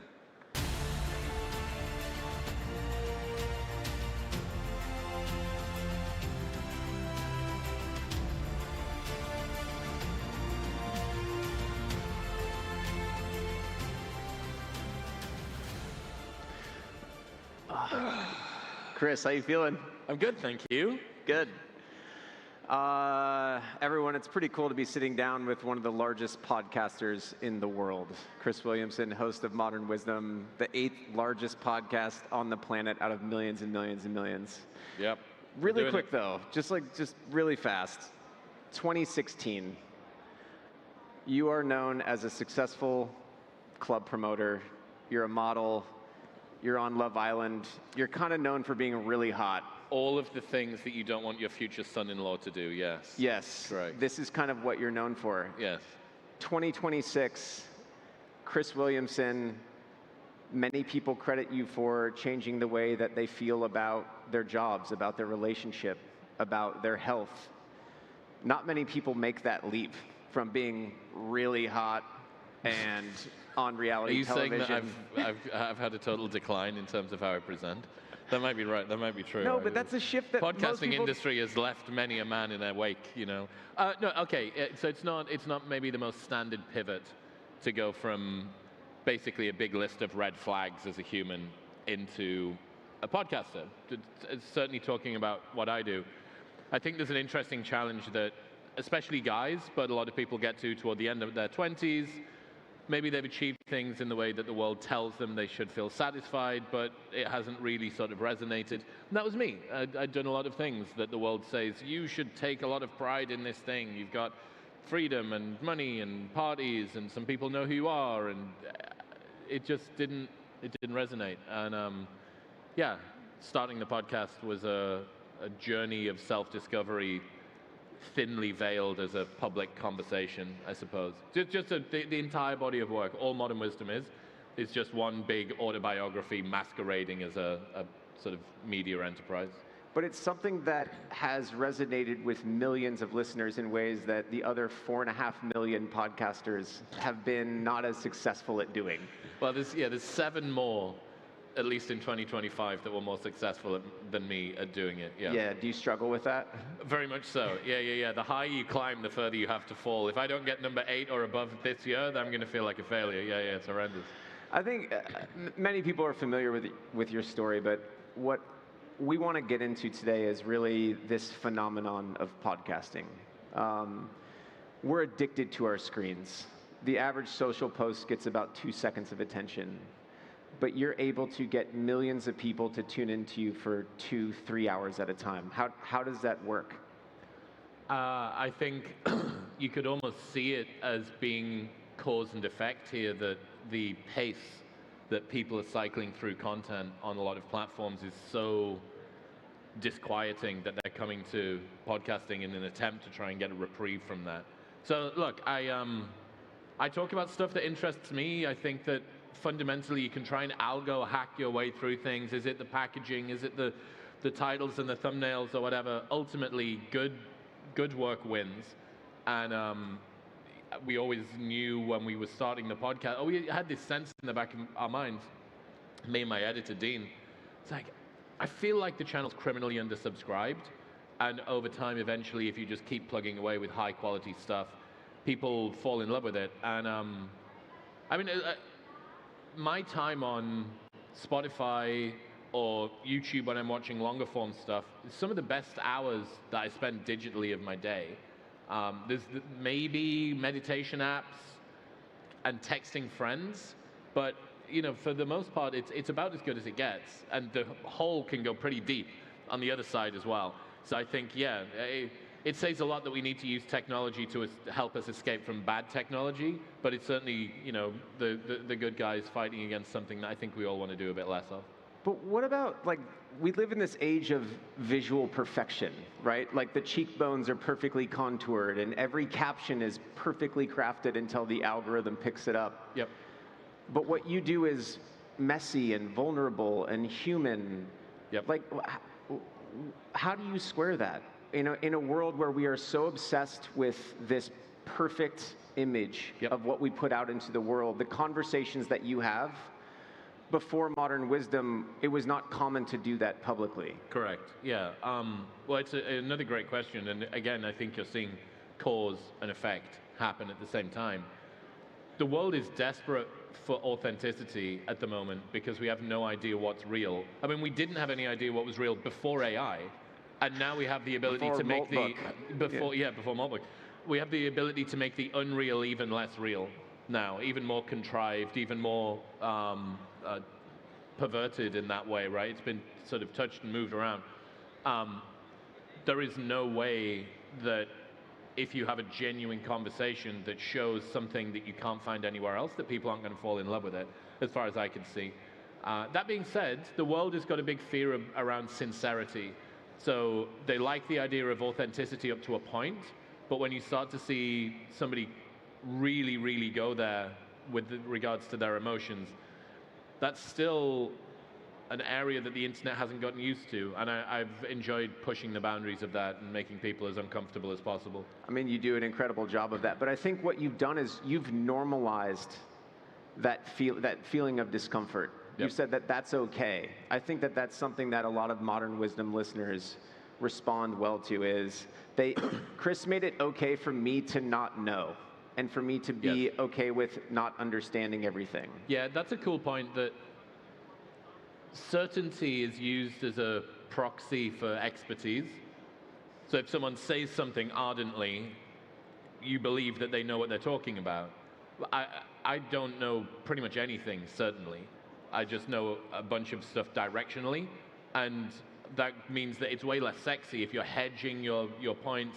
But if I have a conversation with someone and they're completely, absolutely ardent about what it is that they're saying, I'm usually a bit more skeptical of them than if they come in and say, well, look, man, I got to say, I'm not exactly an expert on this, and the data out there seems a bit mixed, but I would guess that, ... I'm like, oh, okay, this person's more interested in being accurate than being right.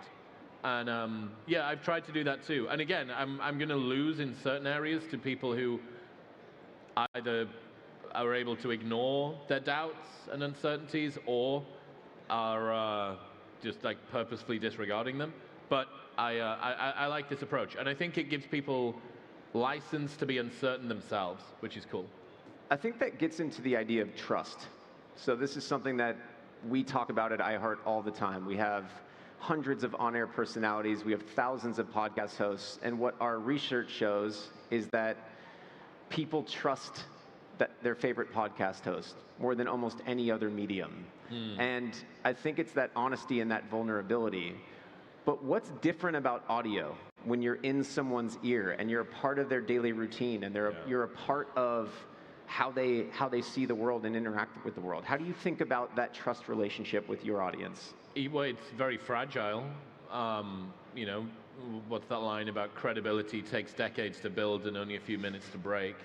So I think you need to be very careful about, at each moment, am I doing my best to try and put this across? Because it really doesn't take long in order to be able to destroy that. But you're kind of like a weird poltergeist haunting someone's brain. You know, they're doing the dishes, or they're driving to work, or they're shopping, or whatever it is, and you're just there with them. And people are spending more time on their own.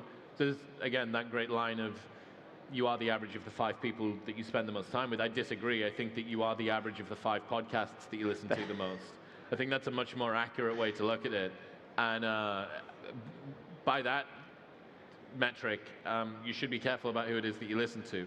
So I don't know, maybe loads of people have got British accents over the last couple of years because they've been listening to me. Maybe that's the case. I think that speaks to a bunch of different conversations. I think one around loneliness, right? Yep. So I think a lot of, we're seeing this explosion in podcasting, not because just of the information, but providing companionship. Correct. We talk all the time at iHeart about how if you're driving to work, we're providing the companion in the car seat next to you. Yep. Do you get that a lot from your listeners of, hey, I feel like I feel like I know you almost? Oh, yeah. I mean, I've been doing these live shows, North America, Canada, Ireland, UK, Australia, New Zealand, and Bali next month, sorry. And people come up to me and it's like, oh, I'm a trucker in Alberta, Canada, and I do however many tens of thousands of miles a year, and I listen to you all the time. Like, it's me in the truck on my own, and it's you. Or my commute is an hour and a half each way every day going into London from the outskirts beyond the M25, and you're with me every single. It's beautiful and bizarre and very cool. So yeah, whatever version of the simulation we're in where this is a job, I'm happy. It's a good one. Yep. I'd be remiss if I didn't bring up marketers who are desperately trying to reach their target audiences in this world of fragmentation and split-second scrolling. How do you think about handling that trust with your audience in the products that you support and the brands that you partner with? Same thing as the credibility line, dude. Like, it takes a long time to build it and not very long to break it. So for me as a creator, what I can speak to is I scrutinize every single brand that we work with. I scrutinize every ad read. Obviously, I have to say the ad reads before they go out. But I pay a lot of attention to who we work with, what are the claims we're making, have these been backed by evidence. I'll get on a call. It's fortunate I don't have tons of partners. I have a smaller bucket of very big deals, which is great, because that means you can scrutinize each deal and each ad read more, as opposed to if you had 30 or 40 or 50 or something. That's going to be a real nightmare. What does the science say about this new urethylene A supplement and blah, blah, blah. But I get on a call with the chief science officer of every product that is appropriate. I try everything before I put it on the show. So I try and do my due diligence. For better or worse, brands and podcasters are kind of one and the same. So brands should do their scrutiny around who it is that they're working with too.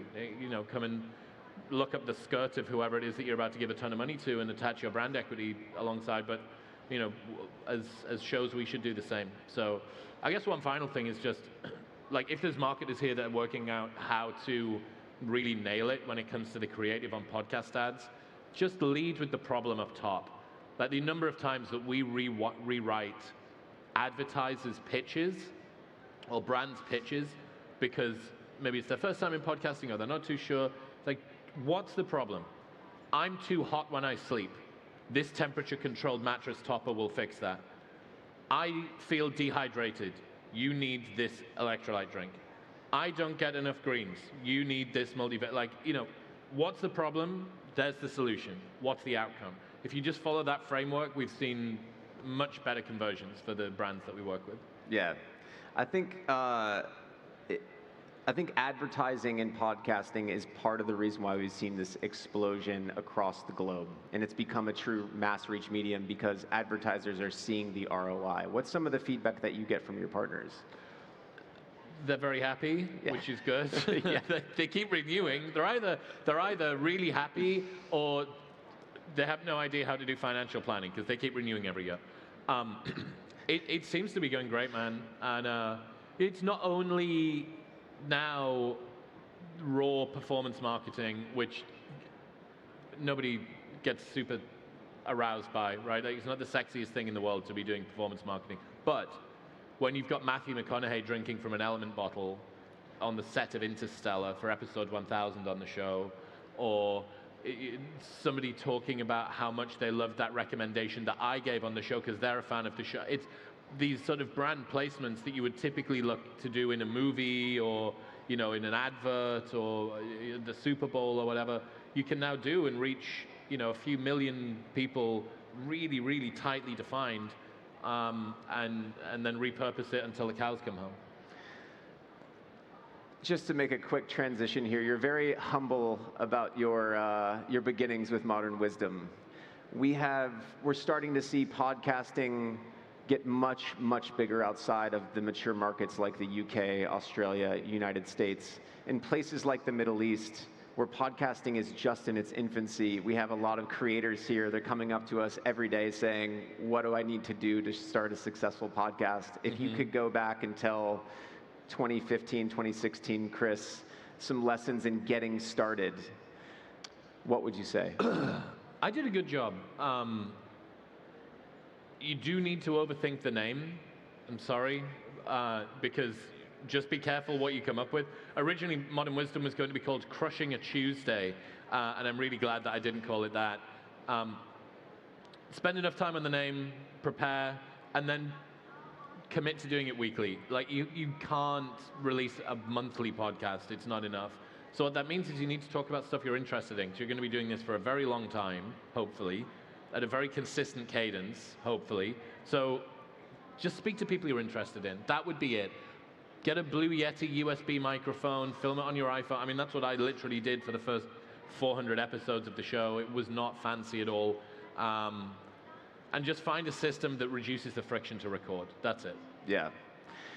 We're almost out of time, so I just want to end with this. You have a tour coming up, Australia, New Zealand, Bali. Yep. You say that you're going to help talk through some of your latest learnings on discipline. Can you give us one sneak peek around discipline? Very cool. Okay, so there's a relationship between discipline, motivation, and obsession. So discipline is I will make myself do the thing. Motivation is I want to do the thing. Obsession is I can't not do the thing. So what people want is discipline because it's always there. What people desire is motivation because it feels good. And what people don't understand is obsession because it's as fragile as can be. But if you are obsessed about something and you can't help but think about it when you go to bed, that's the freest discipline and motivation you're ever going to get. So if you've got an obsession, allow it to wear you. Incredible. Cool. Chris Williamson, thank you so much. Everyone, thank you so much for joining us. Thank you, guys. Appreciate it. Appreciate you. Dude. It's great, man.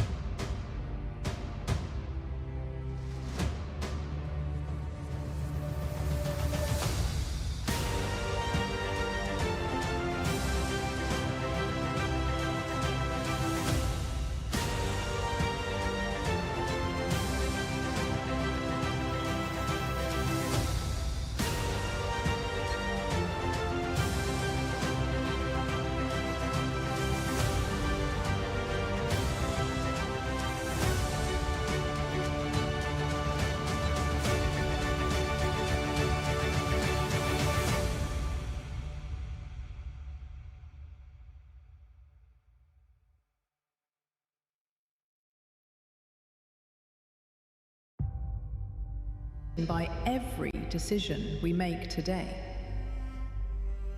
Technology is the pen. Humanity is the author.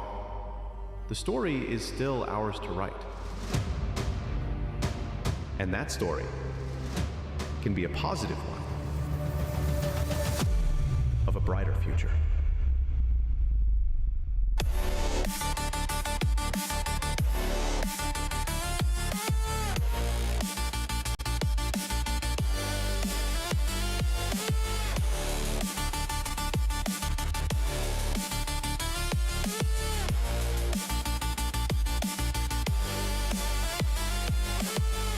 Small actions at scale don't just change industries, they change history. We don't inherit the future, we co-create it with courage, code, and compassion. Every startup, every breakthrough, every bold idea is a vote for the world we want to live in.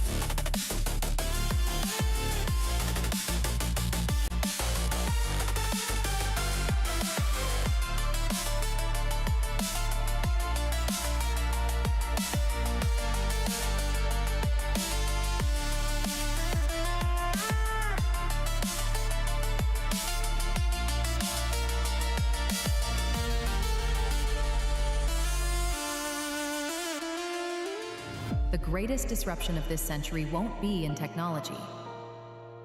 It will be in how we choose to treat each other.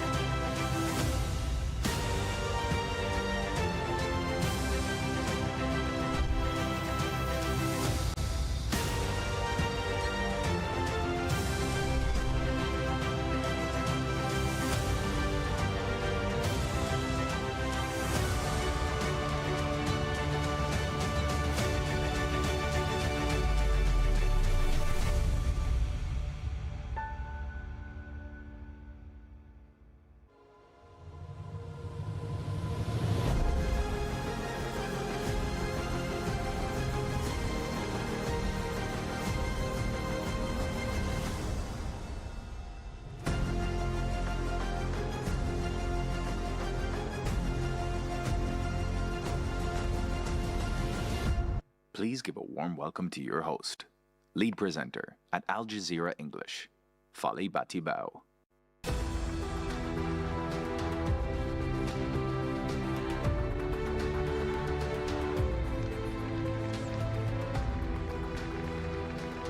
Hello, good afternoon, everyone. I hope you've had a very good lunch break and made some great connections here at Web Summit. My name is Fali Batibao. I'm a senior news anchor with Al Jazeera English, based here in Doha, and an education advocate. I'm thrilled to be back co-hosting Web Summit Qatar 2026 and to witness the incredible ideas, the conversations and innovations that are unfolding right here, especially the exciting advances happening right now in the tech and education space.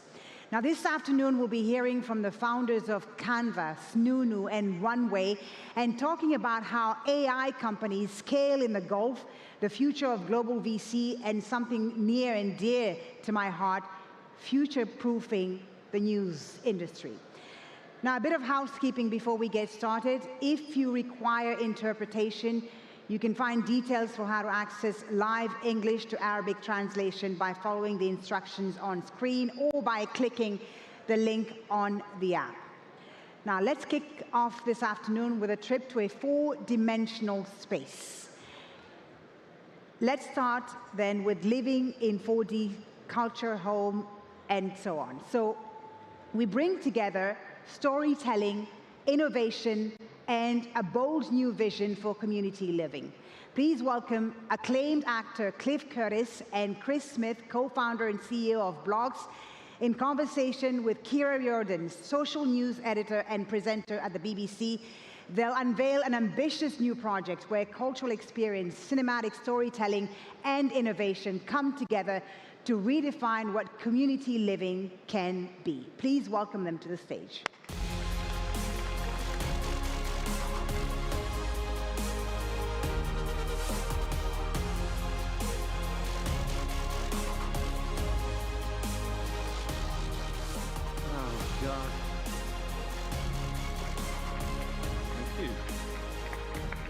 Thank you so much for coming to the talk. We really appreciate you being here, and we hope you had a lovely lunch as well. Now, we are living in a global housing crisis, as I'm sure a lot of you are all aware. And for millions of people, home ownership isn't a possibility. With me now is Chris and Cliff from Blogs, who have been working on an exciting project which will create an opportunity for many. Thank you so much for joining me and all of us. Thank you. Chris, I'm going to start with you. What is Blogs and how did it start? Yeah, so Blogs really started, we've got this huge opportunity. We've got over $300 trillion asset in the world, the biggest asset class in the world, residential property. And we've got this huge disconnect between people that own the homes and people that can't access home ownership. So we're like, this is a market we need to find a solution for. Working in the banking sector for over 20 years, you know, the solution's very hard to find in an existing kind of model. So Blogs was really a journey of my life through Korea, previous to Blogs, living in Yorkshire. All of that kind of knowledge came together to go, how do we redesign a new financial system that can actually get people into homes and enable people to buy homes without needing to borrow any money? So removing the need for debt. Okay. And it falls into just 3 simple categories. In terms of customer, we're completely transforming how they buy a home. So rather than having to borrow money, pay it back, we're now enabling them to subscribe to their home and buy in with every payment. So rather than renting, giving somebody else the money, we're now creating home and we're creating future wealth. For the investor, we're creating access to a capital market, which is the biggest in the world, and we're giving them direct access to that asset class. Because currently they're kind of stuck with intermediaries that exist in the system. So we're giving them the access point to that asset class. And we're changing the way that can work from either it's an institutional capital lens, it's an impact capital lens, or it can be a connected capital of people that already own homes and how they can partake in the system. And then the last one is we're just digitizing what is still very archaic in how it operates. So in essence, we're moving it to a place where people can buy homes via the platform, they connect to the capital. Yes, they'll still have to go and physically look at the home, but in the future, we can tokenize this entire platform to create all kinds of different use cases and solutions for the customer. Sounds amazing. Mm-hmm. It's taken a long time to build it. Yeah, but you had insight. So, Cliff, I'm going to come to you. So you're a well-known actor. You're based in New Zealand. How did you get involved? Well, I unexpectedly, from the film industry, found myself looking at building film studios, and that somehow put me into the property frame. And then I met Chris through property, and he offered the solution to a housing crisis. And I was just instantly drawn to the possibility from a cultural point of view, is that we can restore human dignity by creating home ownership, not just having a home, a rental home, but actually returning the hope for home ownership, which seems to be on the decline. You know, 75% of the residential market is mortgage-based home ownership by individuals, but 25% of it is rentals. And when I look at renters, I see that they're actually paying someone else's mortgage, and they desperately want to be a part of the home ownership. And so when he showed me that it was possible to create home ownership without debt or a mortgage, I understood instantly what that means. Because on a micro basis, I've been fortunate enough to own a number of houses and be able to help family members into homes by doing exactly what the blocks model is, by taking their capital and investing directly into the asset and the homeowner. And then you can, if you choose, put a margin of profit on that. And what's very interesting about this, from a cultural point of view, and unexpectedly, it aligns perfectly with Sharia law, which was really unexpected. And so there's a lot of interest in the UAE to explore how we can do that, because there's limitations on how we can create affordable home ownership. But this, especially through tokenization and Web3, we can scale it to a global opportunity. Yeah, I was going to say, so, you know, you piloted it in New Zealand, you're working with the UK government, but do you see it as a global thing? Yeah, absolutely. I mean, it's if you think about New Zealand, it's the perfect place in the world to build something, and we really wanted to build the infrastructure, you know, because you have to spend years developing this. It's not something that you just come up with overnight and then put out the door. So there's a lot of work to develop the commercial IP, the models, the legal structures that can support it, and then we needed to kind of test it very quietly. So we put a live test into market. And then over the last 6 months, we've really been working with customers to ensure product market fit. So it's been put the product out there relatively quietly, no marketing, and then see how customers reacted. And over that period, we've got a pipeline of 3,500 Kiwis, which is over $3 billion of homes that we could be putting on the business right now. So, and that was without even trying. So what we then quickly realized at that point was the demand for this is even bigger than we expected. You know, because we're creating something quite conceptually new. You know, everyone knows renting, everyone knows mortgages, everyone knows variations to the two, but so home subscription's very different and in the middle. So seeing that response from customers meant we needed to go to a much bigger market with a much deeper capital markets that we can then access the capital pool to enable all these customers to now get into homes. So that's where the UK has come in. Okay, and so renters who can't get a mortgage but can afford a monthly rental, which everyone talks about, they think it's crazy that they can't get a mortgage, but they can. This would help them. Yes. And then in terms of investors, what do investors get? Just on the customer bit, because that's where I obsess. So because it's 30% cheaper than a mortgage every month, surprise, surprise, more people can qualify. Okay. So straight away, you've got a lot more people being able to access the product because it's the same cost as renting in effect. Then when you layer that with the fact that we can help self-employ people, we can help people in the Muslim community through Sharia law, we can help people in their 50s who can't lend into retirement. There's all kind of different use cases that have come forward, that this isn't about dropping credit scores, this is about actually accessing a market that the banking system wants to help but can't. We can help them right now, and then if they want to in the future, transition back into the banking sector. For the institutions and the investors, they want this market. You know, this is a big market, it's the biggest market in the world. They want exposure to it. Think pension funds, hedge funds, but they struggle to get direct access to it because they don't want to be a property manager, they don't want to be a lender. So in essence, what we're doing on the platform, it just connects their capital directly to the customer and enables them to get the exposure to the asset class. But now what they're doing is diverting their capital into a system that's enabling people to buy homes, homes to be built, so they're actually doing social good in the market where they're existing. Okay, and why can't banks do this? So if you think about a bank, my only product when I've worked in the bank, and I love banking, you know, that's what I grew up in, is my only product is debt. That's how I make money. I pay to get money from the market, i.e. savings or institutions, mortgage-backed securities, and then what I do is I use that money to lend it out. And in the middle, I make a margin, and I've got a lot of costs that I have to cover being a bank. But to me, there is no other structure because that's the product that's been built. So I'm always looking for solutions that orientate around debt. And what I quickly realized when we came out of the banking sector and we were building blocks was the problem and the thing that's stopping this opportunity from coming forward is the fact of the construct of debt, the idea of a mortgage no longer works for so many people because they can't access it. Yeah. So we needed to think, if we take away debt and the idea of having to borrow all the money to pay it back with interest, if we take that off the table and stop thinking like that, how do we create the same ownership structures for the customer whilst enabling them to buy in rather than just pay back? Yeah. I'm going to ask about Ariki blocks, Cliff. So tell us all about Ariki blocks. Well, so in order to make this system, this ecosystem work with blocks, you're talking about your average home buyer. So generally speaking, in New Zealand or even the US, you're talking about the average home price is $1 million. And so that's okay for me and a few in my community, but the large majority of my community, I'm an Indigenous in New Zealand, that's outside of the realm of affordability. We're much more affordable buy-in is between like maybe 350, 450K. And so blocks as a model was not reaching that far into the market.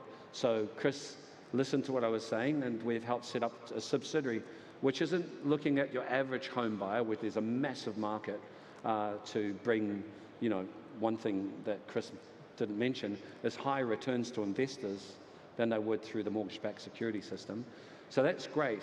But for me, there's this, again, another massive market with impact investors that are reaching sort of affordable housing for communities. And so in my community, we have, thousands and thousands of people that wouldn't be able to afford an average home, but at that price point, we can reach my community, and we've been doing work in that. So I just want to jump forward a little bit.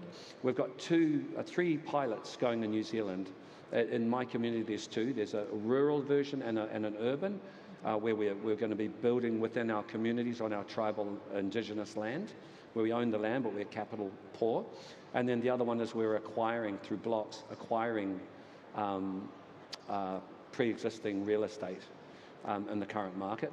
And then you're doing one in the UK in your community. And we've been fascinated by markets like having a conversation with Jamaica right now, which it seems disparate, but it's three small island nations which each completely different demographics with the same legal and financial structures in place, but all trying to wrestle with the same housing crisis.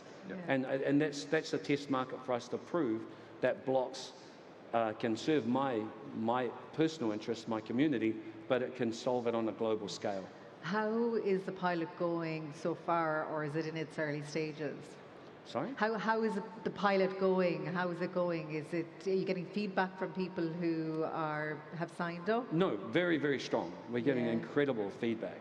There's a strong interest to engage, and we're working with Chris, we're working with government, so we have to work with regulation, local board of council. Yep. We have to look at financial models, that they all have to be sound, and it has to put out robust commercial outputs, and with a strong social impact. So there's very strong interest and enthusiasm all around. Yeah, and I'm going to hone in on social impact, and you feel very strongly about this. Yeah, I can't help it. I mean, it's like I've tried within my own personal journey, and I have succeeded in helping a few family members into homes. But it's not enough to really deal with the larger social issues and crisis, which underpin, within New Zealand, which is similar to many markets in the world, it represents about 40% of our GDP. Most families are investing, their major investment is in their home. And so this underpins the economic engine of our national GDP. And if there's problems there, and we have a solution, we almost have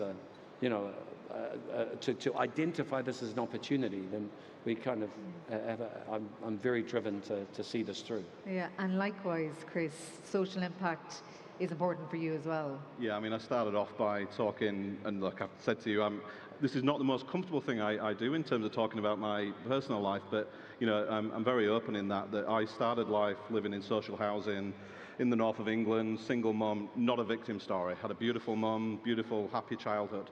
But I knew that I didn't have what everybody else had. The one thing that my mum could give me, because she couldn't give me a financial leg up, was made me walk 3 miles past the schools near the council estate to the closest good school and give me an education. So, I come from, most of my family still live in that kind of council estate, social housing environment. So it's really critical, because we're at a point in society, in the UK in particular, where the difference between wanting to be a productive member of society and part of the community versus going onto welfare and just sitting and doing not a lot is very, very close. And home and security around home, ownership of home, having the ability to create something prosperous for the family gives you a reason to go out and do something in life and go and grab things. So in me personally, buying a home at 22 with the bank was pivotal in how my family's life changed, and we want to replicate that for as many people as possible. And that's why, you know, yes, we're the commercial market, the commercial capital is a big focus point for us. You know, it's 40 trillion in the market, but social impact is huge. You know, there is the UK government, we know in Dubai they're wanting to build billions of social housing for Emiratis. We're looking to facilitate how we connect that capital in, because it's very inefficient when governments are doing it. You know, they need the private sector to innovate and create the solutions. So that's what we've been working on in Ariki Blocks, and we're piloting in New Zealand, is about how do we not just create this solution for people that have good salaries but need a home. How do we create it for people that are working in supermarkets, you know, doing the jobs that we really need people to do, but we also want them to be able to afford to buy a home. Yeah, I hear it a lot from Gen Zs that they can't afford their, you know, a mortgage, they're blocked off. They're just like, well, whatever, you know, you know, so there's a lot. I think what Chris has, I've got to give him that, you know, what Chris has created is he's commercialized the opportunity. And I think otherwise, impact investing and social investing is sort of marginalized as sort of something that, you know, governments have to deal with this problem. But what Chris has done, which is quite brilliant in the modeling and the financial, he's turned this social problem into a commercial opportunity. And it's like, if we can scale that up, which is it's trillions of dollars in sort of impact investment, and have a positive outcome which is commercially viable, then it becomes its own economic engine. And we're not dependent on, you know, GMOs and governments to solve this problem. We solve it through commercial means. So are governments and banks welcoming this, or are they a bit like, this is our area? So I've been really surprised in the UK, and I think one thing's happening in the UK where they want to be the financial capital of the world. So they're really looking to bring innovation into the UK. So we've been having really strong engagement across government central into local authorities. So I've been blown away, if I'm honest, and I never thought I'd say that, about how proactive the government has been to enable us to come to the country. In terms of banks, if you think about banks, I mean, I worked there all my career. I believe in that sector. I know how important our monetary systems are the basis of how society functions. Working and leading through 2008 and the Great Crash, you saw how close we got to things not being like this. So having the ability to understand where the banks can help, where they can't, building something outside of the banking system, which is where I concluded we had to do this, but to create the opportunity. All of the customers we deal with will have a bank account. The problem is the bank says no. You know, that's not a good outcome for the bank. But as we brought them into the home, as they're building up their equity, we give the customer flexibility. If they want to buy out with a mortgage in 3-4 years' time, we'll happily help them do that. So in essence, I actually become the friend to the bank because I create a perfect on-ramp of customers back into that financial system. Yeah. We just got to fix the bit that's broken at the beginning. Yeah, so where do people sign up? So that's an interesting point. I mean, Middle East for us is important, and we're not here to raise capital for us to build the company in other parts of the world. What we're doing is we're focused on New Zealand, UK. And that's where we're scaling UK, piloting New Zealand, and building out the company back in New Zealand as we scale. But we are very open to other markets where the capital wants to be friendly and work with us. You know, so that's why, from a Middle East perspective, you know, we're here, we're sharing what we're building because we think there's huge relevance for this market. And if we get a receptive response, then we can very quickly deploy into this market. So at the moment, you know, with blockshome.com, anyone can check us out and go and register, but we are only kind of active in 2 countries at the moment, but we suspect we will be moving across the globe very shortly. Okay, thank you so much for joining me. It was amazing. Thank you all very for much. coming to the talk. Big hands up, 2 hands up. Round of applause to Chris Smith and Cliff Curtis of Blocks. Thank you. Thank you.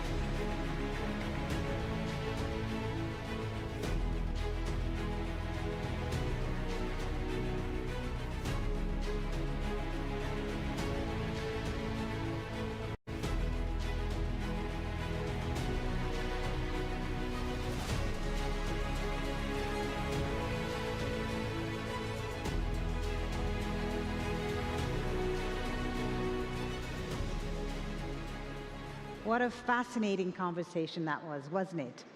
Now, this next talk explores the critical role of the ecosystem, the startups and operators leveraging sovereign LLMs and government data to build defensible businesses. Join me in welcoming Francis Pedraza, founder and CEO at Invisible Technologies, Abdulaziz Sir Al-Sabah, managing partner at Beko Capital, Namek Zubi, founder managing partner at Silicon Badia, for a talk moderated by Maria Curie, tech policy reporter at Axios, to learn how speed and compounding data transform infrastructure into tangible value. Please welcome them to the Web Summit stage.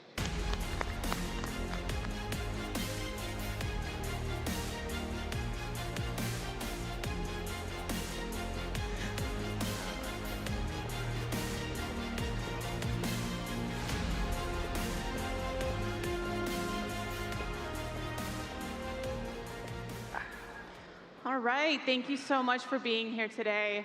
I'm really looking forward to this conversation on how to scale in the Gulf.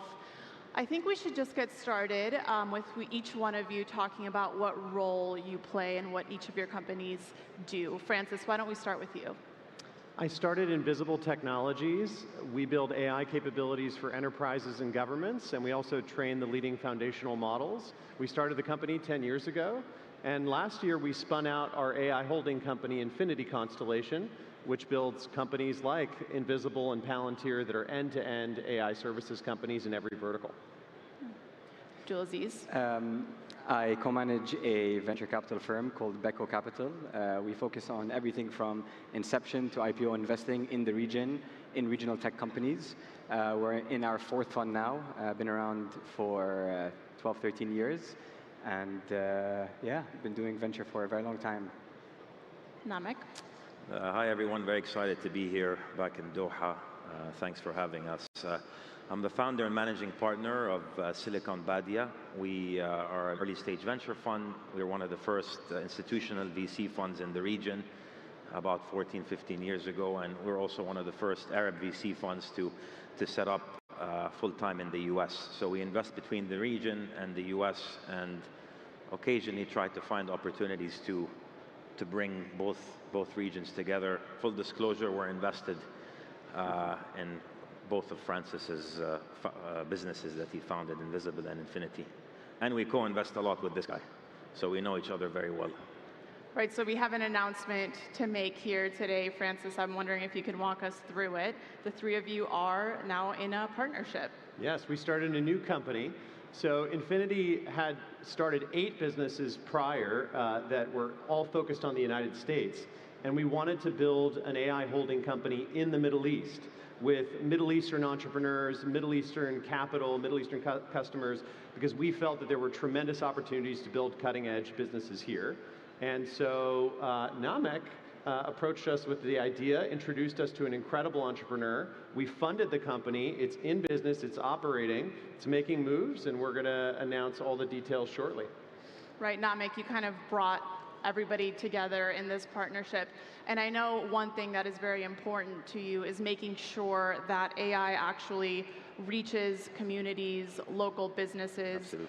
Can you talk to me more about that and why that matters? Yeah, I think it's easy for all of us to get caught up in the bubble, right, or the hype, right? And it's important to know that 90% of the world is it's not technology, right? You have real businesses, some people call it Main Street, and AI has to provide value to those businesses and people. Right now, it's highly concentrated within a small group, which are tech companies, right? So that's a very big thesis for our fund, and something the three of us actually share that thesis. How do you make AI useful to the entire world, not just the 10%, which is tech?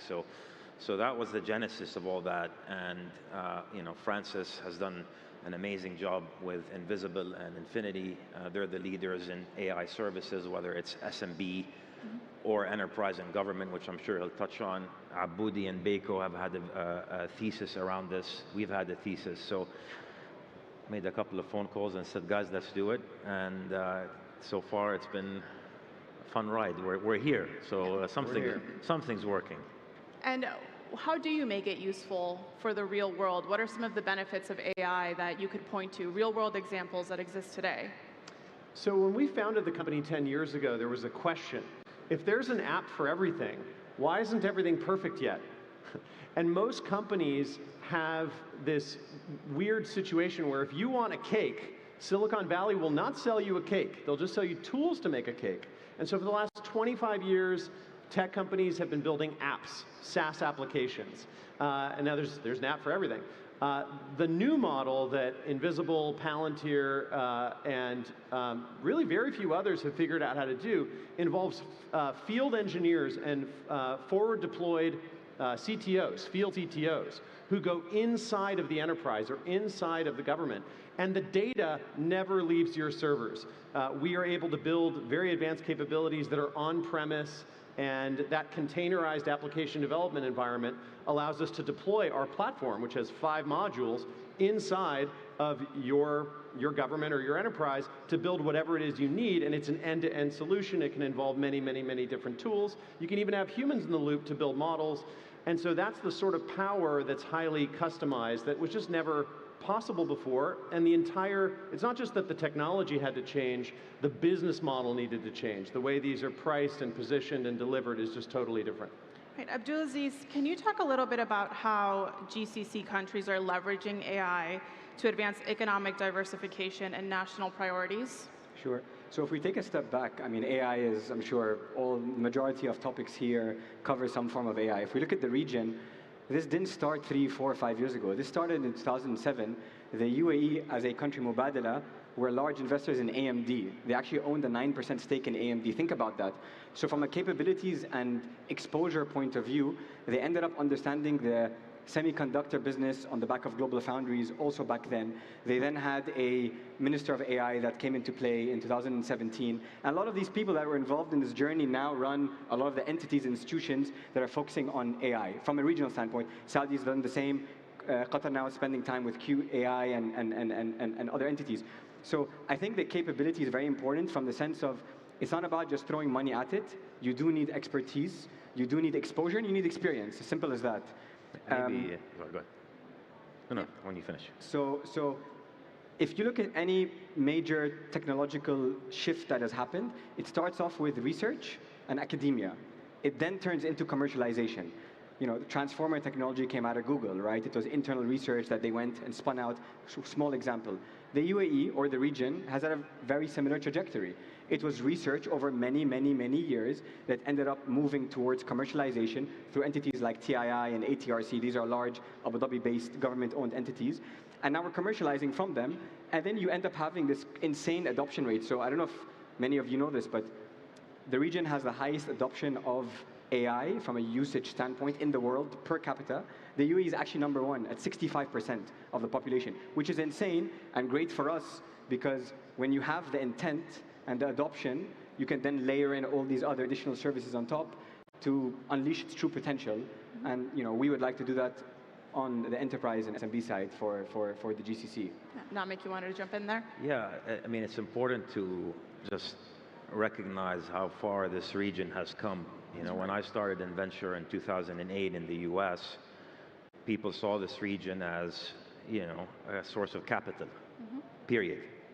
Today, you have pockets of leadership emerging, in the Gulf and other, non-Gulf countries that we also invest in. And I think we've come a long way here, right? I think it's important, though, that we don't lose sight of, again, making AI useful to the broader population. Right now, a lot of the initiatives are top-down versus being bottom-up. And we have to, and I think the government, agencies that we're working with for this new project recognize that they need to help the SMB. They need to help, the tourism business, the logistics company, the manufacturing company, not just the tech. So I think the GCC, Qatar as well, as part of the GCC, has a leadership position, and I think we're moving full steam ahead. If I may add, It's funny, so kind of backdrop. I started my career investing in the US in 2012 before shifting all my time, effort, and focus on the region a few years ago, and I was doing enterprise software. I, in my wildest dreams, never thought that enterprise software investing in the region would even be a thing, let alone incubating a business with incredible partners like this, right? The region used to be not frowned upon, but if you had a client from the region when you're fast growing in a Western market, the logic was you're not doing well in that market, right? Today, you have design partners and POCs with thought leaders where it's actually the way you leverage them to go and push out your Western story for whatever reason. And that's changed. Exactly. We've never seen that before. Yeah. So yeah. But the talent is coming as well, right? And not only coming, it's also a lot of homegrown talent. I mean, one of the founders in the audience here, Tawfiq, who runs a company called Journify, he's been around for 15 plus years, right? Building in the region and more importantly in Silicon Valley. He's building out of Dubai right now for the region and for so you have the talent has changed drastically in the region. So it's really exciting that we have a leadership position globally right now in this side of the world. Yeah, the homegrown talent piece is key here. Abdulaziz began talking about this a little bit, but Francis, I'm hoping you can build on it. It's this idea of adoption and why adoption is so important. What services are most exciting to you today in terms of getting adoption at its max, the way that this region has been able to accomplish? Yeah. So when you think about services verticals, you can actually reference all the 20th century companies. So Invisible was always counterpositioned against Accenture, which is a systems integrator. They were the blockbuster that we wanted to Netflix. And it's not just Accenture, it's Infosys, Cognizant, et cetera. But there are many other giants. There's Bain and BCG in consulting. There's all the accounting giants, EY, PwC, Deloitte, KPMG. There's all the executive recruiting companies, Heidrick and Struggles, Korn Ferry, Diversa, et cetera. There's legal services. You can just keep going and you start to realize, wow, there's like many different, investment banking is another one people don't even talk about. And so enterprise services have existed for many decades. It's actually an old category. So one of the things that makes this very easy to underwrite from the point of view of investors is there's no question about product market fit. The product market, the industry is established. The end product is well known. The entire motion is very clear. The processes are well defined. And there's just an opportunity to do it 10 times to 100 times more efficiently with AI. And so it's almost, it's almost like going into hyperdrive for an entrepreneur who has experience building technology companies. Once you understand the AI services business model, a light bulb goes off. And the funny thing is that when I started Invisible 10 years ago, services was a dirty word. And everyone needs to understand how technology investors only wanted to invest in products, not in services, even though service is actually a bigger part of the economy. And so, if you add up all the enterprise services businesses, we're talking about many trillions of dollars of global GDP per year that's all waiting to be disrupted. I mean, in the region alone, services is $1 trillion plus, right? And just to add on what Francis is saying, so we brought on board a CEO and founder for this regional business. He ran a multi-billion-dollar operation in the region. And we're talking about improving not only services business inside, right, where they can do more with less people and have higher margins than a standard services business that isn't AI enabled. We're talking about providing a better, more scalable service to the end customer. And I think that is the power of AI for me. Yes, all the other fun stuff we read about, the claw bots and all this stuff, the taking over the world, and that's fun to read about. But to me, the real shift happens when real people in the economy start feeling the difference of AI in their lives. Maria, can I comment on two things Namek Sure. said? The first is Namek talked about the 3 ingredients of building a local AI services ecosystem. You have to have capital, customers, and talent. Now, on the talent, the entrepreneur that Namek introduced us to, and I recognize this is a bit of a tease because we're going to make the big announcement soon. This entrepreneur, I was holding him to the standard of Invisible CEO, Matt Fitzpatrick, Infinity CEO, Brennan Patethis. Matt previously ran McKinsey's Quantum Black Labs globally. He is a world-class CEO. Brennan is also a world-class CEO. He was our biggest enterprise customer. He's a serial fintech entrepreneur. And so we weren't going to pick a CEO for this business that wasn't truly world-class. And Namek said, trust me, just meet him. And I met him, I was blown away at his experience. Like Namek said, he was running a multi-billion-dollar operation that he built from scratch, went to some of the top schools in the world. And so I realized this is a serial entrepreneur we could bet on. It's easy to back him. And so that talent factor is huge. But if I can just take that a step further, I think, you know, the founding team, right, are not just people that are based in the region, that did very well in the region. That first handful of hires that we've made are folks that have relocated from other parts of the world, France, the US, from Sequoia-backed companies that are very well known, very fast growing, very difficult opportunity costs for them to give up their, you know, ESOP there to join from scratch and relocate. Why do they do it? So I think the ingredients have come together and they see what we feel and have seen for the last few years. And I would like to think we're charming enough to convince them to make the move. No, it's also a lot of the founding team are Arab. Okay. And obviously, you know, the GCC is built on an open market where everyone can come and live, and which is a great thing. But you know, the majority of the team is Arab, which is important, right? We're not also just importing talent. We have homegrown talent that's been through, you know, difficult wars. Actually, not wars, but you know, work wars, let's say, and real wars. And they're battle tested and they're ready, and there's excitement. There's you know, exits that are starting to happen. There are IPOs, which is important for our business as well, and that creates the vicious cycle. And you know, we've been doing this for a long time, Aboudi and I, in the region, and every year we say this is the year. How many times did we say that? Every year, this is the year. Now it's starting to feel really that, you know, that change is happening here. So it's very exciting. Are there any gaps at all in the region that you would want to see bolstered or filled, whether it's a talent, data, readiness, anything you could point to? Before I answer that, I'll answer the half glass full part of it and then the half glass empty. Leave the empty for me. Yeah. He went started spending time in the US and he realized I'll do the too empty. I slept 2 hours, so I'll do the empty. Look, one thing the region has done exceptionally well is they've built an incredible structured data set across the board, right? So when you look at the Saudi government, for example, there's 160 databases across the board. So, you know, databases of structured, clean data.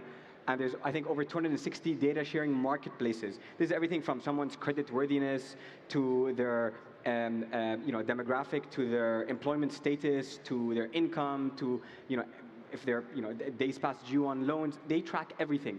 And it's all accessible via very easy APIs. So you as a builder today, as a company builder, whether you're in tech or not, but tech, can go and access these data sets, and it's a very strong enabler for you to do things that you would otherwise need much more time to do or not do at all. So I think on the data side, they've spent many years fixing that structured data set that folks tend to overlook or underappreciate. So I think that's one thing that excites us, and we see some of our portfolio companies lean into that, and the velocity to build much faster and sell much faster happens because of it. Maybe just on the half glass empty.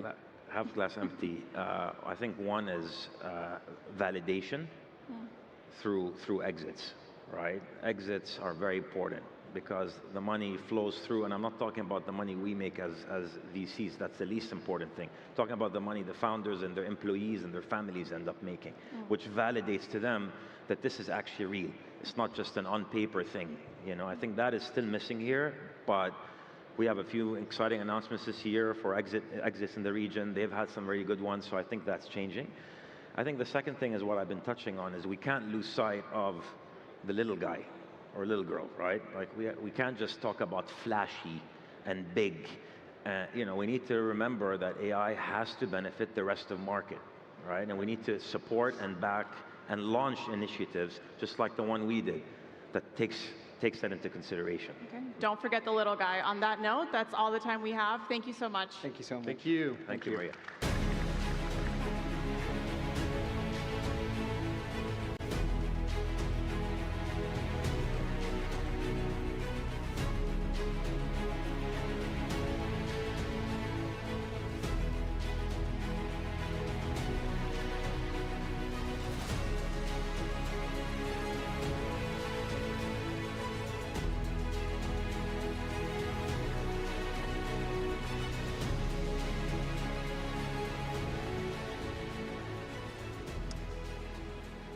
Hello again, everyone. Welcome to those of you joining us now. Our next talk is going to be a very fascinating one. Canva has transformed how the world designs, empowering millions to create anything from presentations to global campaigns with ease. By making graphic design simple, fast, and accessible, Canva has grown into one of the world's most influential design platforms. In this next session, we'll hear from Cliff Obrecht, Canva's co-founder, as he shares the journey behind building and scaling a truly world-leading design company, from product vision and culture to global impact and long-term growth. He's in conversation with my colleague Rawa Auger, presenter of digital content at Al Jazeera Media Network. Please welcome them both to the stage, Cliff and Rawa.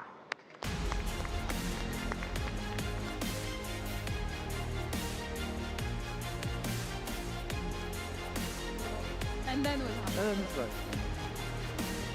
Hello.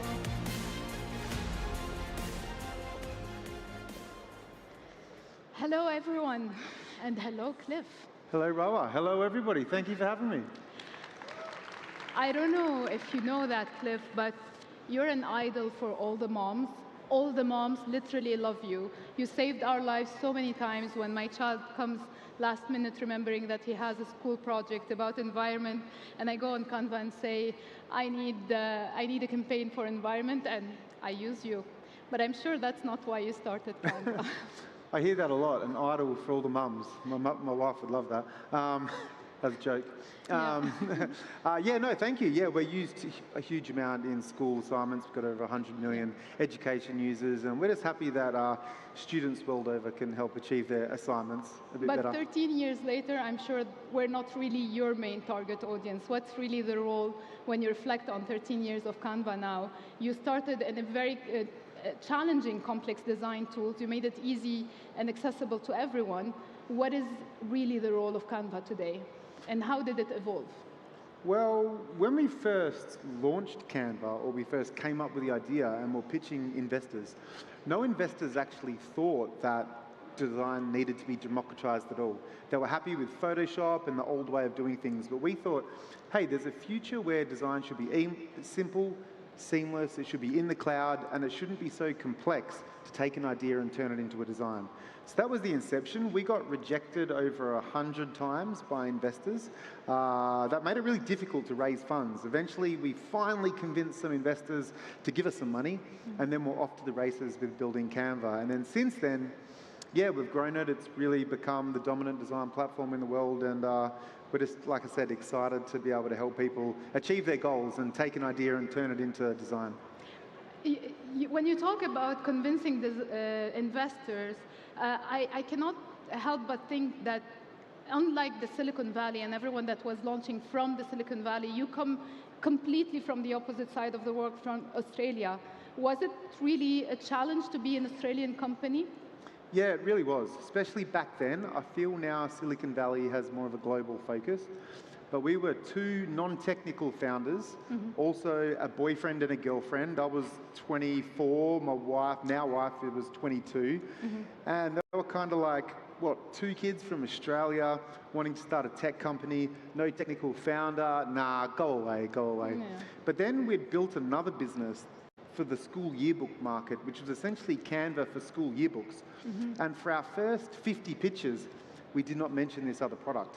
And after about pitch number 50, we told this investor, we said, well, we've actually created this other business, which is a school yearbook business. It's doing $1 million in revenue. We've built a tech product. And this investor was like, oh my God, holy crap.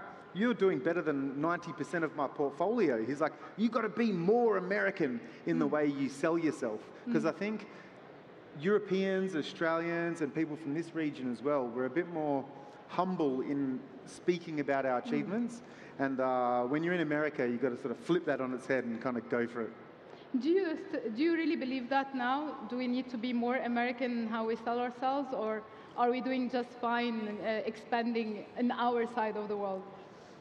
I think you're doing just fine, and we're doing just fine, and we're certainly expanding rapidly here.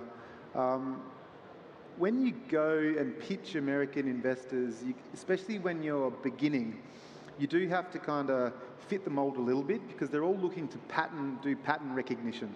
And so the more you can be like other companies or seem to sort of fit their mold, the easier it is to get funding. Once you get funding and your business and product starts to do well, then it's really you can be yourself more again. But in the early days, raising money, being ourselves was unsuccessful. Maybe, and I hope that's changed a lot. Walk me through reaching 265 million users. How do you actually remain yourself? Yeah, so I mean, at a company level, we got 265 million monthly users. We've got over 40 million daily active users. So the numbers are mind-boggling. I think the thing we do most is we think about how we can help them achieve their goals. And keeping the customer in mind always, it always then leads to better product decisions, better organization decisions, because often as organizations grow, they become a byproduct of the company that they've built. So they start shipping their organizational structure. But if you've got to strip that back from time to time, always take a step back and ask yourself, what is the core essence that people come to Canva? Why do they come to us, and what are they here to achieve? People don't wake up in the morning thinking, I want to create a presentation. They wake up in the morning thinking, I want to create a pitch deck that's going to allow me to get investment. Or I want to create an advertising material that's going to help me grow my business. So we really need to help them achieve their goals and make sure we're not shipping our org structure or imposing our will on them. You started with a very small team, like any startup, but today you're employing more than 5,000 around the world. How do you take a small company, a small idea from Australia to being a multinational leader? Yeah, it's a good question. Just noticed all those things on the roof as well. That's very cool. It's cool, actually. I think you put one step in front of the other, and I think we were very fortunate where our product grew massively and our users had a lot more demands of the product. We also had a really long-term product vision, and you realize to deliver on that vision, you need more people. And so really doing that, but constantly rethinking what the organization needs to grow and be, particularly now, we're looking at how can we be truly local in every region. So in Doha, we're putting a team here, we're growing out a localization experience. We're really focusing, because this market in Doha, they're very arts focused and they've got a real eye for design. And so we know we need to work with the local community to create beautiful, locally relevant content that meets this market's needs and not giving American designs or Australian designs or French designs. We really need to be truly local in each market, and that means we need local teams, local partnerships, and all of that, which means you hire a lot of people. I have to tell you that I'm not as loyal to Canva as your wife is to you. Oh, okay. Now with AI, we go and we can tell them, generate me an image, doing that, generate me a poster. Are you threatened by AI? So if any company does not see, any company, a SaaS company particularly, does not see AI as an existential threat, as well as a huge opportunity, they're kidding themselves. So AI has the ability to disrupt every single company if they're not transforming and radically sort of revolutionizing what they do. So we're really on the journey from being a design platform with a series of AI tools to an AI platform with a series of design tools. Essentially, think of it as having a creative agency in your pocket and available to every knowledge worker.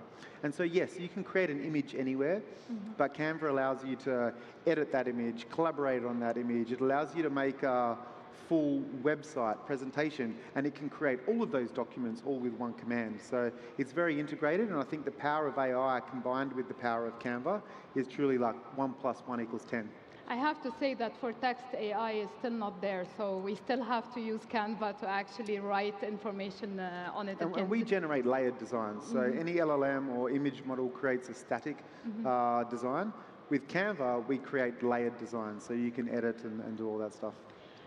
From 265 million users today, what are your goals now? Where do you go from that? Do you stop here, or do you keep staying ambitious?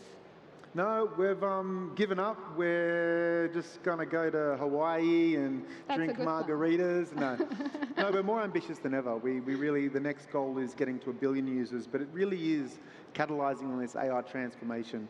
We've invested very heavily over the last 2 years. in AI, but what you'll see, we have 80% of our product organization all working towards AI.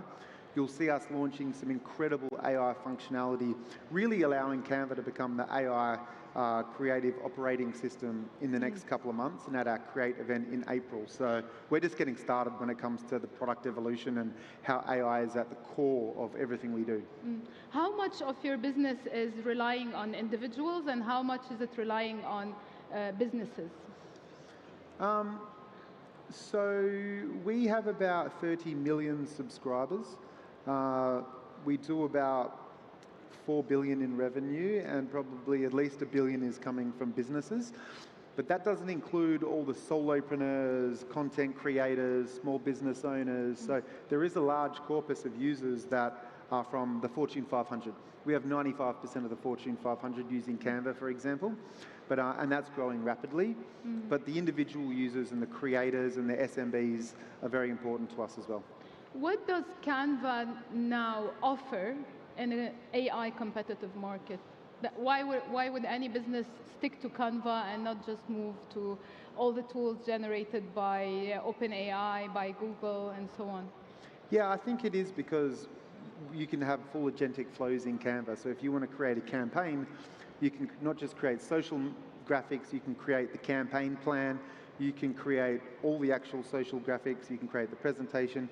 Then you can also deploy that content, because it's not just about creating a piece of content. Everyone and lots of platforms now can create a single image or a single social post. But for Canva, it's about helping people achieve their goals. So in a business setting, it's about how do I create on-brand content? How do I call an organization's digital asset management system and use that content? How do I deploy it to customers that are wanting this product? How do I understand how that content is performing once it's deployed? And then how do I take the insights for how that content is actually performing in the wild and feed that back into the creation flow? So we do a lot more than just the generation of an image. We really have the full stack design operating system. Is it harder to start up a company and start up an idea, or is it harder to sustain growth? It's definitely hard to do both. I think at scale, like right now, it'd be very hard to create another design platform. We have over 1 billion designs created a month, over 400 designs every second. And when it comes to AI and AI training, that's a lot of self-fulfilling learning. You can push back in, and that creates a much better product. So data at scale is a strategic advantage in this world, particularly with compute and inference and how your users are using your product. And as our AI gets better, the token usage goes up massively. However, the token costs are coming down, but the token usage is going up faster than the token costs are coming down. So at our scale and being a profitable company for 8 years, we can think ahead and we can invest a lot of money in providing a generous product to our customers, give them more tokens to use, get them to love us without being like a loss. Like a lot of these new AI companies having to give away a lot of tokens for free and losing so much money, but at our scale and profitability, we can support that and understand where the market's going and the cost curve and play a really long-term strategic game there. You said it in a very nice way, but in a way you're telling everyone, don't think about competing with us, you're not gonna make it. So where can... No, competition makes us stronger. And I think we're in an era now, though, where large companies can really move quickly. Like all our engineers are using AI coding tools. So actually, coding up front-end experiences is not the challenge. That used to be the challenge, getting a good product out the door. Now it's getting user traction, it's getting those growth flywheels going, and it's harder to get that early user traction and get those growth flywheels working at scale than it was maybe 5 years ago.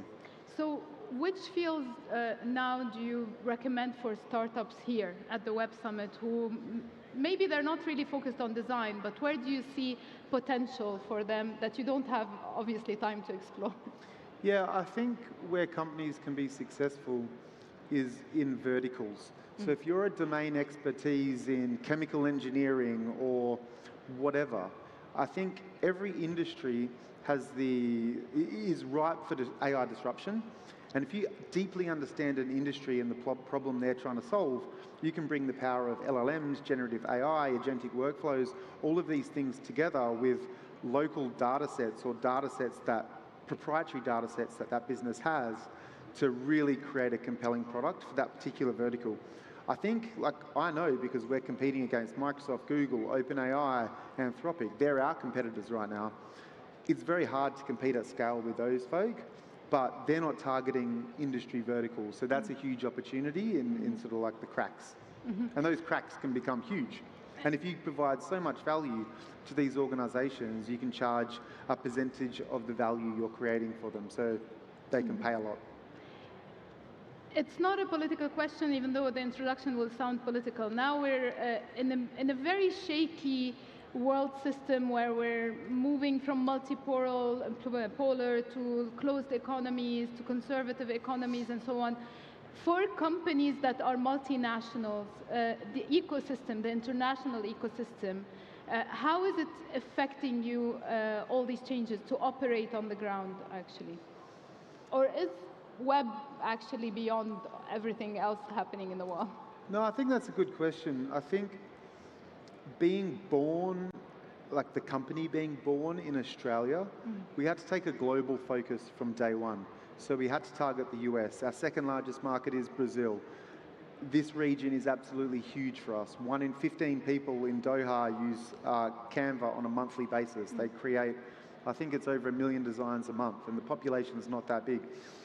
So the next evolution for us is becoming truly local in each of these markets, and that kind of sits above the geopolitical stuff. The geopolitical stuff does create things like taxes and trade obligations and different things you can and you can't do, but as a global business, you just need to work around that and be available everywhere.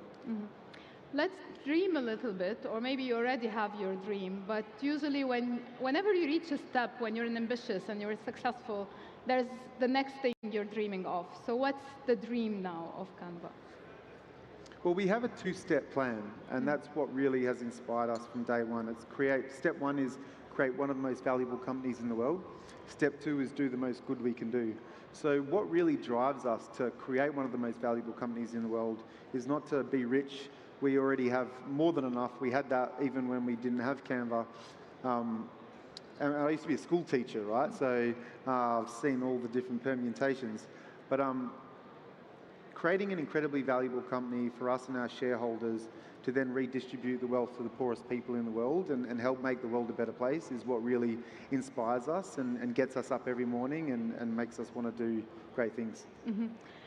To school teachers nowadays, since you're a school teacher, and I think a lot of school teachers are nowadays in crisis, but I do, as a mother who's using Canva, of course, I do see a lot of potential for startups in education. What would you recommend? You had this idea and you left teaching. Maybe they should not leave teaching. What can they create that would make them passionate again? I think education is about to be absolutely revolutionized. As a school teacher or former school teacher, I can't be an expert in every subject, on every topic. You just can't. But what I know I can do is communicate a message to students and help guide them on the learning path. And that's the most important thing you can do. So accompanied by AI, you essentially have an individual course curriculum writer, an individual tutor that can personalize and tailor educational experiences that hopefully leads to far better educational outcomes on the per student level. And the teacher can then be focus more on pastoral care. How do you grow them as an individual? How do you help them be confident and do presentations and interact with their classmates and collaborate? So I feel the role of a teacher will change a lot, but their impact will be far greater partnered with AI and these incredibly powerful tools. Thank you very much, Cliff O'Breck. Thank you so much. Thank you, everybody. Thank you.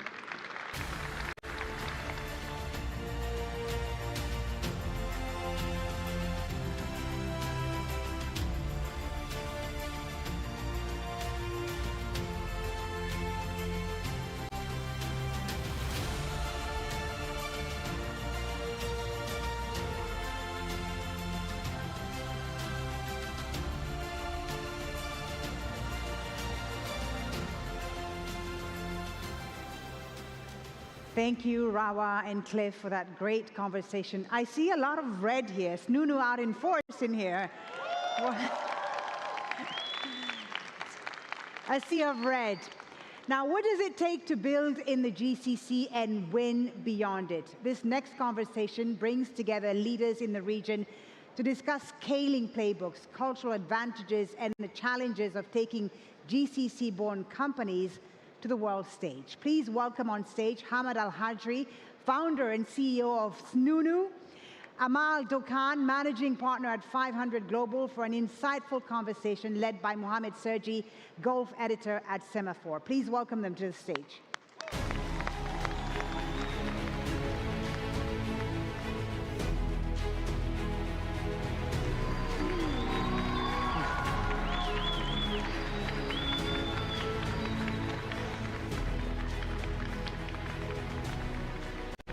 All right, what a welcome. I think that's probably the best one so far at Web Summit, so we'll get right into it. You're speaking to the home crowd. So maybe half the audience here is wearing red, but for the ones that are not wearing red, we really want to know, how did you build Sununu? What was the gap that you saw in the market that made you want to go and start a logistics company? Happy to be here in the Web Summit, finally in Doha. And I would say the first thing is how Sununu being built. The number one, it was believe GCC can do it. And the second point, hire the best talent and be global. And so our strategy in Sununu was always, before we became a global, how about we hire global talents from everywhere in the world. And I'm proud of our 90+ nationalities from everywhere. We have people from Canada, US, Argentina, all the way to China and Japan. Proud of you, everyone. And the third point was something I would think it's the key factor of Sununu's success. While in Silicon Valley model, many people try to copy the Silicon Valley model and implement in our region. I think we are totally different regions. So in Silicon Valley, you focus on the problem, you dig deep, you sort it, then you roll it everywhere in the world. And that's how they scale. However, what we done different is we dig deep in the problems, then we sort it, then we start expanding, not geography, but horizontal and vertical. As example, we sort food delivery issues. Then we went to 4 different verticals. We have food delivery, takeaway, premium delivery. Then we add the QCOM 20-minute grocery delivery. In Sununu City, we have even cinema booking. We even have laundry pickup and delivery in 2 hours. So expand horizontally and vertically, which means we own our fleet, we own our logistic. And the third part we expand is we start adding SaaS and PaaS, software as a service and platform as a service. And in fact, we are already out of GCC by implementing our technology on different business around the region. All right. So part of that journey, I know I was talking to one of your colleagues, was that there was a moment where things weren't working out, and you had to make a decision whether to hit the brakes or pour in some more money. So can you go to that inflection point of, why you decided to continue to invest in the company? So basically, I would say, number one, what is the vision of the company? And we definitely have a great vision of the company. Our aim is to be the biggest company from Sur in Oman to Agadir in Morocco. That's always been our vision. And this is what our aspiration. We'll never stop until we reach that milestone. But what we learn, while some founders try to seek capital to expand their business, I found that capital never been an issue. It's never been a capital. Capital, in fact, is available everywhere in the world. I think it's a human capital issue. So we expand by finding the top talents and get the right, as example, the best product manager, the best product designer, great data scientists, R&D specialists, even marketeer is very important. And those talents is our actual investment. It's never been a capital intense. And how we expand. If there is any, I would say, challenge for us to expand is getting limitation of talents, acquiring and expanding by them.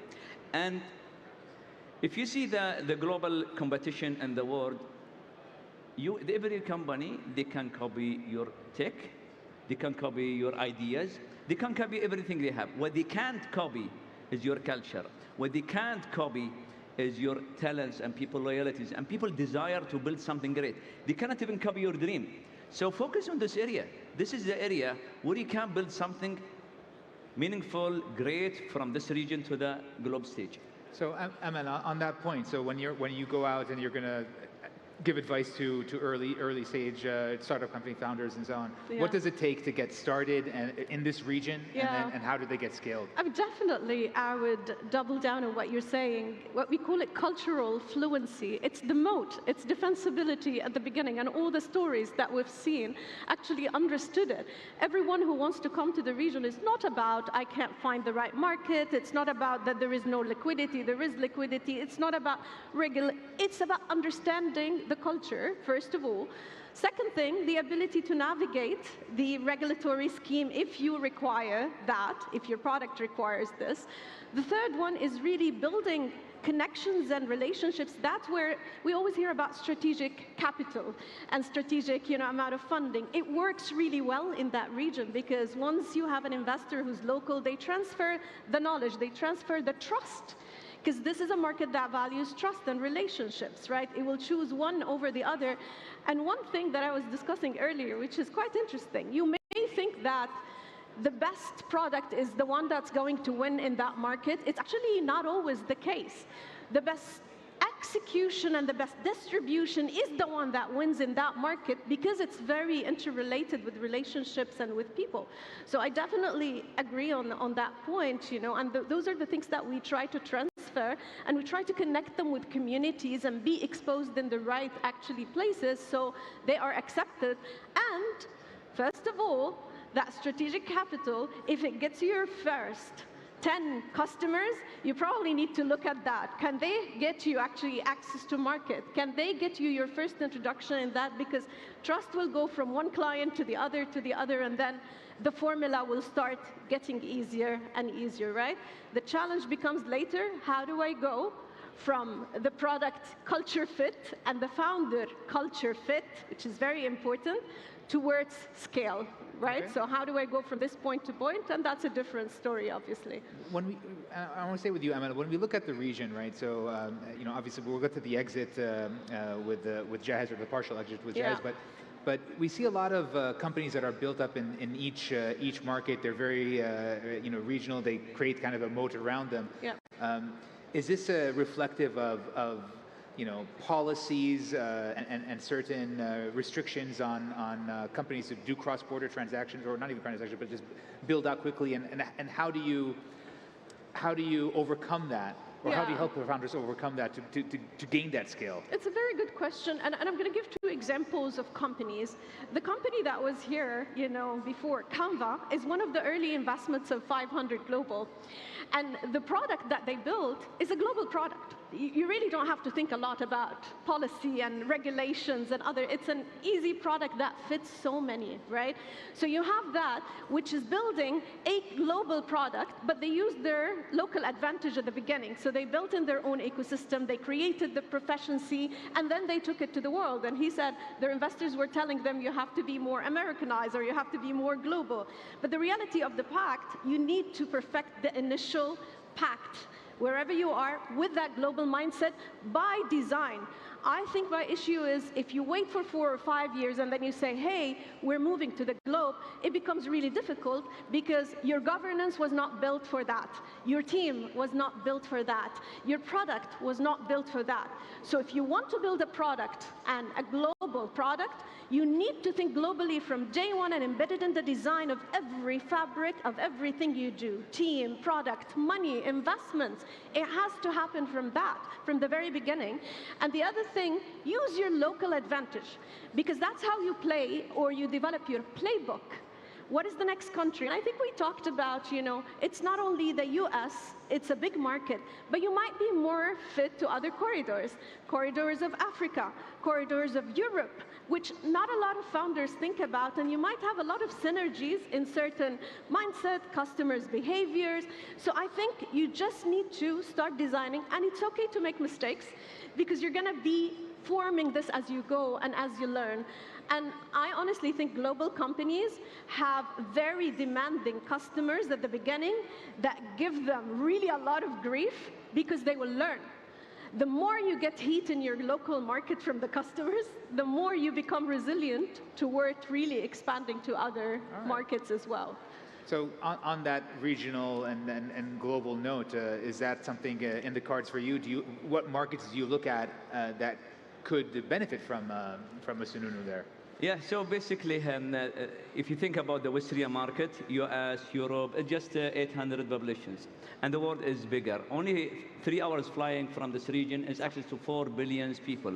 And I would say, as Amal said, you have to select your, I would say, expansion strategy, global strategy from day one. You have to follow some corridor or domain.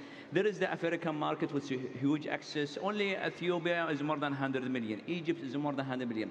Or you can reposition yourself to more focus on Arab world, which access to more than 600 people. Or reposition yourself more into Indians continents, access to 2 billion people. Even Muslim world, if you focus on Muslim world, you can have access to 2 billion people. The world is bigger and the opportunity is there.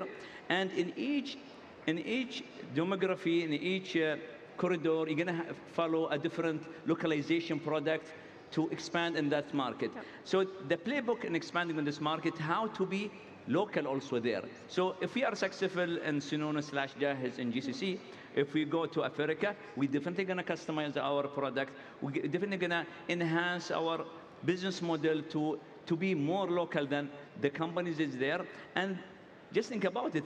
Those area is the emerging market and underserved. You don't have many countries. You don't have even a financial provider, health provider, and you can replace it with fintech, health tech, consumer tech. Multi-solution are awaiting these areas. Is that the plan within the kind of the super app, for lack of a better term, that you're creating? Is to take that, build it out here, and then just transfer it elsewhere? Exactly. And if you think about it, some people think that they may get scared from global companies, and they think global companies is something they cannot compete, and it's wrong. Because what is the disadvantage of all these global companies? They are slow. They've been stuck with the regulation very heavy in Europe and USA. You are like a free bird. You can do things faster. So execution, fast, agility is your competitive advantage if you are companies from this region, especially GCC. Especially, you are supported by also regulation. Think about it. While in Europe, they think how to increase the regulations, what the regulation are facing now here? Tax is free. You have 5 legal frameworks only in Qatar to open your companies. And not only this one, there is fund of funds increased by 2 billion yesterday. It became $3 billion. 8 venture capital with Mossi going to increase by 11 in the end of the summit. There is even research and development incentive program. We in Sununu, we just got 8 million Qatar riyal from KRDI.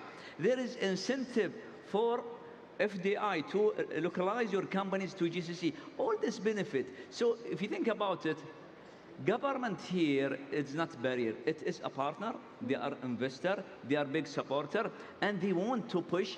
And if you look to the bigger picture, even Qatar have vision. Saudi Arabia have a vision. And they will do it. It's vision to transfer the economy from traditional based economy to knowledge and innovation based economy. And all of this together, plus Saudi Arabia will have World Cup, they will have Expo, they'll have all these great things happening, same with Qatar.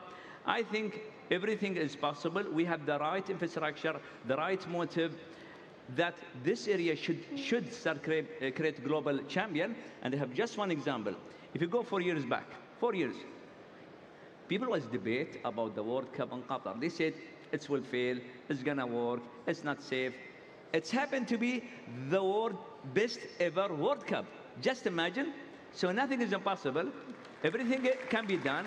And believe this region can do many great things from here to the world. I see you nodding in agreement. So obviously we're all optimistic about the region. Everybody, it's called the golden age. Very optimistic, right. Not just optimistic about the region. Let's put it this way, and that's the reason why we work with technology companies. But honestly, there's doubling on what you said. When we said that in the morning, when the national country and government agenda aligns with the policy, aligns with technology, what do you have? Capital will follow. And then the capital is also aligned with that. So I think as a founder, as an investor, these are the things that you look at when you want to look and double down on a market, when you want to extend. Because you know you're being supported. There are a lot of markets around the globe that don't have the regulatory support, they don't have the government support, and it becomes so difficult, and they end up fundraising from other markets, and eventually they leave that market and go somewhere else. Well, if you have these pieces, it becomes like a population kind of platform where others want to come. What is so, exciting about this market? As I said, it used to be a momentum. What's happening in this region? Is it real? Is it not real? Saudi, Qatar, UAE, what's happening? But now the globe is here. And we talked about, how international investors are now leading rounds for our regional founders. Regional founders that are getting international money. So it's not just your local money, it's not just your MENA money, it's actually international global ones that want to be part of this. And I think the concentration is starting to create, we might hear sometimes the biggest gap is funding. Every founder will speak about financing, obviously, but there is enough liquidity around the early stage. And I think it's being concentrated around, the later stage. And the more companies that reach that, you're going to see population of more funds, more growth funds that gets created in the region. But not to hit the bubble, to prick the bubble of optimism, but the last part, and you are an outlier of it, but the exit is really where people tend to struggle. Yeah. Obviously, Sununu had the partial exit, but you're an investor in other companies. How do you see this scene changing? Is there greater avenues to get your money out? So I think. One of our challenges in the past, I think, in this region was the M&A activity, even for you and the VCs. Yes. I believe this M&A activity is considered one of the world's biggest between Sununu and Jahez, and this is actually a break point for our ecosystem. And that's normal because if you think about it, US market is access to 400 consumer, China is 1.5 billion people. But if you go to GCC, it's actually one market, it's 60 million. So all the startups, they need to find a consolidation point, merging point, to strengthen their muscle actually, and to build the right alliance and compete globally. I believe this was a big motivation to the ecosystem. With more VCs, with more investment bankers is already here in the region, they start having more appetites about doing great things and start doing synergy. Even the founder needs this education. And I can give you an example, how Apple being built, how Google being built. All this company went through 350 plus acquisition to build great companies. And this is also our strategy. And today I'm speaking about myself as CEO of Jahez International and Sununu as well. M&A is the only key to expand faster. And this will be always our strategy to keep acquiring. A company will strengthen our muscle and have the right talents. And I believe this is from now on will be a change in M&A. I believe there will be, you're going to start seeing more M&A in this region. So there you go. 30 seconds, strategic basically exits better than waiting out for the blockbuster IPO. Yeah, I mean, we know that the market is being created, like Saudi, have been also working on Tadawul and the listing, but how many globally, statistically, how many companies that listed IPOs that actually made the right price, right? Just think about that. So it shouldn't be the only way to exit.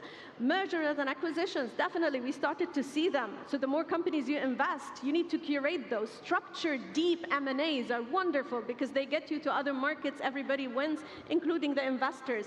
Structured secondaries, which started to get into the region, you're going to see more funds. I met 2 funds from Europe today that actually just focus on secondaries and looking for ways to enter the market. So I think mindset should actually shift from the ultimate, only IPO towards what are the other ways that I can monetize, benefit my team, myself, and my investors.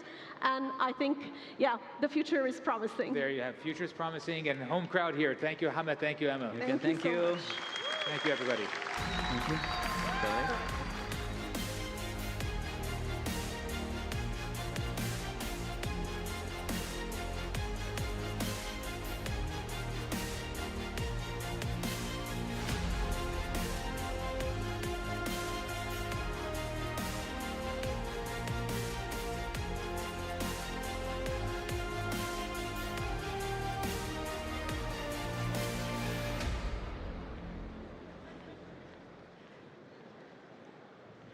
where is everyone going? Come on, we've got lots more exciting talks coming up. I know, Nunu, your boss has left, but that doesn't mean that you have to leave, right? Now, storytelling doesn't live on one platform anymore. Abir El-Sagar, Prajakta Kohli, and Noel Robinson explore how creators can grow across formats while staying true to their voice. They'll share honest insights with Nara Nari, presenter, filmmaker, and producer, on building credibility beyond social media and making purposeful career moves. Let's give them a warm welcome, please.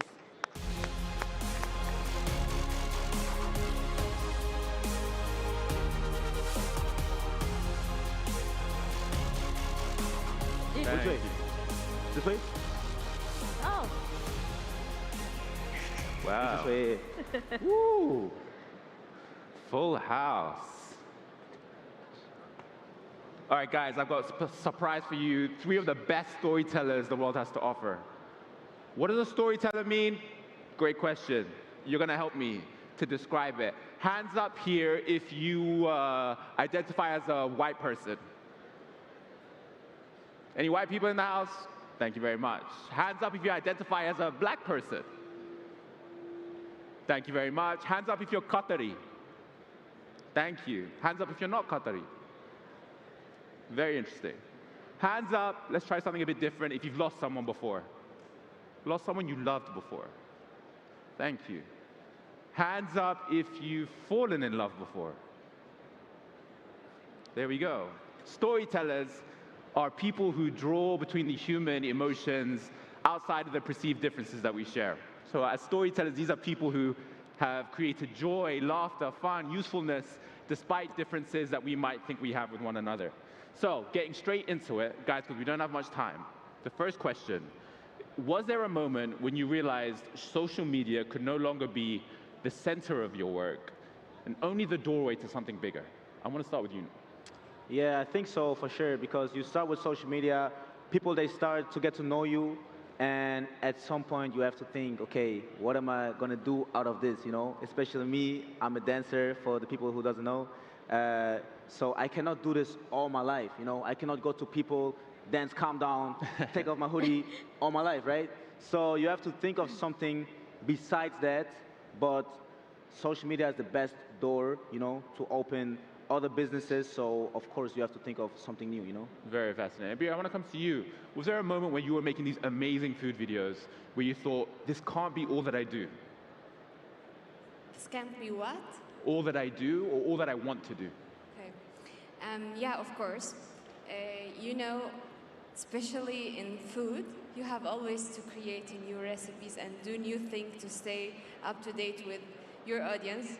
So yeah, you can't stay like only cooking and doing the same thing.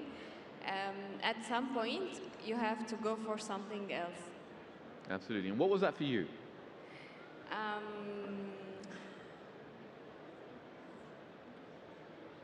What was that for me? Yeah, well, when I look at you, you'll make these incredible videos, but now you're making cookbooks, you're doing other things. Like, what drove you to do that outside just the videos? At the beginning, it was like, you know, at the time of Corona, everyone was going more on social media, and it was the time for everyone. Like, I think Noel also, it was your time when you were... Yeah.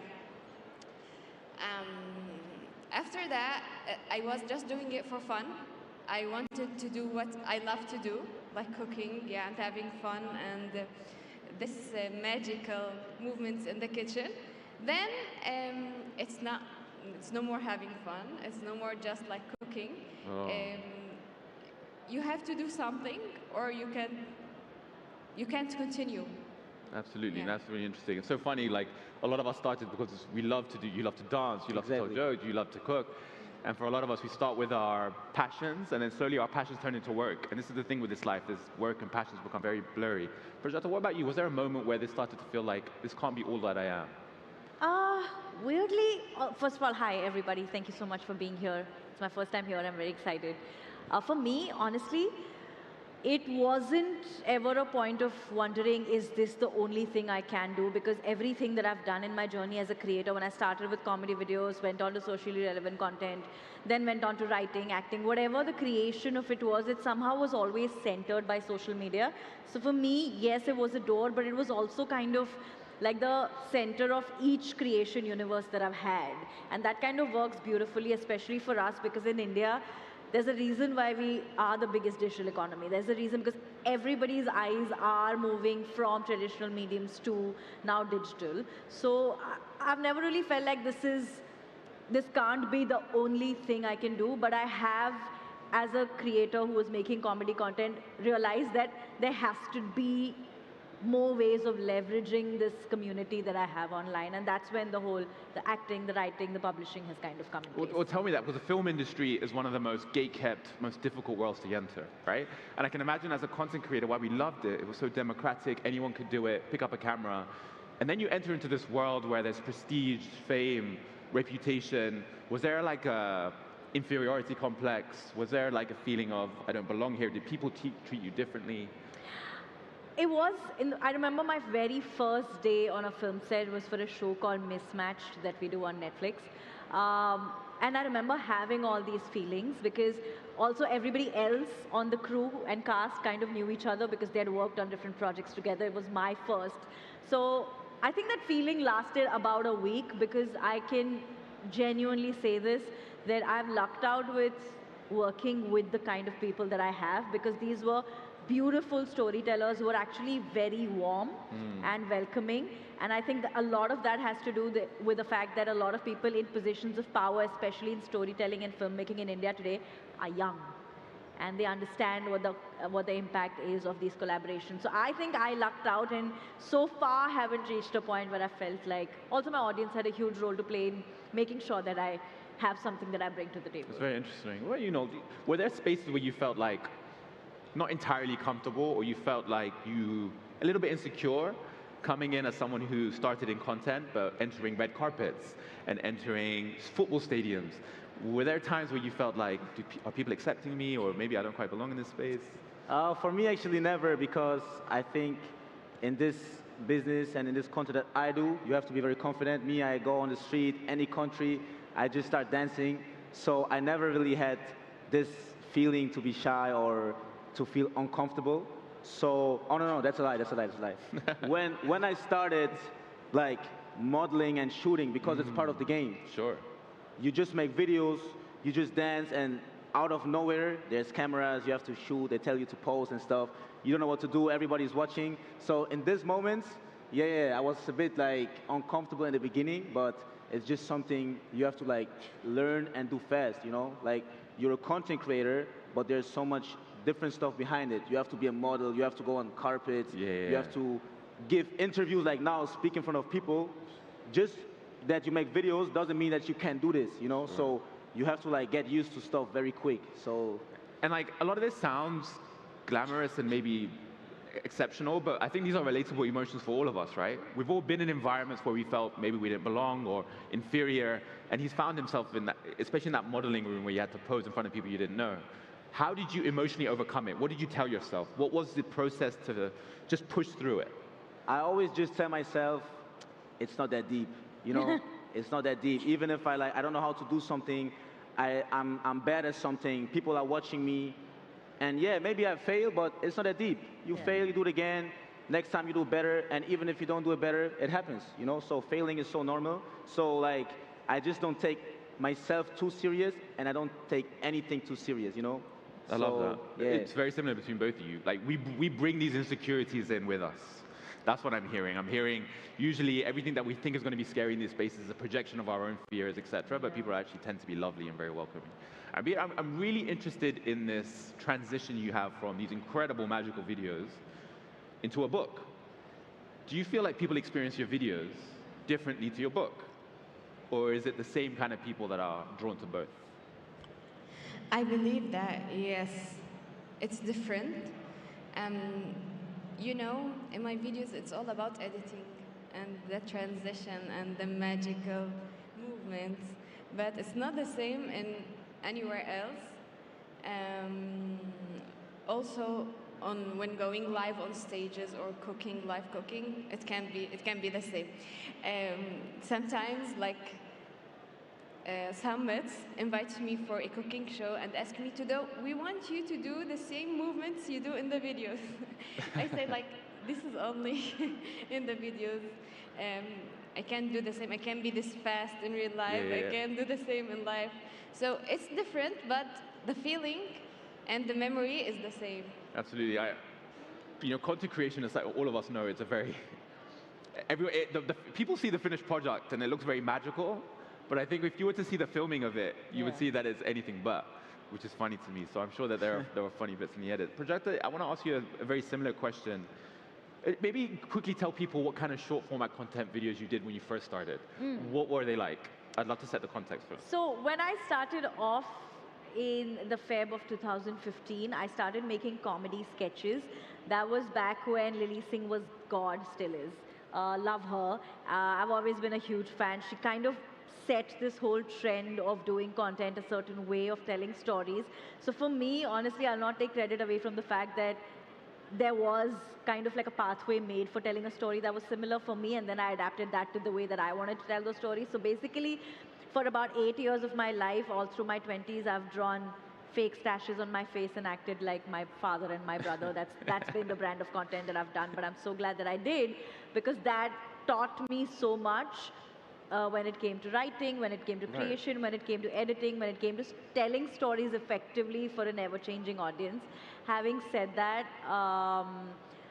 about 3 years ago is when I pivoted a little bit from that and started spending more time in writing, because I realized that it had stopped being fun and challenging for me. Also, one of the things about being a creator is that eventually, every now and then, you're going to reach that point, and I'm sure that everybody here has kind of experienced that you're going to reach that point where you're going to have to tell yourself to reinvent, because the same kind of content, with the way that the audience is changing, the markets are changing, the trends are changing, cannot continue to happen for too long. Like, you have to make it dynamic for your audience as an experience to them, but also for yourself to kind of stay in that process of continuous creation. Otherwise, it can get very monotonous after a while.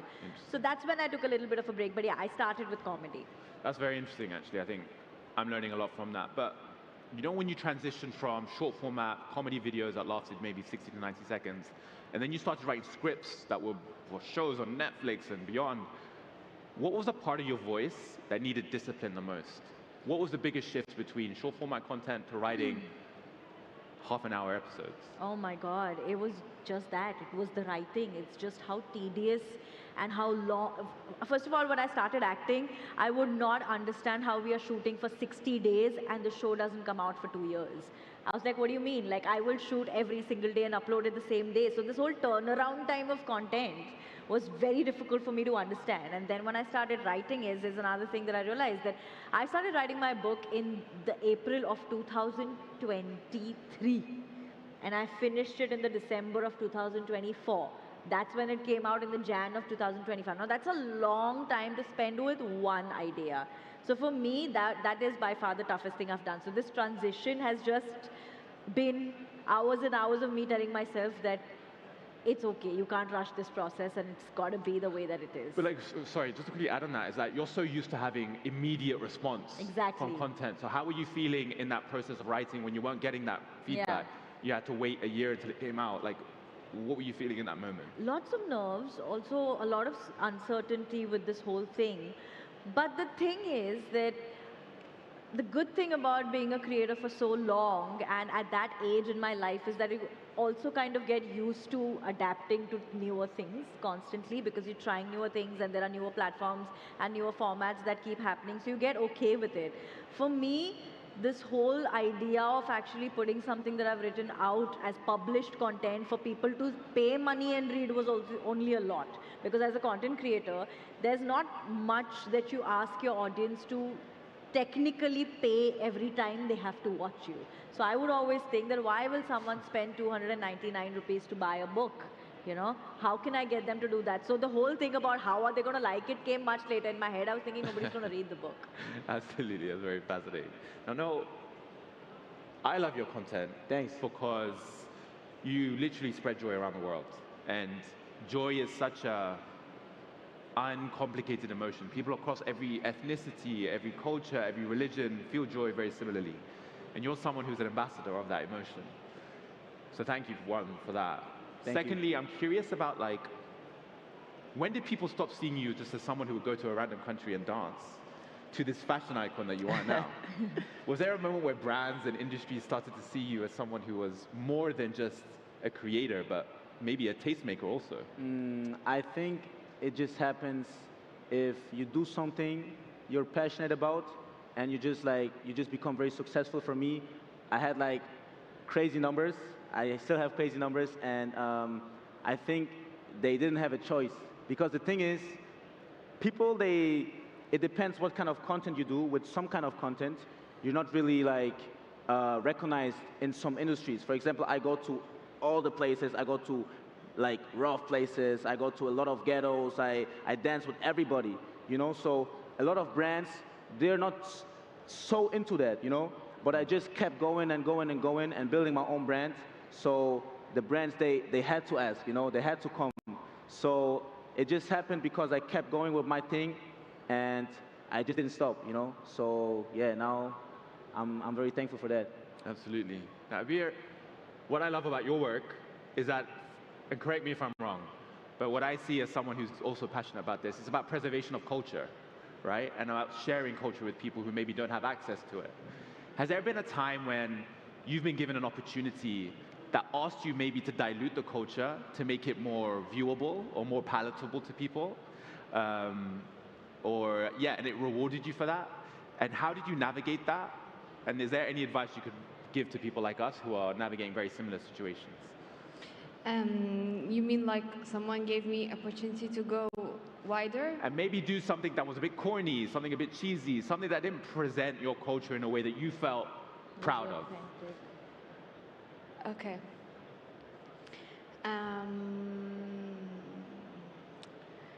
I didn't get the last question. Well, it's even better if that didn't happen, because great, because maybe I'm trying to cause a problem that didn't necessarily exist. But what I'm saying is, have you ever been pushed to do something that you're not comfortable with because a brand offered you X amount of money? Yeah, absolutely, yeah. I think that everyone on social media have passed in such situations. And how did you navigate that? Yeah, but for me, if it doesn't fit my values, then it's a no. Yeah, and I don't do it. Also, if it doesn't fit my audience, like my audience are used to see me in a way, and I don't like to break this picture that they took about me or this human that they see. So if it doesn't fit me, then for me, no, I don't do it. Absolutely, I love that. And I lost a lot of things, a lot of opportunities just for saying no, but I saved me, my values, and my personality. Beautiful, I love that a lot. Now, sadly, we're running out of time, but a question I want to ask all three of you is, outside of content, what else have you built your voices on that is applicable to any platform? Why is it that you guys are successful authors, successful actors, successful icons? What is it about your work that transcends the content but speaks to a bigger voice? Prajaz, I want to come to you first. I think for me, it's as simple as simplified content, which makes it relatable, honestly. That's where I find myself fall in a place of talking about things that are easy to understand and you can react to. Now, that could be a video I've done on climate action, or that could be a romance show that I've been a part of. But I feel like where I lie is in the simple storytelling of every day. Amazing. For me, it's, I think, to just do something unique that nobody does and very easy, you know. There's so many people that dance on social media, so I just did something that nobody does. It's very easy, you know, my hair, my hoodie and everything. People never seen this before, but it's simple and quick, and everyone understands no matter the language. So just to be unique and positive vibes. Amazing. Javier, please. I can say it's food. Food is a feeling, and it is itself. It connects everyone. Like everyone loves food. So it was the food and the culture and the traditions I do in the videos. It makes everyone feel like back to home and memories. Absolutely. Guys, thank you so much. The only thing I'll add to that is we've learned so much through that whole process. This isn't exclusive to anyone on this stage. This is actually applicable to all of our intimate lives. Personally, it's all about breaking the mold, pushing past the expectations that people place on you. Creatively, it's about doing things that inspire you constantly. And the only thing that I will add is this also applies politically. I love being in Doha because it allows me to talk about this, but platforms can also be political vices, right? We're talking about how algorithms manipulate what we can and can't say. We had the founder of Upscroll yesterday who did a keynote, and people are literally founding platforms to be able to facilitate voices, to feel more free and more comfortable to talk about the biggest things they feel are most important in the world. So this message that they've told us today applies to everyone. I hope you continue to push past your molds and your boundaries and your platforms. And a big round of applause for our guests for being incredible and sharing some insights. Thank you so much for listening, and we'll see you soon. Thank you so much. Thank you.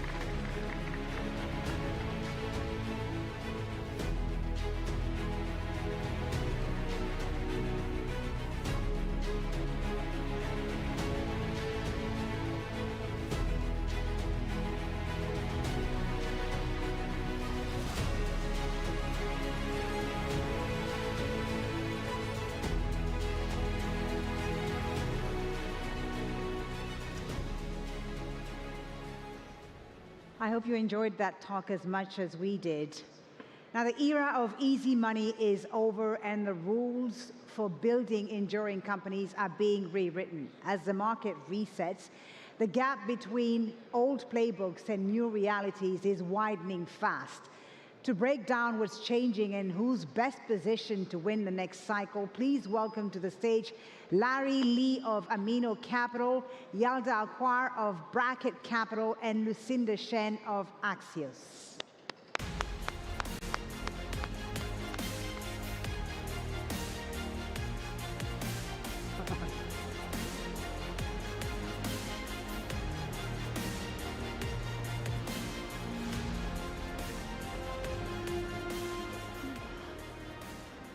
All right, hi folks, good afternoon, and hi Larry and Yalda, thank you for joining us today. The two of our panelists here have a couple of portfolio companies that you may or may not have heard of. Larry with Time Replit and D-Matrix, and Yalda here with SpaceX, XAI, Coinbase, and more. So this is a really fascinating conversation for this moment because so much is happening in the world of venture capital. I think one of the most obvious has been the massive valuations that we are seeing in the AI world. And so I want to start with that. Some news that's been kind of trickling in and out over the last couple of weeks. We're hearing, right, that OpenAI, the AI lab, is in talks to raise an $850 billion valuation, which makes the possibility of a $1 trillion private startup possible for the first time. There's also obviously companies like XAI that, companies like SpaceX, that may or may not be IPOing in coming months and years. And so I want to start with that. Given the possibility of a $1 trillion private company, how sustainable is that? How do you feel about that? Yeah, let me start by saying just how excited I am to be here. I absolutely love this stage and speaking on this stage and at this event. I was going through Patty's profile on Instagram, and he quoted Politico saying how Web Summit is the Olympics of tech, and I agree 100%. As an investor, it's such a treat to be here. It's so energizing. Back to your question about trillion-dollar valuations, would that become the norm? I wouldn't be surprised if it does. In the early 2000s, a company would have revenues of $50 million like Amazon. It would IPO at a $300 million valuation, and the journey to $1 trillion would happen in public markets. Nowadays, companies are choosing to stay private much longer, and that journey effectively from 0 to $1 trillion is happening in the private markets, hence why allocations to venture capital have increased so dramatically in the last decades. So yes, I wouldn't be surprised if that becomes the norm. Larry? Well, I think with the technology developing, with the concentration of the wealth keep going up, the trend of $1 trillion company will be continuing. It's sustainable because the concentration of wealth and also because of the development of technology, also plus the inflation. However, it doesn't mean the current company we think as a $1 trillion company sustainable. There will be new company coming out as a trillion-dollar company, Okay. not the one we may imagine. Are you throwing shade at OpenAI here? Yeah. So if that's the case, I mean, how many trillion-dollar companies can there be, right? And I think there's a longer question of also what timeline are we talking about here? Well, there's $5 trillion of capital that is trapped in private market unicorns at this stage. SpaceX represents potentially 1.5 trillion of that.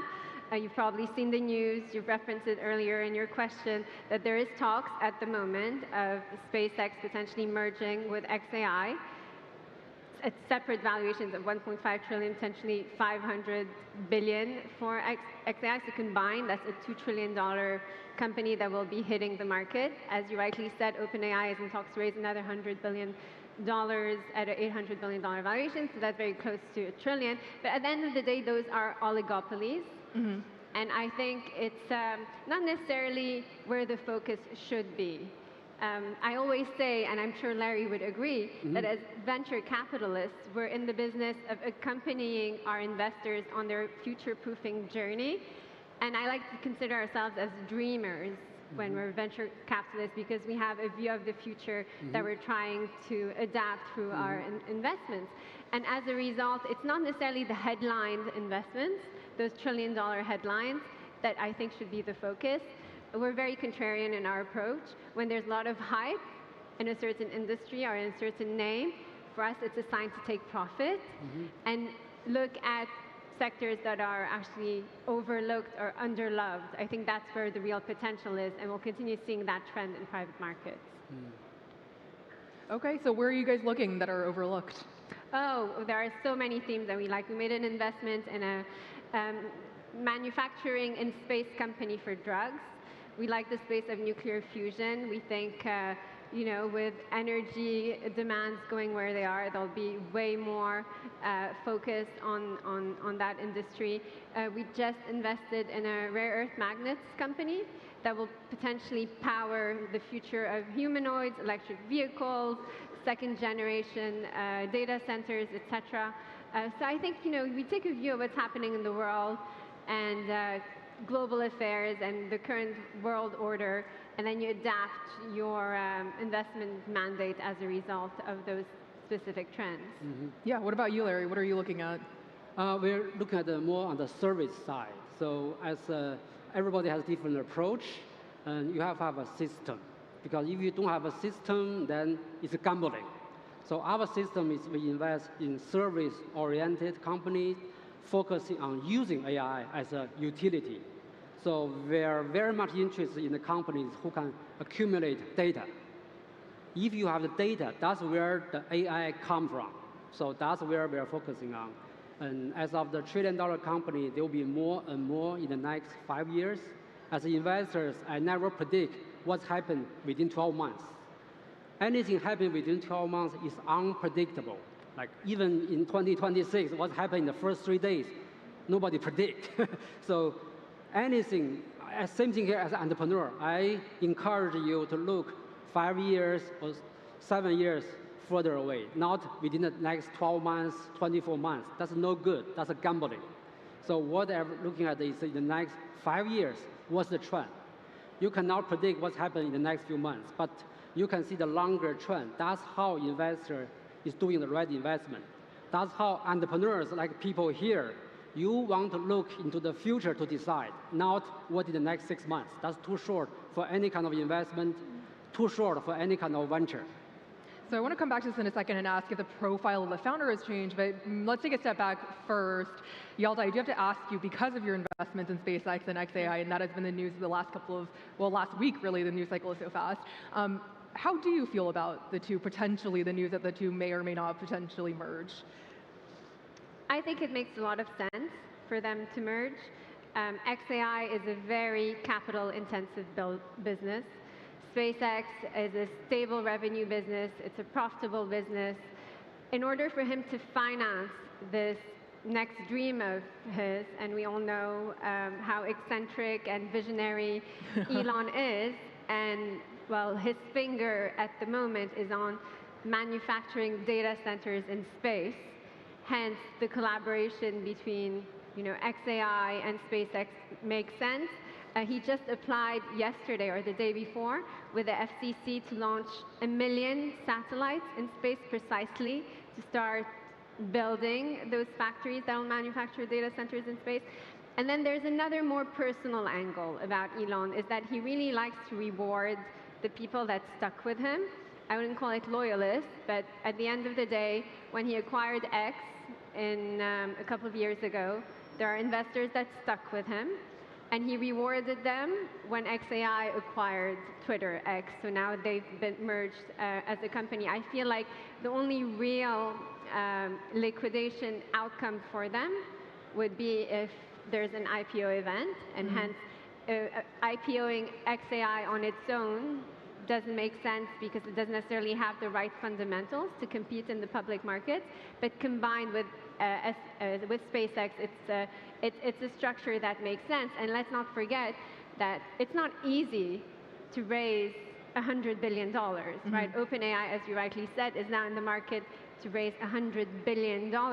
That's insane amount of money. And at some point, the only way that you tap into the market is by being a public market that can tap into the public markets. And maybe we can touch on this later, but the venture capital world is very dry at the moment in terms of DPI. So there's only so much venture capital dollars that could go to sustaining these mega companies that are powering this new world of humanoids and robots and electric vehicles and data centers that we're about to enter. Yeah, which feels like it could be a major risk for the industry in the long run because liquidity is everything. But yes, it just kind of sounds like to me, I mean, this is interesting, right? That to you, the SpaceX is the older business, combining with XAI, which is the younger business with like not much revenue, reports have shown, that effectively there's a better chance of XAI getting more capital in. Absolutely. Yeah. Interesting. So I have a very different approach, by the way. Go for it. Yeah. So normally I don't invest anything within the horizon of 12 months. If XAI or SpaceX going for IPO within the next 12 months or so, it's not something I want to invest. You don't want to invest? No, absolutely not. Why not? But you'd like to take profit if you're those names. Yeah, because the reason is within 12 months, anything can change. There's a lot of uncertainty. What I can see is what's happening in the next 3 years, 5 years, or 7 years. Anything, as an investor, you don't want to predict what's happening in the next 12 months. So XAI and SpaceX are great companies. So if you invest that 10 years ago, 5 years ago, it's good. But anybody who wants to put in the money today, investment is all about beating the expectation. The expectation of XAI, the expectation of XAI is very high. For Elon Musk or anybody continue to beat that expectation is very difficult. I don't mean it's not possible, but it's very difficult. Investment is all about beating expectations, like a secondary market as well. So that's why I like the company, but I'm concerned about the valuation. So I never invest in anything that if there's exit within 12 months. For example, we invest in Chime Financial when it was have a valuation of $8 million. $8 million valuation we invest as a first check. But at the high point, the valuation was $25 billion.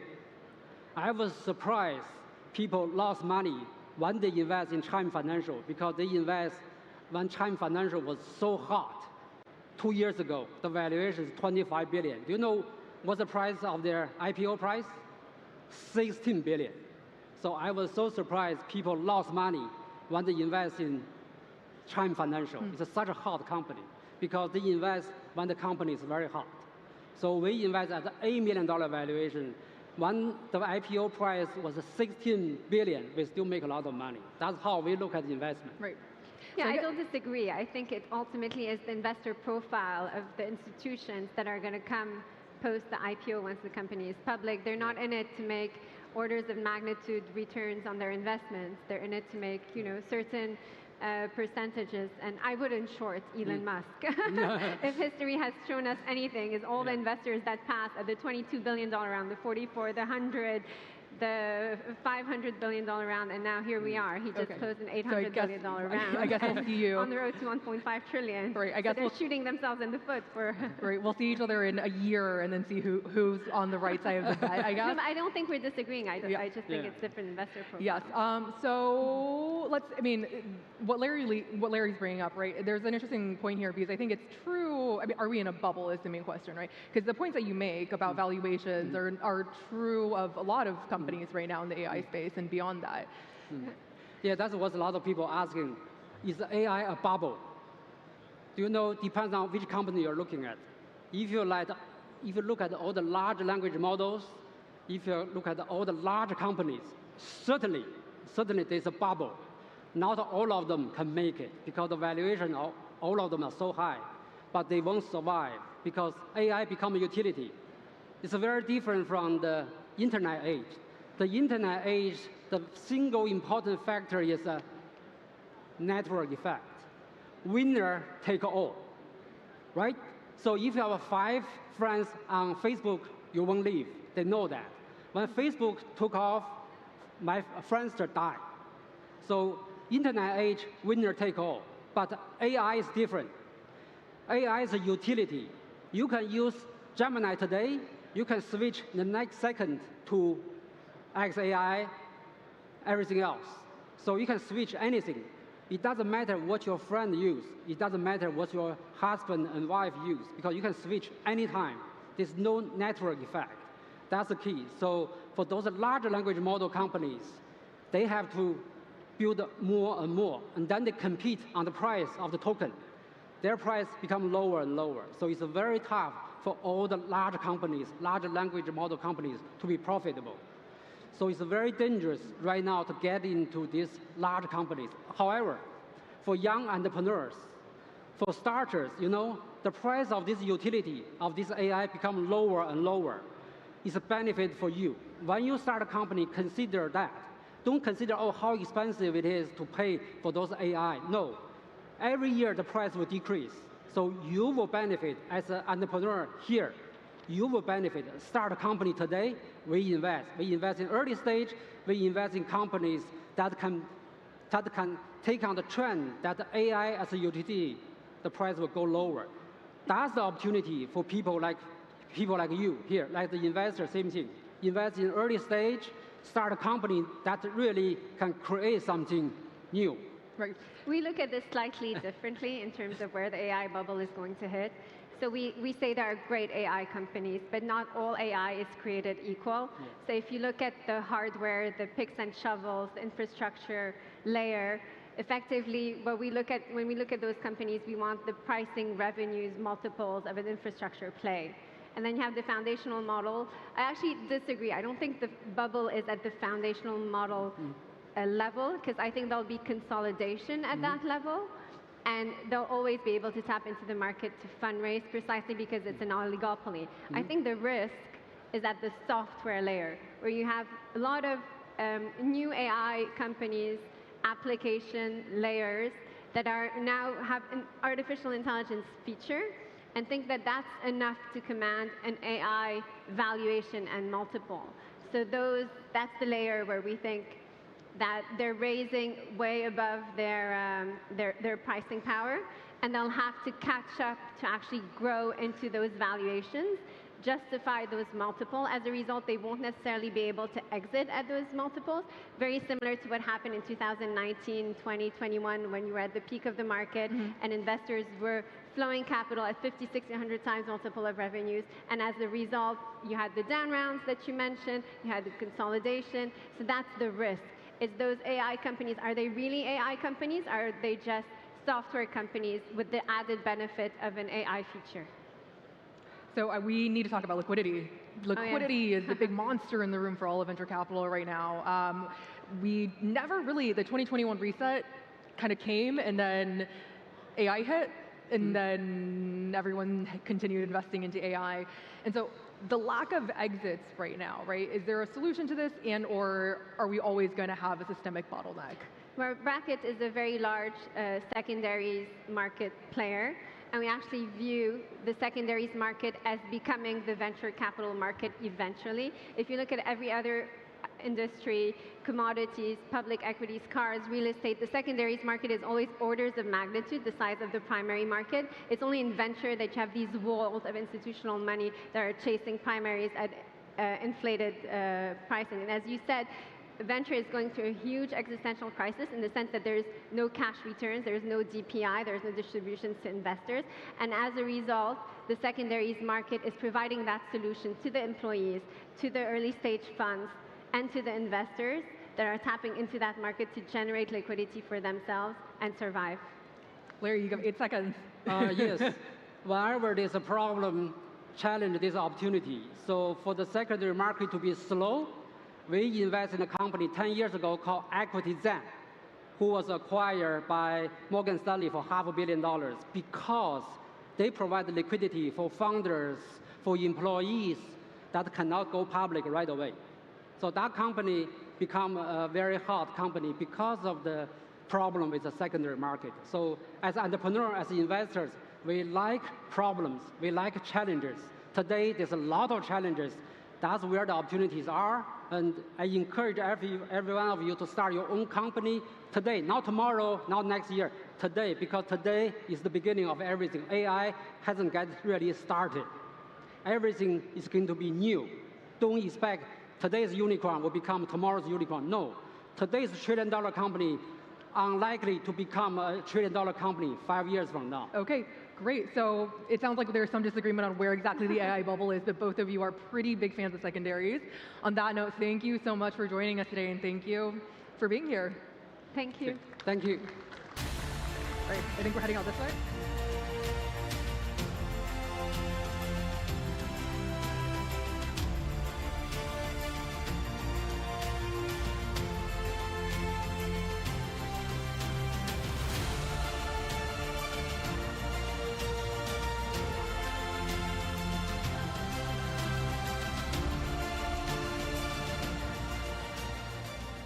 Welcome, welcome to those of you joining us now on center stage. Thank you so much for being here on day one of Web Summit Qatar. Just a little bit of housekeeping. If you need translation at some point today on any of the stages, you can find details for how to access live English to Arabic translation by following the instructions on the screen, or of course by clicking the link in the Web Summit app. Now, I've been in the news industry for 20 years, 20 plus years, and I've seen firsthand how technology has been transforming journalism for years. But the rise of generative AI marks a real turning point for the news industry. As we enter this new era, questions around trust, sustainability, and relevance are more urgent than ever. To explore how news organizations can future-proof themselves, we're joined by 4 leaders shaping global journalism today. Luc Chenier, CEO of the Kyiv Post, Caroline Farage, CNN Vice President and Editor-in-Chief of CNN Arabic, Asil Mansour, Director of AJ Plus at Al Jazeera Media Network, and Greg Carlster, Middle East Correspondent for The Economist. Please welcome them to the Web Summit stage.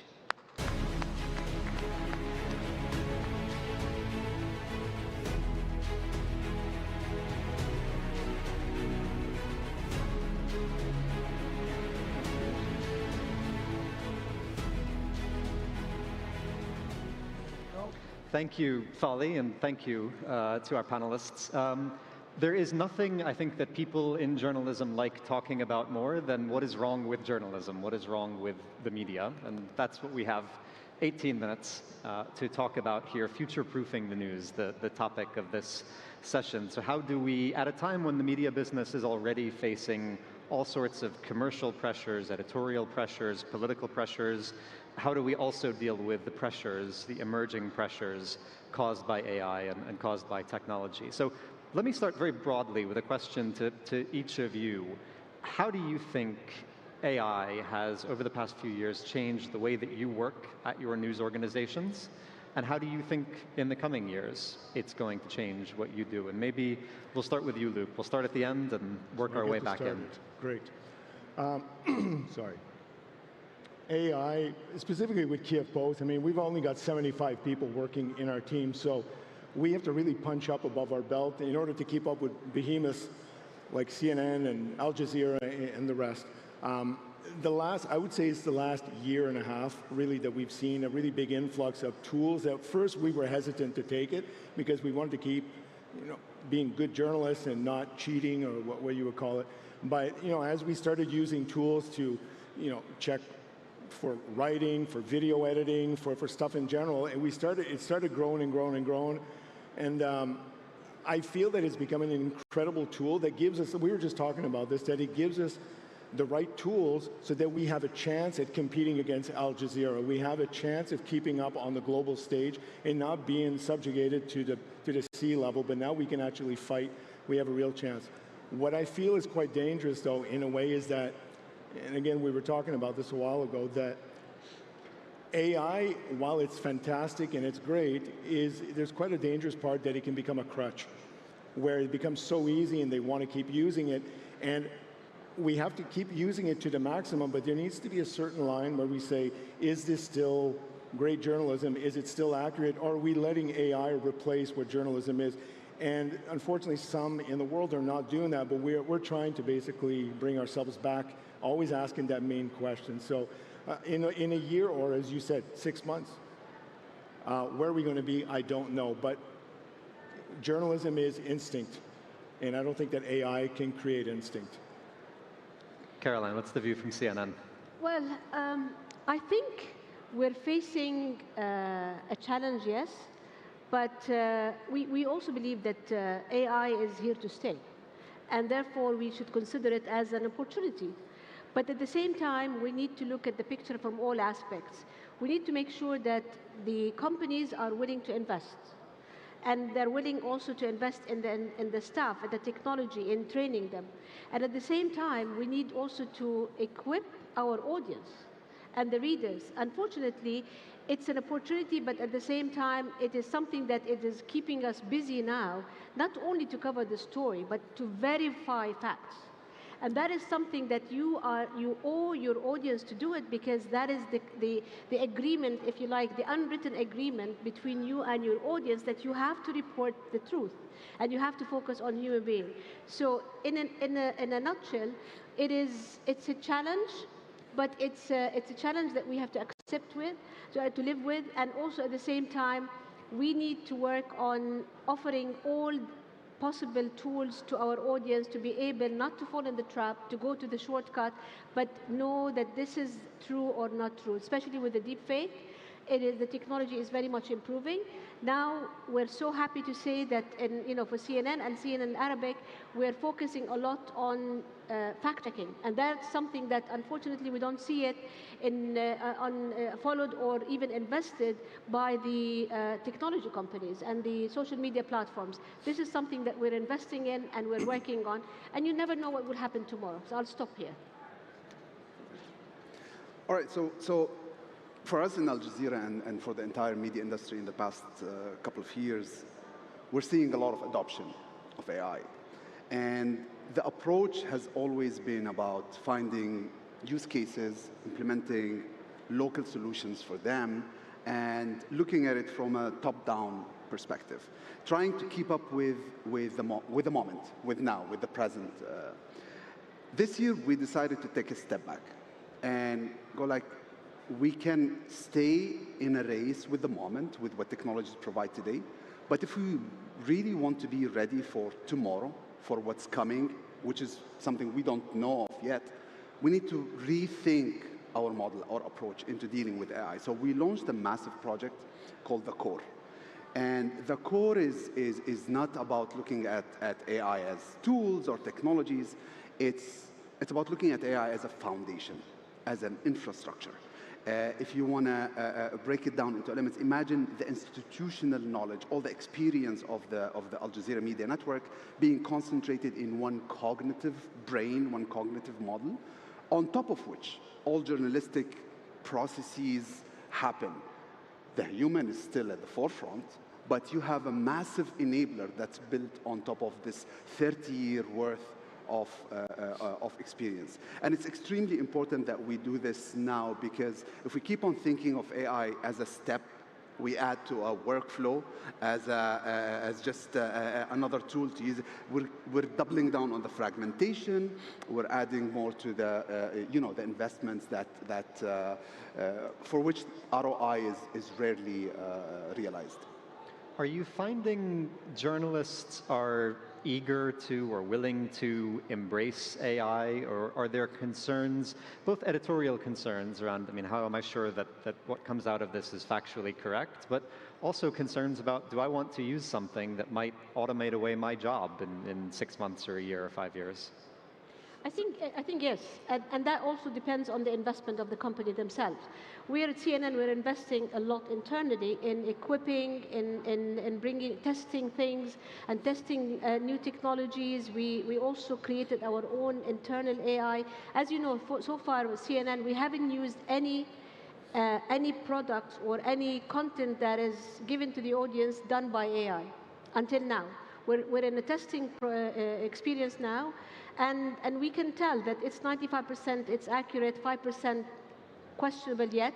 So that is important for the brand to stay away until it's 100%. But yes, the journalists are learning, they're testing things, and the investment that's being done to offer them the tools needed and the training needed for that purpose, to an extent also that we recently hired also a vice president focusing, and his title is AI.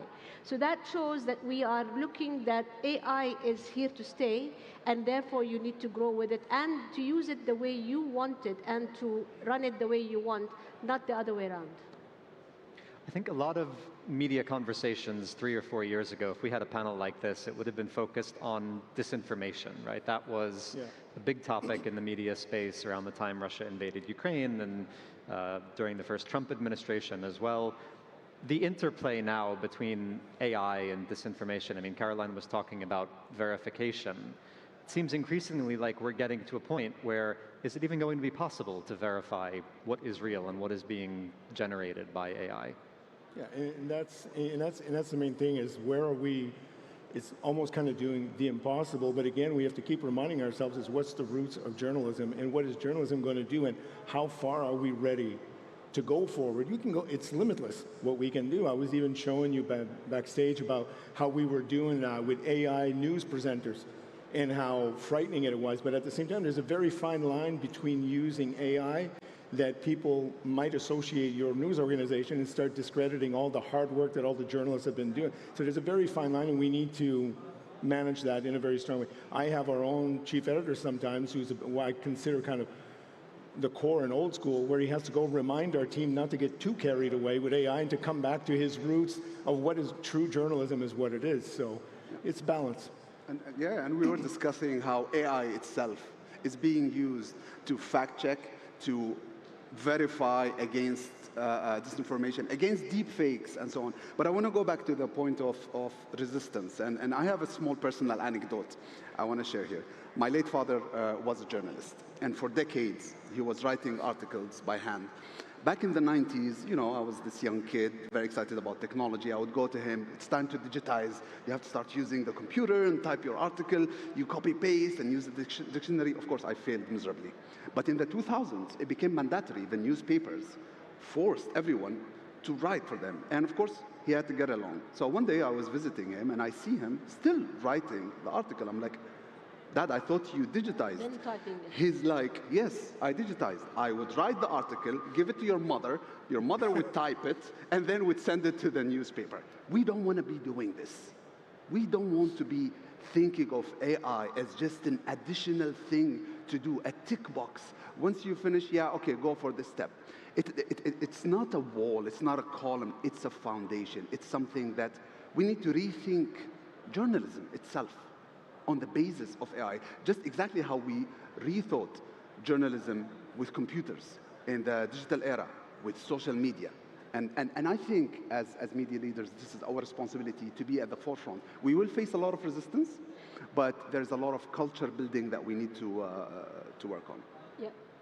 Let me ask about, when you're talking about using AI as a foundation, as a base for journalism, feeding all of your archive or your old articles or your old scripts into AI, it's understandable how that works. But the human element of it, the institutional knowledge that your reporters, producers, et cetera, have accumulated over years and decades, how do you get that into AI, and how do you use that? That's a very good point. So there are two aspects to it. So first, when you deal with AI as a foundation rather than as a tool, because a tool, if you think of it like geometrically speaking, a tool is a vertical construction that could even serve a rival role against the journalist, because this is how the journalists feel competition with AI. But if you think of it as a foundation that will collect all of this information, be it the archives, be it sometimes the communication, sometimes the tone of voice, it is still secondary to the role of the journalist itself. Always, the journalist is at the forefront. We were talking about the journalistic instinct. Sorry, I'm not stealing that, but there are certain things that are irreplaceable. The journalistic instinct, the human experience, the human touch. And it is our responsibility to empower that. AI, in this sense, is just an enabler. It's something that helps you scale, that helps you access information, but it helps you as a journalist. There is always you in the forefront. It's a must-have.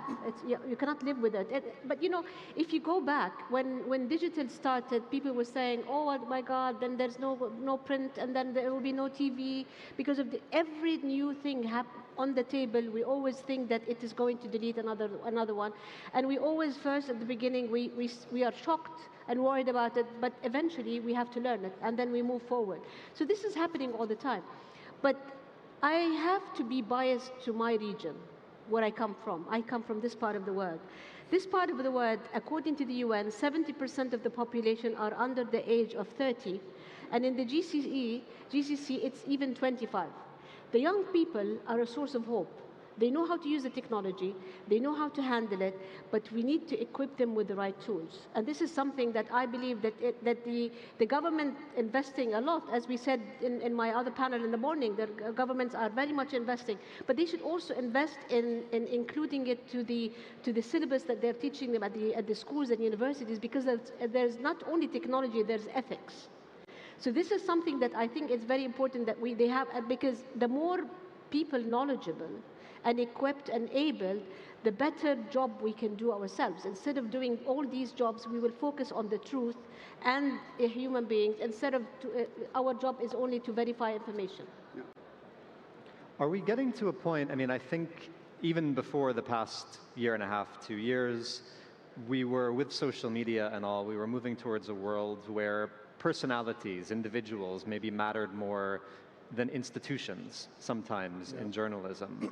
Is that going to be supercharged in the coming years, where, as AI becomes a bigger and bigger thing, what matters is trust in individuals? Yeah, absolutely. It's like we were discussing before. While in the older days, basically, you had a name like New York Times, you had, CNN and all that, and people would view that as their stamp of trust of what it was and who worked on it. But now with the fragmentation of certain journalists that are not adhering to the right code on what they're doing, they're just trying to get clicks and they're trying to get everything, that people are now gravitating towards podcasts and they're traveling. So I feel that ourselves at Kiev Post is we're now going to start giving each of our journalists a podcast so that they can actually connect better. But the main core now is that we need to focus on the journalist itself and the relationship between people are having, because people trust, like I look at you and immediately I say, I know him, I've seen his writing, now I feel like I'm more connected. Okay, it's nice that you work for The Economist, but I don't have a relationship with The Economist, so it's with you. So I feel that this is the next generation, that the umbrella is, no, the core is the journalists, and that's what makes a family, in short, on what it is. And I think that's a very good reflection of what's happening nowadays with the audiences, the fragmentation, the attention economy. If you look at the numbers, the average attention span nowadays is 47 seconds, down from 150 like some 20 years ago. It's scary. If you look at, there's a famous study that's done by Harvard in 2023 that says Gen Zs report in the US, report 58% of them report lack of purpose or meaning. That's a scary number.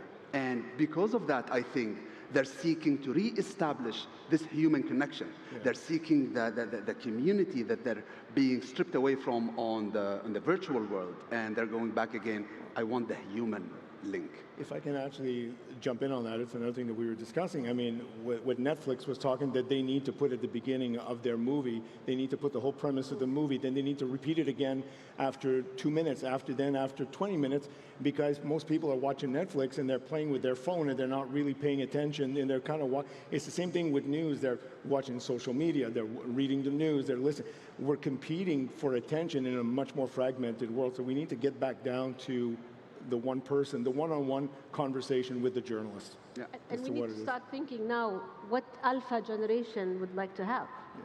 These are going to be the new leaders as well in a few years. So we cannot just talk about the Gen Z. We should also focus and study in depth what this generation wants. Yeah. Yeah. Do we have any ideas what they want yet? Maybe you have some ideas. I wish I did. We are out of time, unfortunately. We could keep going, but we are out of time. Thank you very much to my panelists, Luke, Caroline, Asil. If you could join me in giving them a round of applause. Thank you. Thank you. Thank you.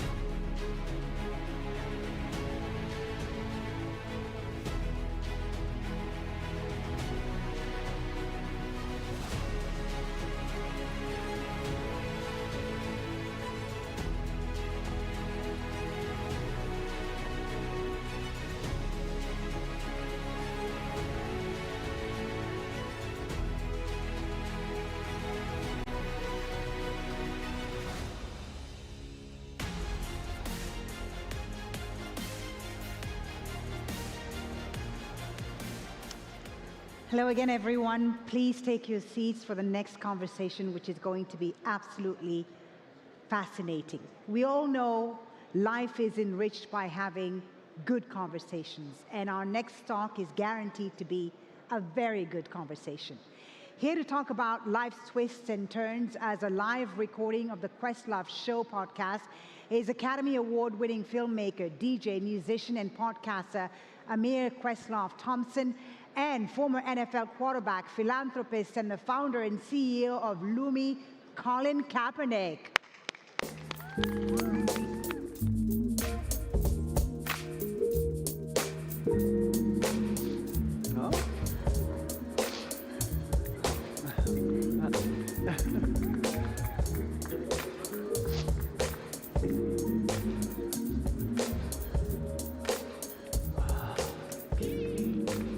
How you doing? Hi. Okay, so welcome to Web Summit. My name is Amir Thompson, otherwise known as Questlove. And shout out to my iHeart family out here, and I'd like to thank our guests for receiving us at Web Summit. I'm here for a very small sampling of what I do on the Questlove Supreme podcast. And we're deeply honored to have the one and only Colin Kaepernick with us today. How you doing? All right, so if you followed my career, you know that I entered this business 30 years ago as a musician, as a DJ, and in the last 5 years, I've been doing everything, well, not but that, but in addition to that. So I'm about storytelling and books and movies and whatnot. And so basically, our guest today has the same trajectory. Basically, started out athlete, became a revolutionary activist, and is now a storyteller, helping others with the Know Your Rights camp, and also with Lumi, your app. So We're going to ask you a few questions in our limited time here. I would like to know, what is your morning routine? What is the first thing you do in the first 20 minutes of your day? First thing, waking up, always shower. That has to be the wake up. Okay. And the part for me, because I wake up to train early in the morning, so wake up at 4:30, by 5 o'clock I'm training. So that shower, hot shower, to be able to get everything moving, ready to go. And then that last 30 minutes, I'm into my workout routine. So hit the ground running as soon as the day starts, and then take everything else from there. So without fail, training is always the first thing in your morning, no matter what. If you don't do it, are you thrown out of whack or? Oh, I feel so off if I don't do it. Okay. Almost like my body reacts and is like, oh, we don't have to do anything today then. Got it. So gotta start the day with a workout. Okay. Okay, this is kind of a frothy question about your childhood. What television show would best describe what your childhood was like? Ooh. What? I would say Colin in Black and White is the best one Really? that we made and created. Okay. But beyond that, man, what childhood show represents? Maybe the Power Rangers. Okay. You know, I see that. we're always looking at how we could be superheroes, how we could save things, how we could be better. So we liked being the heroes of the story. Okay. So even then you were sort of manifesting or seeing what your future was going to be, even in your childhood. What secret talent of yours do you have that we don't know about? Secret talent? Yeah. That's a great question. I think most of my talent has been primarily through sports. So, I mean, I was going to be drafted by Major League Baseball coming out of high school. Okay. So baseball is an area that I had a lot of talent in. Unfortunately, I did not get any music talent. So I'm going to leave that up to you. So Gotcha. you can hold us down there. I'll hold us down on the sports side. Okay. Okay. So this year, 2026, of course, marks the 10-year anniversary of your life pivot into activism. Of course, you famously standing up for justice for those without a voice. I always wanted to know, so for me, music is such an integral part of my life. But during that time period 10 years ago, what was the soundtrack? Was there a song that got you through that period, especially when you were in the thick of it? So interesting enough, during that time period, I actually had a soundtrack. Really? So my wife Nessa, she obviously works Hot 97, so she's been in the music industry for a long time. Right. She knew a lot of my favorite songs, a lot of my favorite speeches. So Okay. she put together a playlist for me that was my favorite songs and favorite speeches. That was like revolutionary music cut up, and that was my pregame playlist for that entire season. Really? So that was everything from Pac Changes and Holler If You Hear Me, Gotcha. to Malcolm speeches and Ali, all of those intercut. Is there one song in particular that makes you always feel unstoppable when you put it on? So this falls a little bit outside of kind of the revolutionary music vibe. Right. DMX Party Up. Yes. Okay. It's pure adrenaline. It's all adrenaline. Okay. You can put that on for any workout, any pregame. Like it works in any occasion. His voice, his energy, no, you could run through a wall. I got you. I always wanted to know, when you do an act of courage, it comes from somewhere. Where does the source of your courage come from? Are you big on meditation? Is it something that you ponder on an hour before? Like, where's the source of your courage come from? I think a few different places.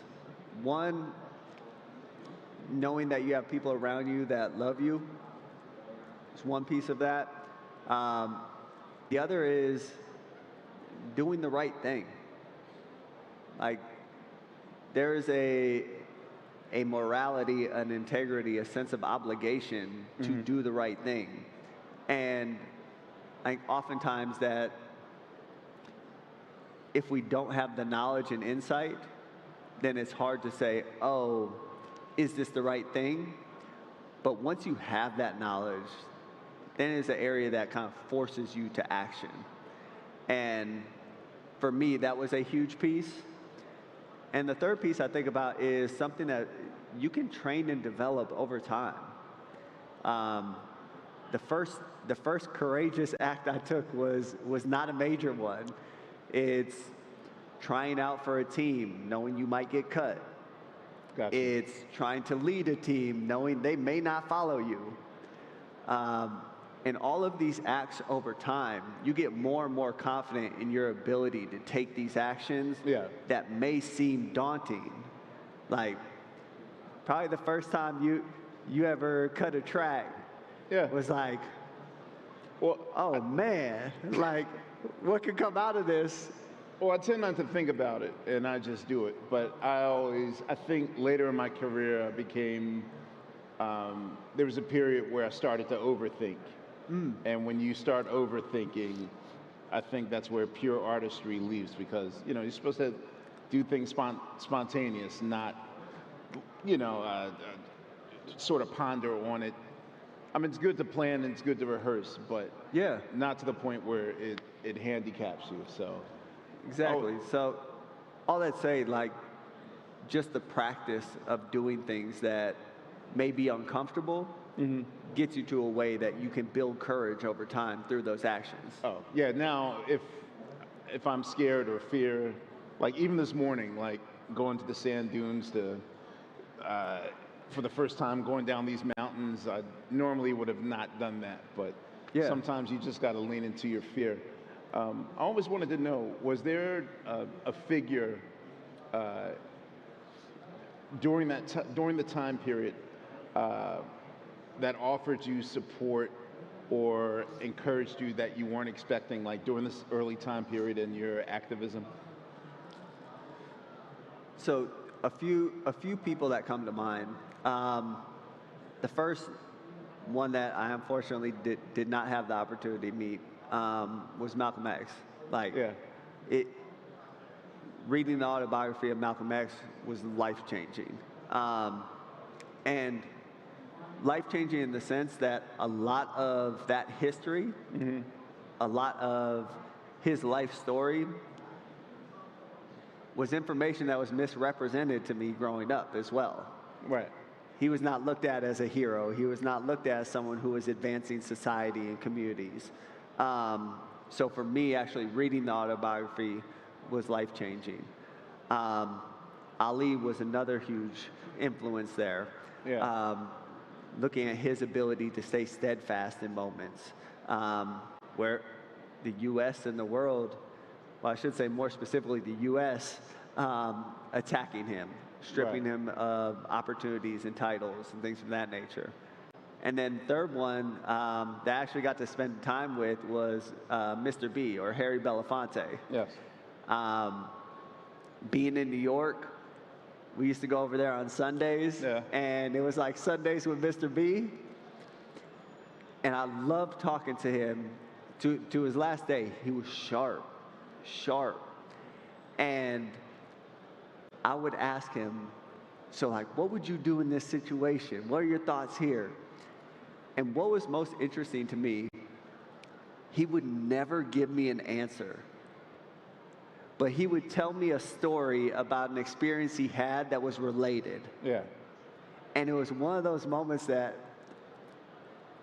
I would walk out of there sometimes and I would be frustrated because I was like, I just want the answer. Like, I need help. I'm trying to figure this out. I need to take action now. But he's forcing you to see it yourself. And he's forcing me to walk that path myself, as opposed to saying, well, here's the path I walked, walk it as well. And I have great appreciation for it because it forced me to grow in ways that I otherwise wouldn't have. Gotcha. What is the best advice you ever received?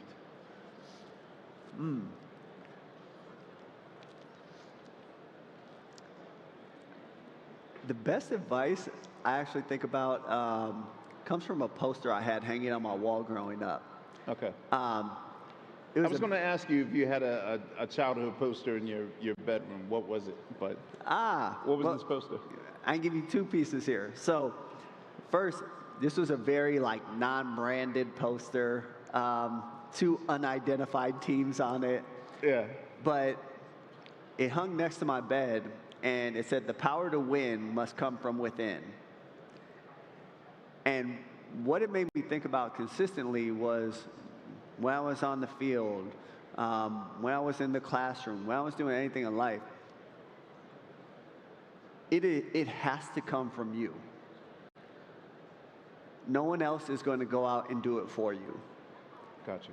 Now, people can help along the way, and they can support, but ultimately, the success you want, the goal you're trying to accomplish, any of those things, it has to come from within you. And if it doesn't come from there, then you're really just kind of floating along, hoping for things to happen, as opposed to taking action and having that power in that situation. Okay, so we live in America, and 2026 is already a lot, even though it's the first month of it.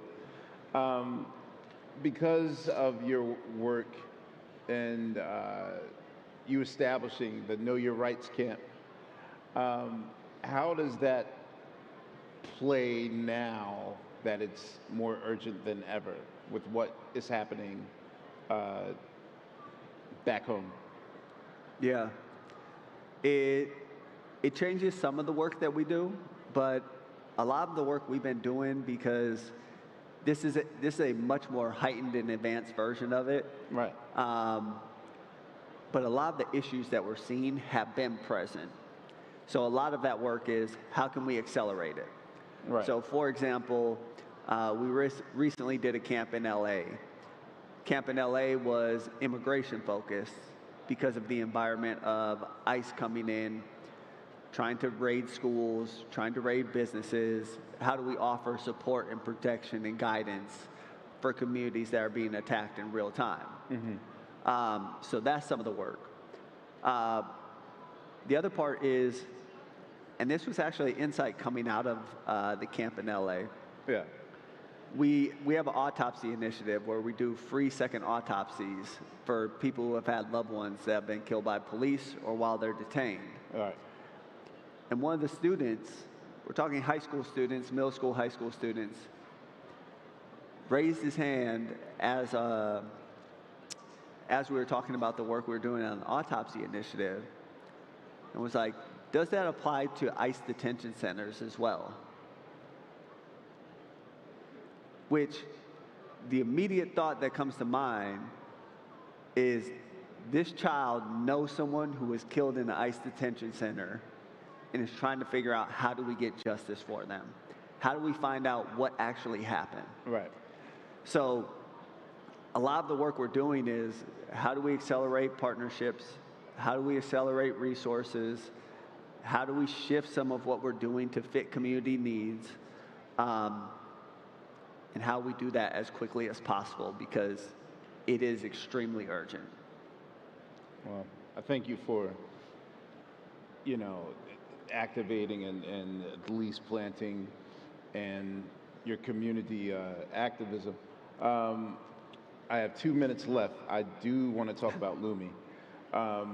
So of course, especially in the entertainment world, older people are really slow to embrace AI. There's always conspiracy theories and whatnot. However, Lumi is counter to that. Could you speak on that, and what does Lumi offer like a younger generation? Like, what's your goal with it? Our goal there is we're trying to address the education crisis. Yes. First being student engagement, second being literacy, and then third being building AI skills so we have future-ready students. And part of the reason this is so important for us is when we think about AI, when we think about the future, we have seen the impact the digital divide has had on our communities. Yes. Like, this is generational impact that we still feel to this day. AI is also a technology that is going to be generationally gap closing or gap widening. Right. And we want to make sure that our communities are at the forefront of this, meaning our students, our teachers, our districts have to be at the forefront. So we do a lot of work with our students, we do a lot of work training teachers, we do a lot of work training districts to make sure that they have the tools and the skill sets needed to be able to engage with the tools in a way that can help them advance as effective as possible. Gotcha. Okay, so my last question to you is, and you know, I am a person who, I will say in my kind of 35-year history as a professional, I've always been a reluctant pivoter in terms of starting at one place and then somehow morphing into to what the universe wants you to be. For you, for someone listening that is at a place in their life in which they're at a crossroads, at a fork in a road, could you sort of give them advice on how you adjusted to pivoting, starting off with, you know, dreams of athleticism and ending up being a much needed activist? You know, first of all, is it a burden on you for us to place this on your shoulders? I mean, does it sometimes feel like a burden, or do you now accept in your heart that this is your life calling? I don't look at it as a burden. I look at it as a responsibility. Gotcha.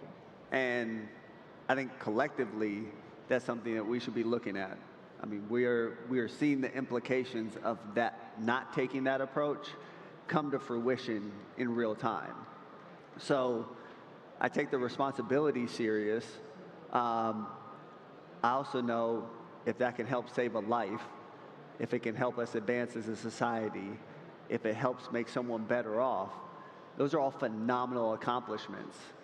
And to your question around pivoting and being able to be in different spaces, anyone who is going through that, the key thing that I would say is jump. And that goes back to the earlier conversation around courage. Like, I look at it from that lens that it's gonna be uncomfortable. It's gonna be scary.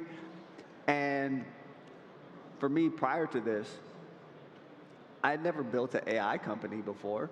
Yes. But I had done a lot of work in media. I had done a lot of work in education. I had been investing in the tech space. I sat on the board of Medium with Ev and Biz, who co-founders of Twitter. Yeah. So I got to learn from brilliant minds along the way that ultimately led to this path. But when my career was taken away in 2016, I could have stopped and been like, man, they took everything. Like, what do I do now? Got you. Instead, it's, well, let me go find a way to be successful. And I actually fully don't know what that looks like in this moment, but I'm going to keep putting one foot in front of another until I find that exact clarity as far as what I'm going to do, how I'm going to do it, and then make sure that I go be great at that. There it is. Colin Kaepernick, ladies and gentlemen. My name is Questlove. It's the Questlove Show. Thank you, our family at Heart, and enjoy yourself. Thank you. Appreciate it. Thank you.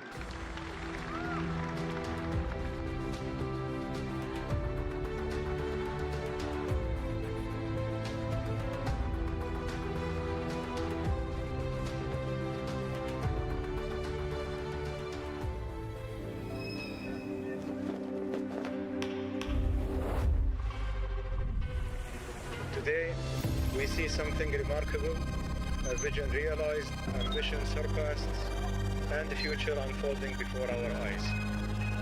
Here in Qatar, we are creating a platform where innovation meets opportunity.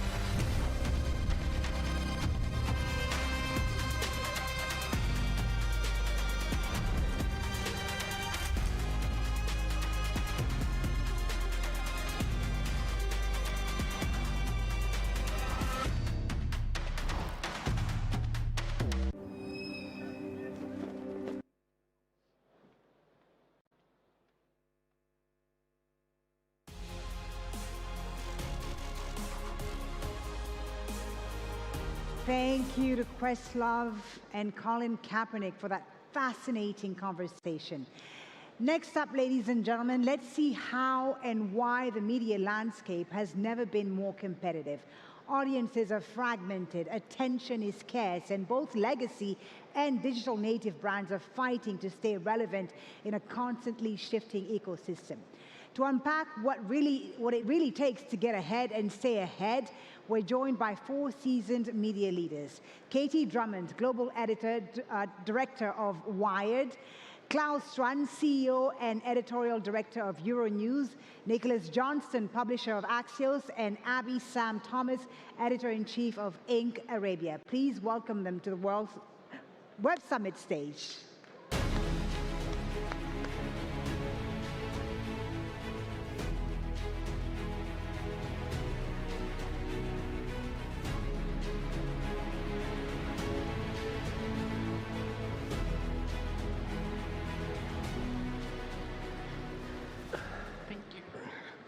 All right.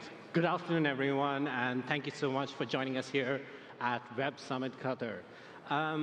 We have just about 20 minutes, so I'm going to dive straight into the discussion, which is about our current media landscape. And as a journalist, I'm personally very, very honored to have Katie from Wired, Klaus from Euronews, and Nicholas from Axios to be speaking on this particular session. Just to start things off, I think just to give a state of play about the current landscape based off what you've seen in your own companies, your own brands.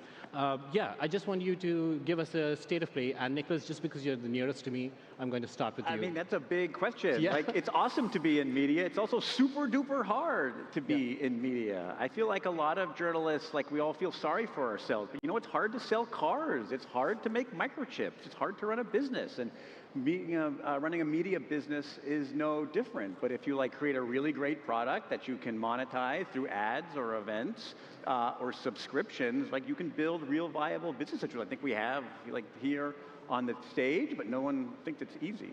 Okay, but I just want to mention this particular report from the National Geographic, which came out a couple of weeks ago, where it said that the average attention span is now 40 seconds. And this is something that is obviously something all of us are thinking about.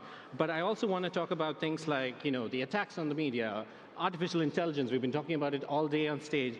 How does that reflect to what is happening in the scene? Katie, I'm going to push that question over to you, and let's go from there.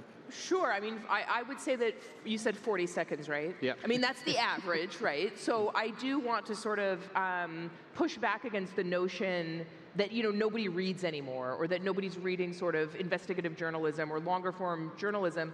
They absolutely are. We see that in our audience data every day. At the same time, we are thinking about how we reach audiences and where we reach them and with what kinds of products, right? So if that's a very succinct newsletter, is that a 60-second vertical video? Sometimes it is a long-form piece of investigative journalism. So I think it's really about sort of tailoring your product, in this case the product being the journalism and the work itself, for audiences in the ways in which they want to experience that work. So I think there's sort of that piece of it. And then I think you're right that there are these very disruptive forces influencing our industry, right? AI being one example. I guess, though, when I think back to sort of my career and the beginnings of my career, I started working in sort of 2008, the death of print, right? The recession in the United States. I have just always been living and working through disruption. And I think this moment to me in that way is no different. You just have to keep evolving. You have to keep experimenting. You have to keep trying new things and not become so daunted or overwhelmed by change, but actually just embrace the change, acknowledge that the change is happening, and then think about how you as an editorial operation and a business respond to that and ideally get ahead of it. But it's really about just sort of welcoming it with open arms, because what else are you going to do? Run and hide? Yeah, that brings me to this point of, I've been hearing it ever since I started in journalism. Media is dead. The business is dead. Right. It will never work out. But then, we are all still here. We're chugging along. I really want to highlight Klaus here. Euronews, just 3 days ago, posted revenues of an all-time high, which is like around 77 million euros in 2025. That's around $84 million with over 1 billion page views. Congratulations for that. First of all, can you talk about that a little bit? Yeah. No, thanks for this nice introduction. And I want to add only one thing. Welcome in the competition. So for journalists, when I started this profession, I was used to write with a typewriter. And I'm still there. Huh? And so nothing is as sure as a change. And we are in a very tough competition. Maybe the competition becomes faster or harder, or every day is something new. But we have to accept this competition. And it's in a way a kind of message to all journalists. Huh? Believe in that you have the best and most important profession right now. It's more important than ever before. In a world when the Davos summit judges that disinformation is the biggest threat to mankind, then this profession of being a journalist is more important than ever before. If there is a lot of AI fake content out there, it's our duty to disclaim it, to debunk it. And from my point of view, there is one nice example, if it comes down to AI. In journalism, there is a lot of complaints about, oh yes, AI, and they create fake news, and there are programs who can make fake news. Okay, then it's our job to create programs or to buy programs to debunk it, because we are the better ones. Give me one second more. I'm as I can see, the oldest in this panel. So I try to give you a very, very ancient example. Close to my hometown, there was a castle in the, let's say, 15th century, and they dominated the whole environment, the whole region for decades and centuries. And then they lost because some knights came over, and they had swords 10 centimeters longer than the common swords. That was a kind of innovation back then. And AI is a 10 centimeter or maybe a meter longer sword. And we have to figure out either to have a longer sword or to take the sword away and use it for our purposes. We are going to talk about AI shortly, but I do want to talk about from business models, and you mentioned this also about cultivating audiences. This is something Katie and Nicholas, both of you have talked about. I just mentioned, for instance, attacks on the press. We talked about attention spans. What can we as journalists, as people within the business, do to win back audiences and also get them to be invested in the kind of stuff that we do? Axios, for instance, has been doing very well with smart brevity. So yeah, I mean, maybe provide something of value, right? Like, remember, people can move their thumb an inch on their phone and do anything else but engage with your content. They can go play Candy Crush or order food or watch videos.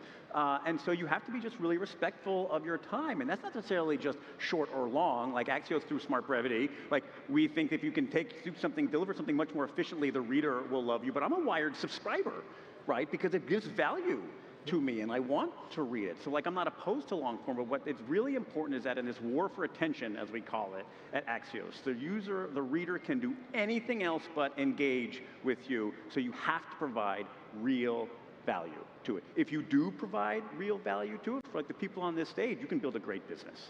I think too, we were talking when we were getting ready for this session about the importance of talent and the value of talent. And I think one thing that has become so true in digital spaces is that audiences are drawn to other people, right? They're drawn to influencers, to creators, whatever you want to call them, and maybe a little bit less to a brand or a title like Wired. So I think there is real value in putting your reporters and your editors and your journalists out in front as the faces and voices of your journalism and of your title. Not only is that, I think, just sort of strategically smart in this era, But when we talk about sort of mistrust of journalism and sort of how to build trust and how to win back audiences, I have found very much at Vice, where I worked before Wired, and then at Wired, that audiences trust a journalist that they feel like they know, when they can see their face, when they can read their biography, when they know about that journalist's background, when they're hearing the news directly from a person, instead of this sort of feeling of anonymity that I think creates a real disconnect, and I think can potentially be an incubator for exactly that kind of mistrust that's so prevalent on the internet now. This brings me to the point of artificial intelligence, AI. That we have been talking about it a lot. I think, I'm worried that I'll be a part of a TikTok, where they say like the number of times AI has been mentioned on the stage. So hopefully we'll not get to that. Klaus, Nicholas, both of you have been very, vocal about the idea that we need to get ahead of the technology and, not be left behind. Katie, I do want to bring this up. You had a great editorial, I think in October or maybe earlier this week, where you were talking about like AI is overhyped. And yes, there is a lot of AI slop out there. And one of the things I think you mentioned in your editorial, or the idea of this new age for Wired, was like, we are going to connect people to people and take you away 100%. from that AI slop. So clearly we have to use AI, but there needs to be a balance. How are you going about it? How do you go about it within your newsrooms? Yeah. Go ahead. I'll go first on that one. I'll just say, I'll preface everything I say about AI with the fact that I am a human, so I am pro-human, extraordinarily so. And I think to Klaus's point, like, it is a tool that we should figure out, and that there will be robots that will figure out how to do certain elements of this, but there are things robots can't do. Robots can't sit here and give hot takes. Robots can't call a member of Congress and get them to say something they shouldn't say before. And so the journalists that can do that, can have that human connection, will become even more valuable. So I'm extraordinarily bullish on, as a human, on human journalists, especially ones that can do those things that humans don't do. Create a human connection and break news. Klaus? Yeah, I truly believe in this matter of trust. That's our core value. Huh? We do not sell language or articles or other products. We are believing that our audience is honoring our lineup, our talents, our people who are doing this stuff and showing their face. I believe in it, but sometimes, to be a bit more, sometimes I try to figure out when it's over with journalism and with this trust. And I think the benchmark is, if our audiences start trusting an algorithm more than a human being, it becomes difficult. And so that means we have to face this challenge. We have to be better. We have to make clear why human beings are doing it. And so you mentioned our numbers, and of course it's not only one reason, but we truly believe in a formula which is original content done by human beings, translated by AI. That's our success formula. So when it comes down to AI, we automate the process, but not the purpose. Katie? Yeah, I mean, I think we're all saying the different versions of the same thing, right? Which is that at Wired, we talk a lot about this, and we fundamentally believe that humans value other humans, right? You want that human-driven storytelling. You want the humanity. You want the empathy. You want to know that they went to the place or they picked up the phone. That is not work that can be replicated by a bot. It's just not. And so I just think that this idea of storytelling by humans for humans, facilitated by artificial intelligence maybe, or translated by artificial intelligence. I mean, I think one of the best things that we've done with AI is use it to provide narrated versions of all of our articles, right? That doesn't mean that the reporting itself was not done by a person, but it's just a different format to experience that story that we would never be able to scale across everything that Wired does if not for artificial intelligence. So very much a tool to facilitate storytelling and enable, the translation of those stories into different formats. But journalism and sort of human-led storytelling, I think in this era exactly of AI slop and misinformation, has never been more important. People don't want slop, they want humanity. So I think that's what we're trying to deliver, and I think that's what we're all saying. I mean, when AI can go ahead. Yeah. I hope you are right, and let's try to transfer it to other professions. And will maybe people always trust a human doctor if a robot arm can do the operation as well? Will you trust a human judge with all his feelings for the, I don't know, lawyer of the other party? Or will you trust an algorithm who comes up in the end with a result that's really fair and balanced? So that's an interesting question. But you mentioned an example from Wired. In our case, we started some weeks ago a morning format that we deliver on all platforms, television, as a podcast, and as a newsletter. And in television, we translated in real time to 13 languages by AI. Yeah. And it's good news for everybody, for us and for our audience all over Europe and all over the world, because it's a kind of service. Yeah, it's an actual tool. Sorry, I was going to say, like, when AI does a thing, the value of it, the expense of it goes to zero, because it means everyone can do it. And that means what AI can't do becomes that much more valuable. And so, like, again, like, there's 30,000 people who got on airplanes to come here. You could probably replicate that with a robot or a search engine somehow, but there's an incredible value into, like, the human connection. What does this respected journalist, to Katie's point, write or think about this as a topic that I think people will gravitate? So that brings me to kind of my final question, because we're just like a few minutes left. Let's look to the future. What's the future looking like personally for your brands and for the business at large? And maybe a word of advice for the people out there thinking about, you know, joining this field, or people like me who are already in this field. Of course, So be a go for it. journalist. It beats working. Are you kidding me? It's great. No, I just think that we will lean in more to that human connection. Axios just had a banner year, over 150 events around the world. I think that's a booming business for us, and that is built around human journalists with real insights that we can put on stage that make human connections. The value of that will only go up. Klaus? Yeah, for us, it's, and I hope that's then the connection with the audience, is doing things the machine cannot do. That means producing original contents, finding out exclusive stories, being investigative, doing what the core of journalism is, and then I'm pretty sure we are very, very, very, very fit for future. Do you have a message for, again, the people who are thinking about joining this domain? Like newbies into the field of journalism. You want Sorry, to I missed that. I share company secrets with you? No, but let's make it a bit more competitive. Like I said, of course, one of our ambitions is coming up with a really new product, covering all these phenomena at first, before our competitors. So that's what it is. Cool, Katie. Final words, yeah. Well, I would be remiss not to mention that Wired is launching in the Middle East in just a few short weeks. Wired Middle East, based out of Condé Nast offices in Dubai. Thank you very much. So obviously very excited about that. But I think what has been most exciting for me and rewarding for me is this strategic shift that we and everybody on stage here has made away from algorithmic-based coverage, away from social networks and towards direct audience. I mean, it feels sort of very old internet, that at Wired, one of our goals this year is to grow the direct audience to our website and to our forthcoming app. Like, we want people to come directly to Wired. I don't want them, I'm not as interested in sort of them being referred through a link on Facebook, right? I want them to actively seek out the publication I run, the journalists who work in our newsroom.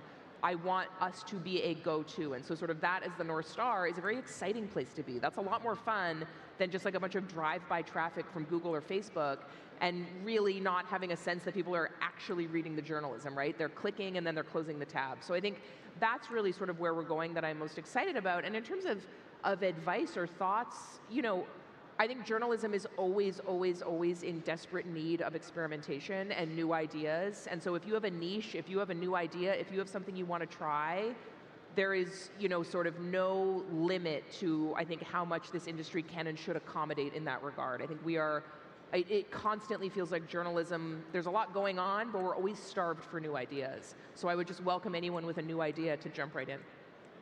And that brings us to the end of Come this join us. session. Come I join nailed us. it. Journalism is not dying, so yeah, be a part of the future. Thank you so much, Yes, thank everyone, you. for joining us. And yeah, looking forward to the rest of it. Thank you. Thank you so much. I think that's the exit right there.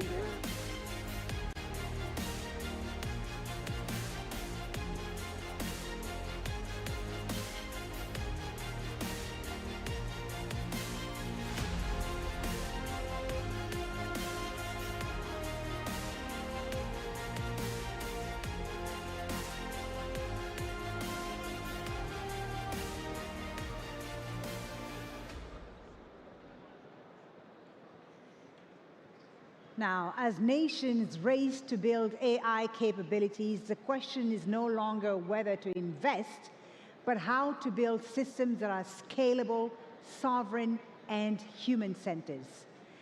Qatar's launch of QAI marks a pivotal step in that journey. Designed to power innovation across government, industry, and research, QAI is shaping the foundations of national and global AI infrastructure. To explore the vision behind QAI and its role in positioning Qatar as a leader in responsible competitive AI, please welcome Abdullah Hamad Al-Misnad, Chairman and Managing Director of QAI, in conversation with Mohammed Hashim, presenter at Middle East Eye.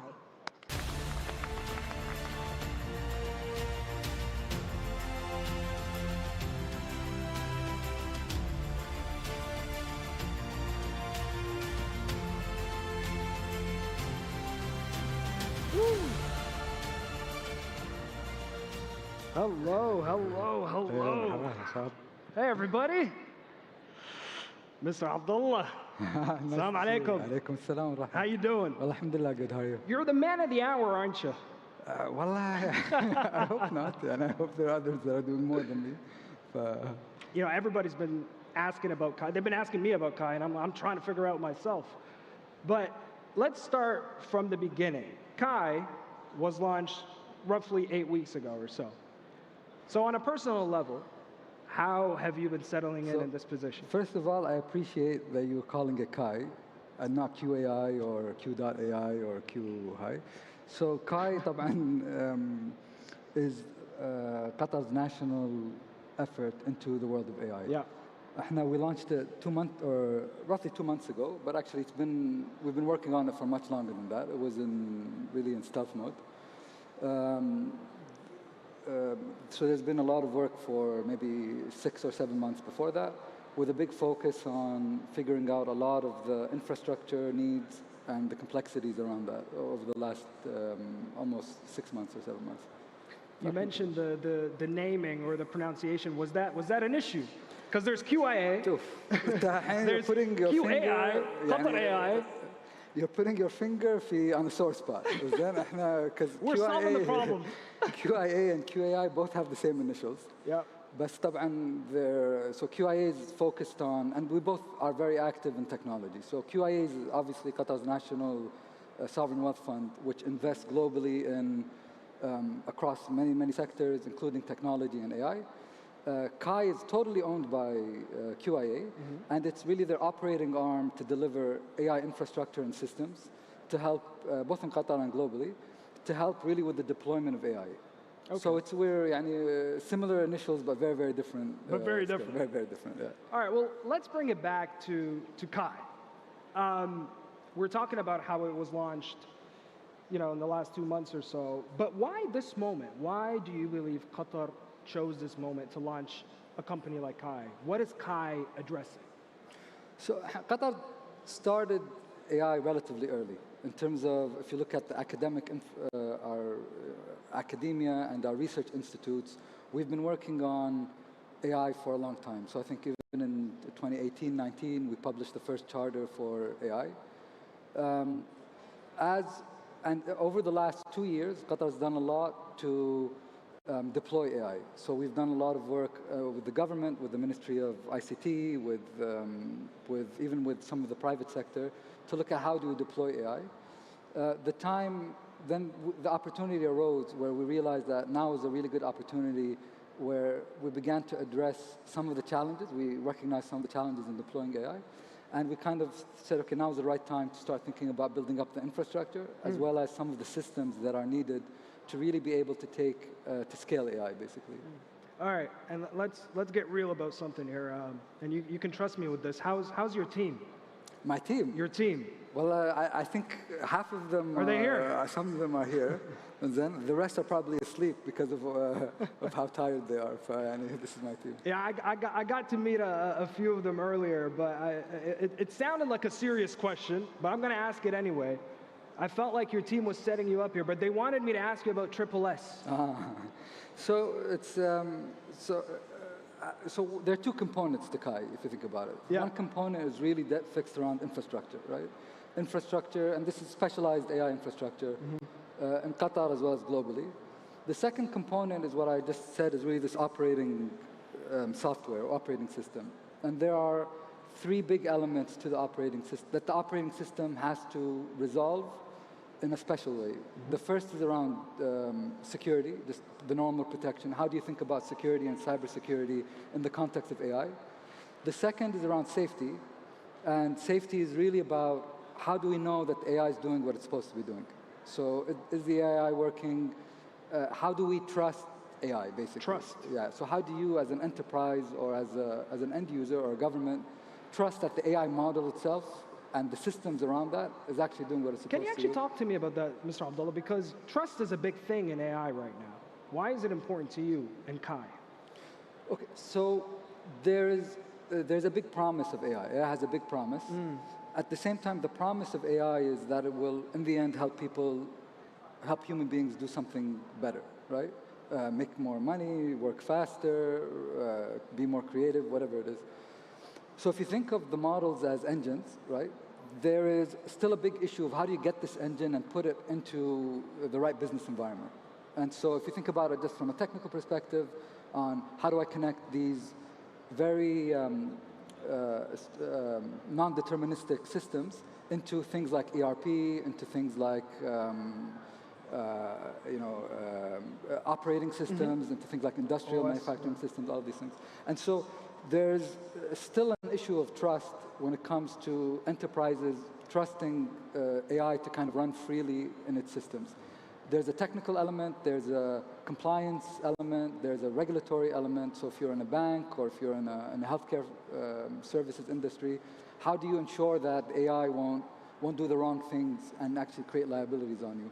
So trust is a big question. There's also cybersecurity issues, there are cultural issues, there are social issues. Cultural issues. For sure, that was the third. You cut me off before I got to the third S. So I told you safety, security. And the third S is society, which is what will AI do to people, right? And this is our one of the big concerns, not so much at Kai, but definitely more on Qatar. We're working in partnership with Hamad bin Khalifa University, the QCRI program, to actually think about these three topics. So when we say society, we're really thinking about youth, education, mental health, growth, development, all of these things. So what is the impact of this technology going to be on the next generation? I'm intrigued a bit by what you said about culture. How does culture impact AI, at least from Kai's perspective? So, I mean, culture is a wide thing, right? So some culture, everything I said is culture, right? So within a corporation, the corporate compliance, that's a culture, right? How does this company do its business, right?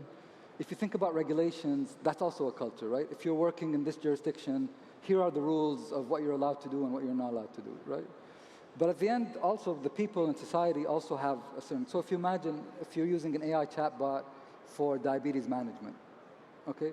That it's not enough for the facts of that chatbot, they need to be accurate, right? But they also have to be delivered in a way which will actually get people to change their behavior, for example, right? So all of this is encompassed in culture, and culture is very, very different. So if you think about, we have Ramadan coming in 2 weeks, for example. I'll go back to so if you have an AI chatbot that's helping people with diabetes, but it's Ramadan. Right. Right, okay. Because they were fasting. They're fasting, what should you do, what should you not do, when should you do it? But it's also, after Ramadan, should you eat dessert, should you not eat dessert, how? This is just one example, but it just goes to show that there's a lot of nuance, and AI is a technology which is fundamentally bridging the gap between computers and humans, right? It's presenting the machine in human language, right? And so culture is very important, just across the board. It's not just language, but it's also the context, and this applies to individuals, it applies to corporates, and even applies at the level of jurisdictions. So all of this we consider to be culture. And the challenge is how do you then navigate, right? How if you look at Qatar, Qatar is home to a number of very large Qatari multinational companies, whether it's Qatar Airlines, QMB, Ooredoo, media companies. So we're a nation of 3 million people, but these multinationals serve over 500 million people in over 60, 70 different countries across multiple cultures, multiple jurisdictions. So as these multinationals think about deploying AI across their entire footprint. The issue of, if you will, we can call it culture or this context becomes very important because this context changes in every jurisdiction in which these businesses play. And so, I mean, ultimately, what we're trying to create is a solution, an operating environment, which allows you to scale across, scale this technology across multiple areas, multiple people, multiple societies, multiple jurisdictions. This takes me to my next question because you mentioned different companies here in Qatar. Qatar has made it very clear that it has, very strong AI ambitions. Kai was actually mentioned yesterday in the Prime Minister's opening speech when he spoke here at the Web Summit. In terms of that ecosystem of where Qatar's ambitions, AI ambitions lie, where does Kai fit? So I think Kai does two things. The first is kind of what I was talking about, is how do we make I mean, it does many things, but at least in the context of what we're saying. How do we bridge the gap between the ambition of using AI and actually being able to deploy AI? And we do that through infrastructure and operating, the operating system, which I kind of spoke about. The other element of ecosystem that's very important, and we do this in partnership with many of the ecosystem players, is how do we then support the local ecosystem in creating more innovation? So for example, the Prime Minister yesterday announced the launch of a compute credit fund, right? So we're working with Startup Qatar to create a special fund for, or a special credits to give local startups access to compute, right? Startups that are based in Doha. We're also working with QRDI on the development of a special or a dedicated, let's say, AI innovation program, which we're hopefully, going to announce once it's ready. We also, no announcements here? The Prime Minister made, I think, enough announcements for, for all of us. But I mentioned our collaboration with Hamad bin Khalifa University. Yes. That's something which is really dedicated towards developing these elements of assurance and cultural, as well as regulatory alignment. So these are, we have a thriving ecosystem, to be honest. There's a lot of really good talent here in Doha. And we're working with all of these stakeholders to kind of help enrich this ecosystem. So what sets Kai apart, in your view? I mean, we have real problems that we want to solve. And so we're really looking at how do we get the most out of AI. So that's really our focus. So we're not really, if there are solutions which work, we'll use those solutions. And if there aren't solutions, if the solutions don't work, then we have to kind of fill them in. We've seen so far that there are lots of gaps, and we've been able to begin to fill these in. And we've seen that the things that we do are things that others appreciate. So we announced 2 months ago a big partnership with Brookfield, in which we're both working collectively to develop infrastructure across the world.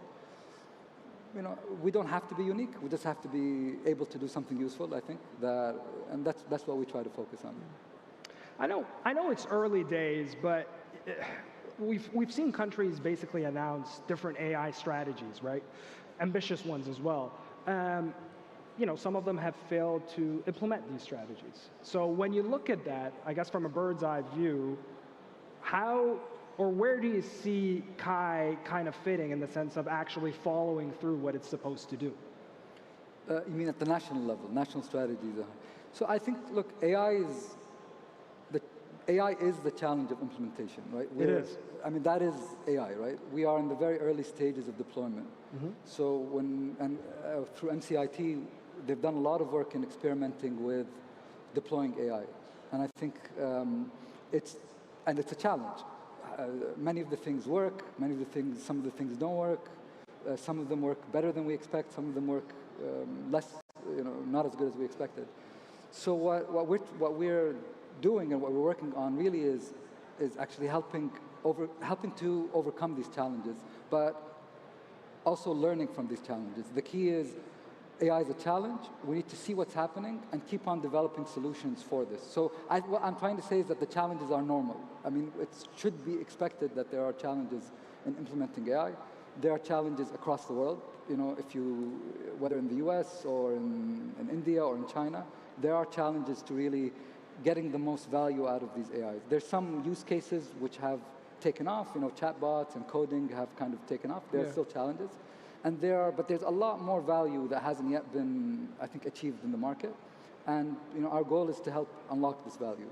I have under a minute left. I'm going to try to squeeze in 2 questions if I can. 2 questions? Maybe. When it comes to international collaborations, is Kai interested? Is Kai looking for international collaborations? Sure. I mean, you know, I mentioned the collaboration we have with Brookfield. Yep. I mentioned maybe the collaboration with Hamad bin Khalifa. We're in discussions. But international ones? Internationally, we're talking to many people about the 3 S's that I mentioned: the society, safety, and security. These are areas of active discussions with other research and academic and as well as industrial partners. So these are definitely areas that we're open to collaborate on. And our view is we need to create a multinational, multilateral, but at least a multinational, multi-agentic platform to address these issues. I have 5 seconds. What does success look like to you and to Kai? 5 seconds, I can't answer that in 5 Let's seconds. go. Mr. Abdullah Hamad al-Muslim, thank you so much for your time. Thank you. And thank you for showing up. Thank you, guys. Thank you, everybody. Please. Thank you, sir.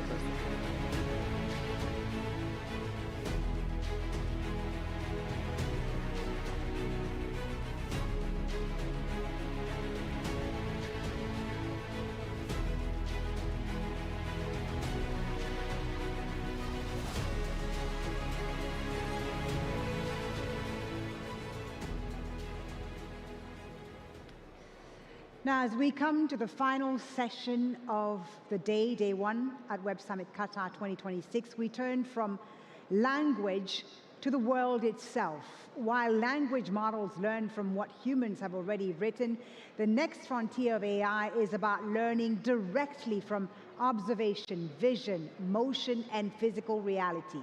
To explore why raw visual experience is essential for understanding the material world, please welcome Cristobal Valenzuela, founder and CEO of Runway, in conversation with Katie Drummond, Global Editorial Director of Wired. A fitting way to close the day. Please join me in welcoming them to the stage.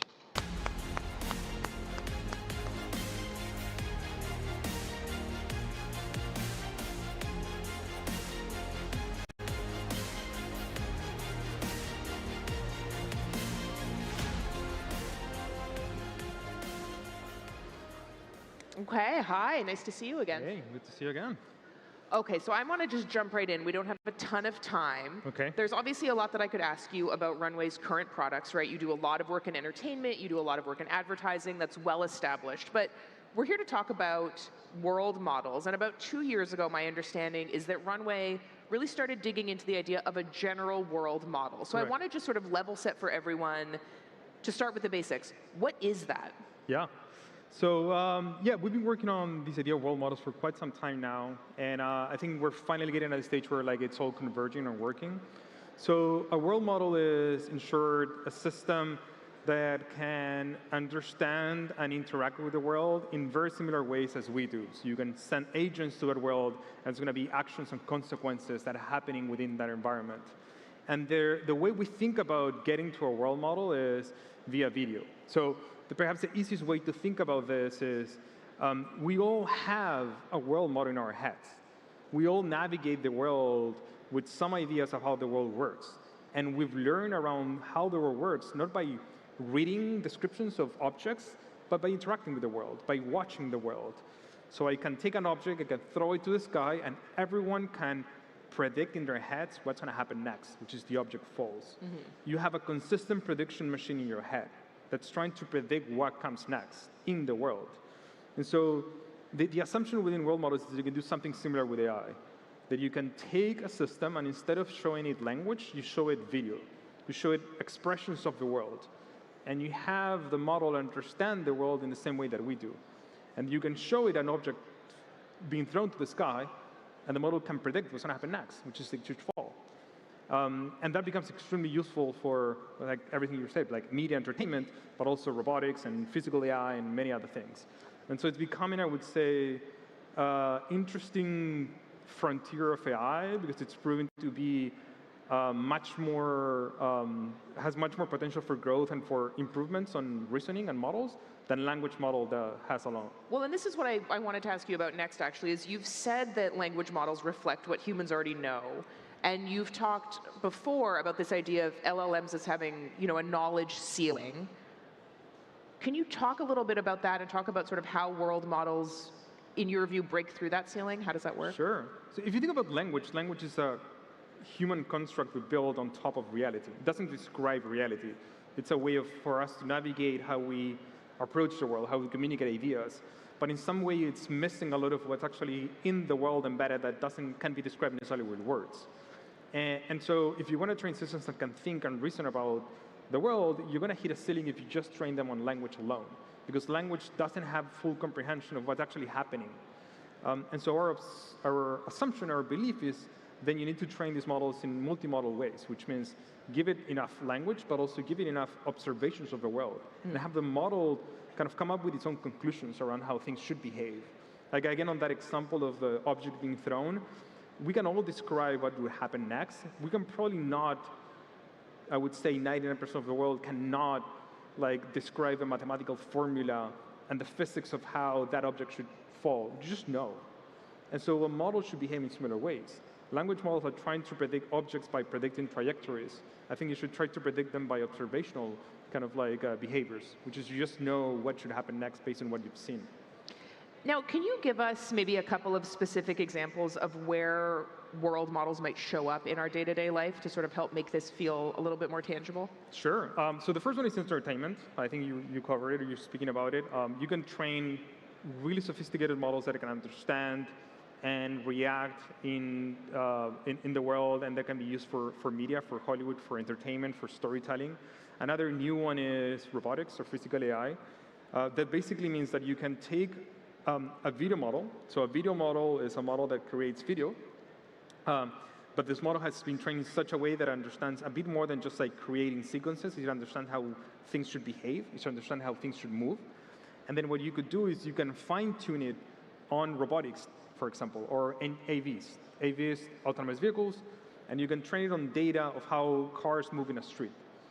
Therefore, what you want is not only for the model to create a nice video that looks like a car, you want the model to be able to create, for example, collisions, which is two cars colliding against each other, and then use that to train the car. Collisions are incredibly hard to gather in the real world because you have to basically make things crash. And so by simulating it, by generating it, you can then take enough data, synthetic data, and then feed that into a car, have the car understand that, and then deploy that in the real world. And so another way of thinking about it is that world models are becoming the foundation or the frontier of how you make video. And when we think about video, we think about humans, people watching things. But a lot of the use cases are going to come from other robots or other systems watching video for them to learn around the world and then deploy that in the real world. So you're generating appropriate video and then using that generated video to train, correct, in this case, a robot. Yes, correct. It's synthetic data. Or it's another way of thinking about it is it's a simulation. Video models are effectively becoming universal simulation systems. And you can simulate behaviors, you can simulate actions, you can simulate movement, you can simulate actions. And then the most interesting thing is you can not only simulate that, you can test the accuracy of the simulation and how it correlates to the real world. And so I can train that car, for example, on that simulation. It's kind of, I'm trying to teach you how to drive by having you drive a test car, a simulated car. And then before I take you into a real car, I'm going to try and see how well you perform in another simulation. And so it's kind of sim to sim, basically. So Runway recently introduced GWM1, which you've described as your first general world model family. Yes. What does that family consist of? And my understanding is that that family will only be a family for so long, right? You're moving towards something much more universal. At least that's what you're looking towards right now. Can you talk a little bit about what that means? Sure. So we started working on this idea of world models a couple of years ago, almost 3 years ago. And the assumption was we're going to get at some point where video models are going to become simulation systems. And I think we're getting that to that point. And so you can think about it as there's a pre-training large video model that's good enough to understand all of the things we're describing. And then you can like have specialized like verticals or product families that can tailor specific use cases or industries. So one of those is real-time, for example, generations. You can take the knowledge of the world model you've trained and then make it so it runs on a real-time basis. So now we have models that feel like a video game. You can move around, you can explore worlds, you can have conversations with agents, and the model understands you, understands the world it's living. It's kind of a remarkable like way of interacting with technology. Another one is you can take the model and specialize it in robotics. So similar to the AV example, you can train a model on performing particular task and then deploy that model in a simulation and then test the simulation again. So that's another vertical of our GWM kind of model, family of models. And then the last one is entertainment, which is like, I think the most obvious one when even like 3-4 years ago, the question of like, will AI be useful for media, for entertainment, for art, for Hollywood, was still going around. I think that question has been answered, and the answer is like yes. So that for me, for us, is like we're done. We'll continue to grow, we'll continue to expand. There's so much you can do here. But really, this is a general purpose technology that has so many different applications. And so what does it mean for that family of world models to become universal? Or to sort of no longer exist in discrete buckets, but to be sort of combined together? I think you've talked about this, right? Yeah, so what happens really with AI over the last, I would say, couple of years is that models are becoming basically generalization machines. They can generalize to different domains. We've seen this in language and in language models where the model can be trained on one particular task, but then it learns really well another task on a zero-shot way. It just learns how to do something that's never been done with like a couple of examples. And I think what we're seeing in our video domain, in the pixel domain, is somehow similar, where the model learns around the world at large, and then you can specialize the model, and the model can generalize to those tasks, unseen tasks, in ways that it couldn't do before. And so there's so many other applications. There's examples of things we've done in like neuroscience, where you can take like MRI data and use that data to fine-tune a world model so the model understands how we see the world. There's so many other applications that if you have enough to show us like one or couple of examples, the model can learn from. One of the themes that has come up for me a lot today, just talking to people at Web Summit and sort of hearing their thoughts on AI, is the idea of AI as a democratizing force, right? And when I think about that, I think particularly about access to learning, right, and education. I'm curious about how general world models might facilitate that. Is there sort of a leap forward in that democratization effort that can exist as a result of this technology? Yeah, absolutely. I mean, the role of disruptive technologies and general purpose technologies is to democratize something, to change the order of the world in some way. I think phones democratize communication at large. The internet democratized like how we connect to each other. I think AI is democratizing both access to learning and to content. Think about, there's studies about this, but the best way to improve a student's performance is to have someone really close to them all the time, to have a tutor, to have a professor who's there listening to you. Unfortunately, that can't be done at scale. And the only people who are able to do that are the people who are able to pay to have someone next to your kid or who's teaching you something on a personalized basis. Now we have, and this is only feasible only very recently, versions of like tutors that are real time, that have a personality, that have physical, like virtual presence that you can watch, that they speak to, that they learn about you, and they can teach you anything you want. Which is crazy. Which is kind of wild. It's kind of insane, right? Like, so we have this model that does this. It's called GW1 Avatar. So it's taking our world model and then specializing in real-time conversations. And so I did this experiment a couple of days ago where I learn a lot by watching videos on YouTube. So I want to learn about, I was learning about the Roman Empire. It's like you watch a video, and it's like, oh, I had some questions around like some of the things that maybe the video didn't cover. So I made this Chrome extension that you just click on it, and it takes its transcript of the video automatically, and it creates an avatar that knows the knowledge of the context of the video itself, and also everything around the world because it's connected to the internet, and I can have a conversation with the video. I'm watching the video that's pre-made, but I'm also having a conversation with a character of the video that knows what I'm watching. Wow. And so I could stop the video and ask him, like, so why did that word happen at that time?